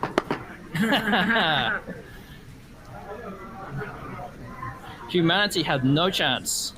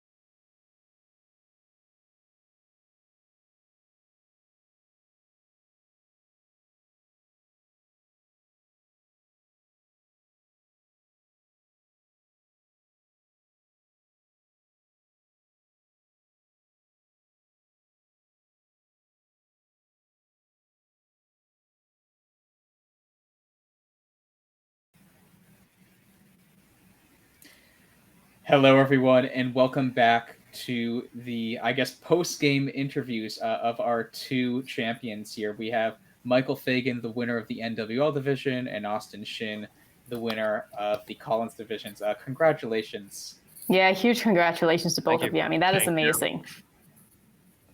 So, Michael, I mean, we just have to ask you quickly, can you see the Quackle screen right now or no? Yes. Yeah, I mean, my co-equates. yeah, co-equates and leverates. The thing we loved even more is we saw you have unexpert on your rack and you passed it up, and we think it was just foreshadowing that you didn't want unexpert to be on your winning board because you wanted to show you're the expert and instead later play your co-equates and leverates. So, but no, it was an Sure enough, excellent, expert. I just wasn't sure of it, and actually it was pretty good. Yeah, we figured, yeah. Thank you. Yeah. I actually said literally the same thing. I knew inexpert, wasn't sure of unexpert, so I totally don't blame you there. And Austin, I mean, we didn't have time to watch your games on stream, but I was briefly looking for your annotated games. I saw you had an incredible comeback, an outping of co-direct one game. It seemed like you really found really interesting opportunities to set up cool tiles. Just congratulations. Thank you very much. Yeah, and so Austin, I know you've won this tournament, I think once before. Did you find that when people like Wasim play, who's never played this before, it changes your strategy at all? Not really. I've played Wasim many times internationally. I know that he's won many big tournaments, especially in Pakistan. He's been national champion there many times. I played him many times everywhere else also, and I know that he's a very tough opponent. So I didn't really have to change any strategy. I just know how to go and play as hard as I can. What would you say your top two best moments of the finals were? I mean, other than winning, of course. Yeah. Well, I played a 9-letter word. I played Estuarial, the previous game where I lost. Didn't quite work out. And yeah, I think in the first game I played a 9-timer also. So nice. Yeah, pretty lucky. That's always exciting, yeah. Yeah. And so one final question for Michael. You lost game one, then won the next three. Did you have any like mindset about how to approach that when you're down 0-1 in this sort of format? I mean, it's always disappointing to lose the first game, but what helped me was that given how poorly I just don't think there's no way I could have won that game. I mean, I'd rather lose a game because I drew poorly as opposed to having played poorly. So there's nothing I can do about it. So just try and do as well as I could for the rest of the games. And seeing how well I did in the first 28 games, that was a good indicator to me that I should just keep doing as I've been doing and hope for the best. Absolutely. I think just having a positive mindset, between games is so important too, especially after having lost the first one. I mean, I don't think I can stress that enough. I feel like even though a lot of people say like Scrabble is mostly about like skill and luck, I think there's a significant attitude part in that as well. I mean, in one of my games against Jackson, I made a pretty bad move, and then like for the next few moves, I made some pretty awful plays, including playing a phony 3-11, and then people are going to be like, "How's this person a champion?" But I think I was able to get over it, and later that game, I made like a perfect end game, and the extra spread I got ended up getting me into the final, I think, because it was very close between me and Joey Kravchik for who's going to get to play Ori Swift in the final. So all those things, as well as many other things during the first 28 games, I can maybe talk about later. It all counts. Yeah, it really does. So, Actually, I lied. I have one final question for both of you. What is your next tournament going to be, or do you not know at all yet? Yeah, mine will probably be Lake George in October. I don't actually have a next tournament yet. There aren't really many Collins tournaments in the south of the country, so maybe Crescent City, yeah. I thought I mentioned that. Yeah, so the Crescent City Cup in January, that's a tournament that Austin's family runs. So I'll probably go to that again too. That was a great tournament. Anyways, we are told we have to wrap this up quickly, so congratulations. Yeah, congratulations again to both of you. Thank you.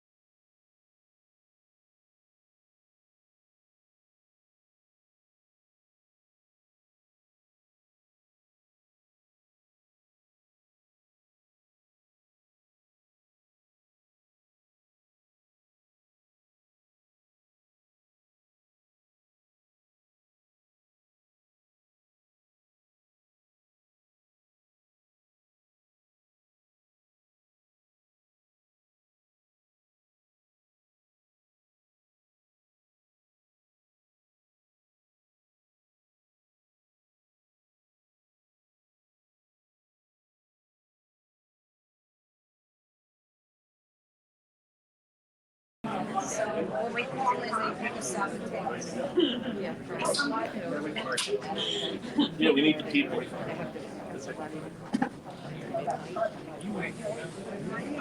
Here he is.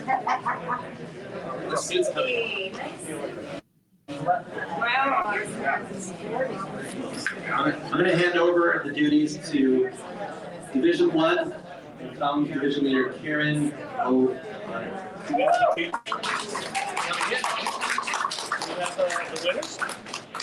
Just making sure we have the winners in the room. I think we do. Ready?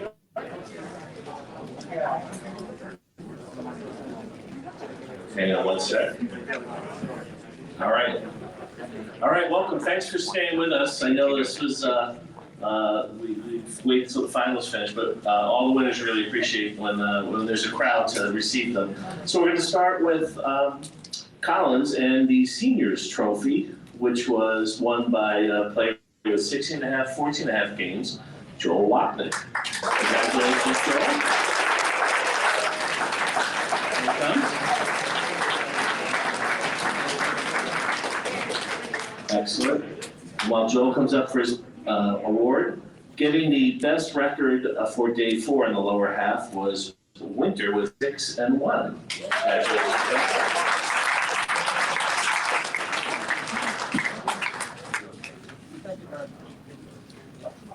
I don't know. In the other room, maybe?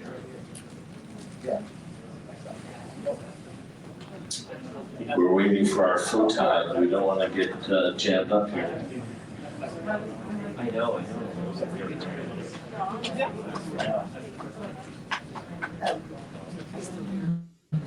He may not be coming back next year.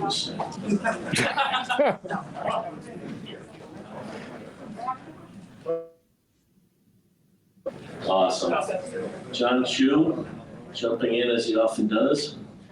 All right, while they're finishing that photo, let's go to the day 3 best record lower half with a 6-1 plus 399, Jason Eureka. Congratulations, Jason.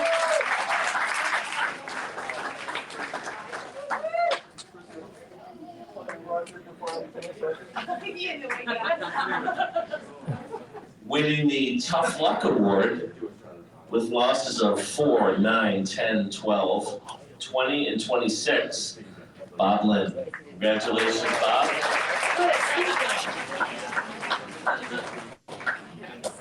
I think Bob already took off.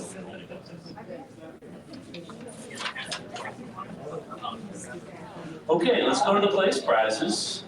For Collins, Class C, with a 14 and 17 minus 837, winning $150, Joe Roberto. Congratulations, Joe. Again in Class C. Again in Class C with a 17 and 14 plus 470, winning $200, Marlon Prudencio. Congratulations, Marlon.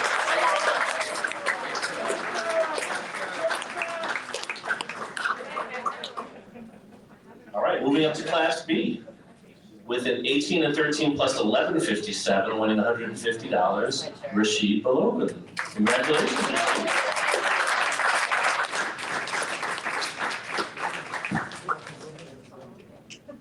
All right, Class B, coming in first in that class with a 19 and 12 plus 754, winning $200, Stefan Rao.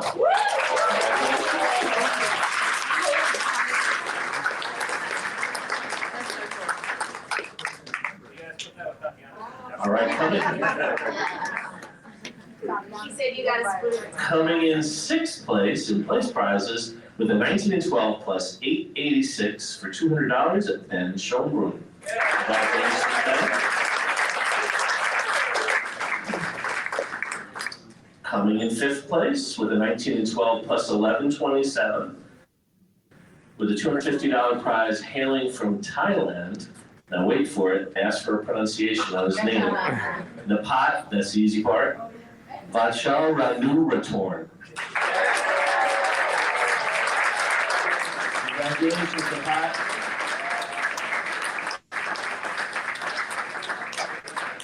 Napat, I want to grade. How did I do on the name? Did I do the name right? Yeah, perfect, yeah.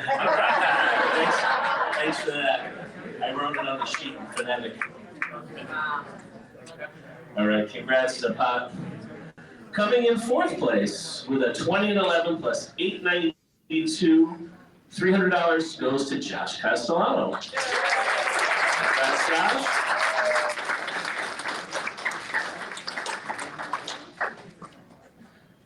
And coming in third place with a 20 and 11 plus 1109, winning $400, Alex Seaholm. Congratulations, Alex.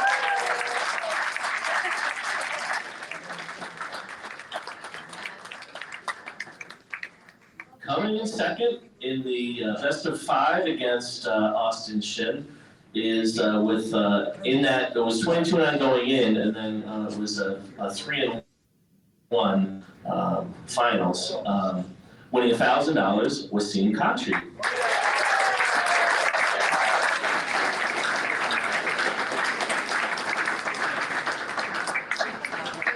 And Wasim is another long distance traveler hailing from Pakistan.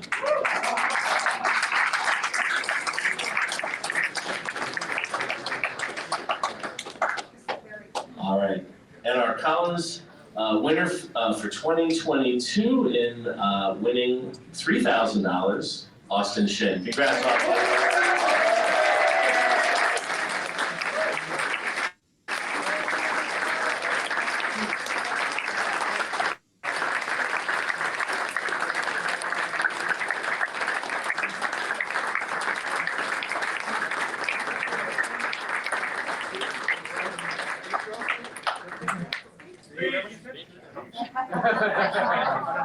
Before we start, you do know it's customary, 10% of the wins go to the director. I got 2 divisions this year, so I'm going to put it up.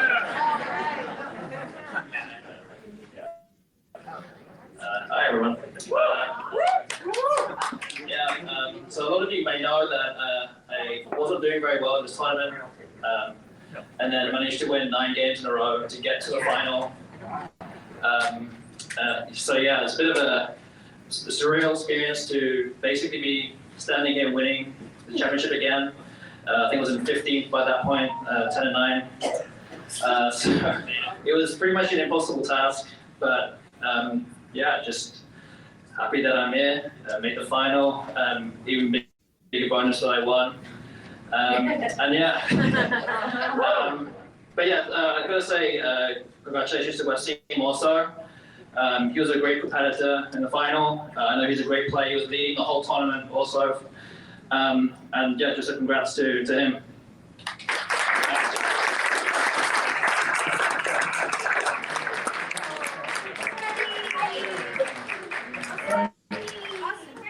Congratulations. Your son's like, could I have the money for the college fund? All right. Congrats again, Austin. Let's shift over to NWL. We're going to start with the seniors trophy with the 19 and 12 plus 861, Joe Headley. Congratulations, Joe.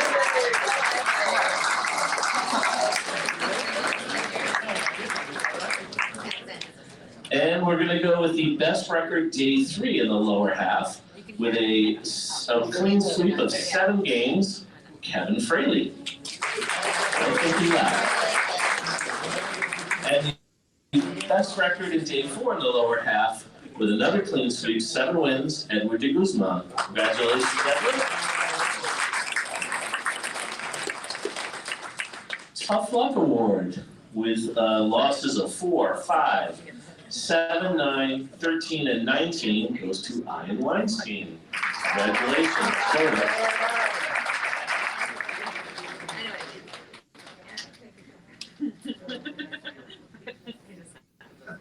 Okay, let's get to the class prizes. Class C, in second place with an 18 and 13 record plus 366, winning $150, Randy Hersom.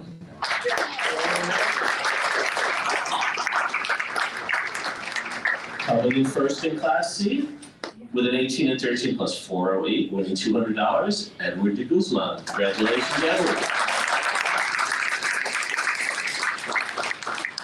In Class B, coming in second place, winning $150 with an 18 and 13 record, Paul Holzer.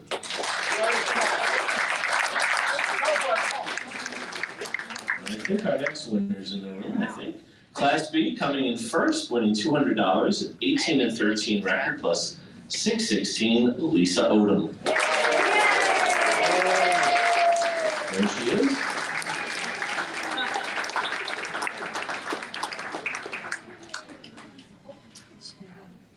All right, let's get to place prizes. In 8th place, with an 18 and 13 plus 505, winning $200, Sid Morali.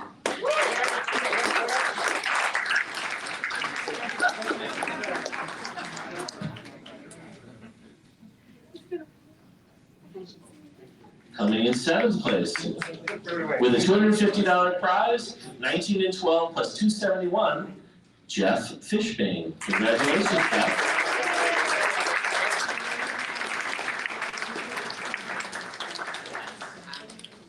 Sixth place, with 19 and 12 plus 546, $300 goes to Jeremy Hall.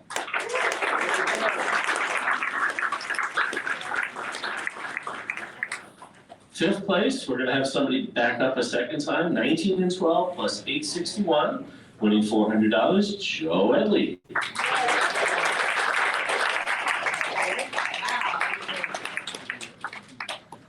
Now this is going to be a trifecta of Joeys. We've got 2 more Joes coming up. 4th place, with a 19 and 12 plus 1483, winning $500, Joey Malik.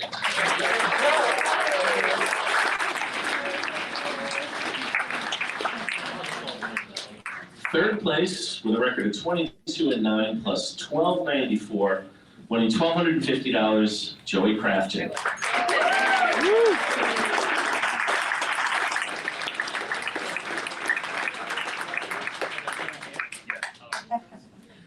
Coming in second place after the best of 5, with a record of before that 22 and 9, and then coming in second in the best of 5, Ori Swift winning $4,000.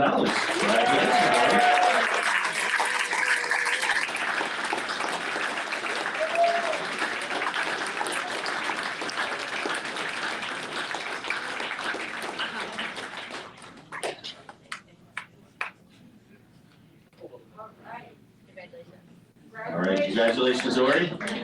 And coming in first, with a 22 and 9 beforehand, plus 1750, then winning 3 games out of the best of 5, winning $10,000, your 2022 NWL champion, Michael Fagan.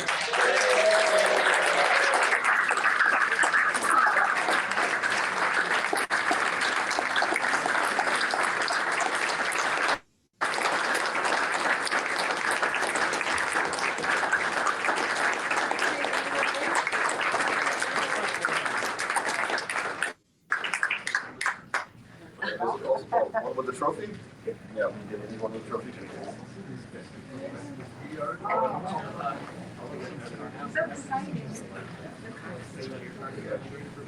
Maybe we can see if we can move it to the charger. Should I position myself? That's great. You can hold that high if you like. Just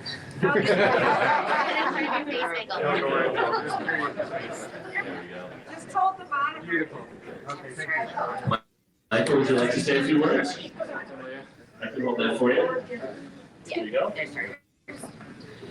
Just want to thank all the players and the organizers for having this event and the competition in my division. I thought it was fantastic. I mean, there's so many great players. I want to thank each and every one of you, not only just for this division, but for all the other divisions for making this event possible, for the great games. I mean, even though I didn't play everyone in my division, I mean, it was great competition all around. You really made me work hard for my wins, and that really helps me feel like I'm a really good player, and that I feel very happy about having done this.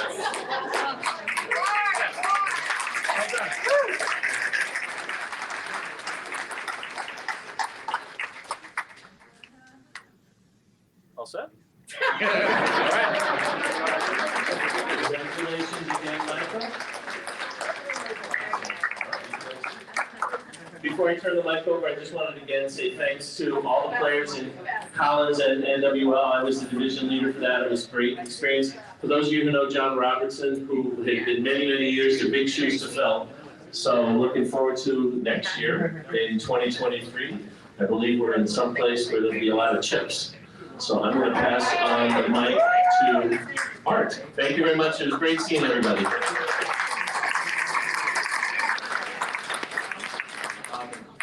Thanks again for making this a great event. Win or lose, bingo or bust, you all came out to have a good time, to see your friends and be part of the community again. And that's what I got the best out of this. Outside of the playing room, watching everybody milling over after hours, playing games, playing chess, playing whatever, but just seeing everybody be in the community again. Like I said before, I know you had many choices. We thank you for making us one of them. And we'll see you in Vegas.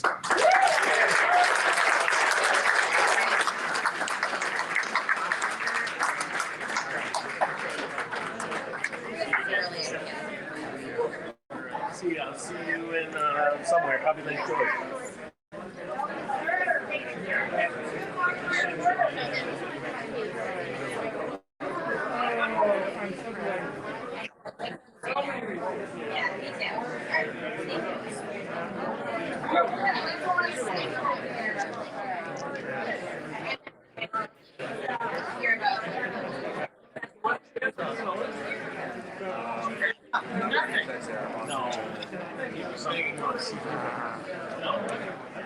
At least it'll go from Dallas to Dallas. Do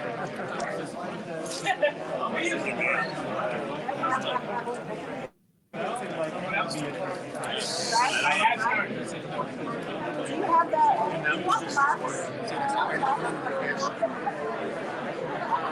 train? Okay, well, it was good to see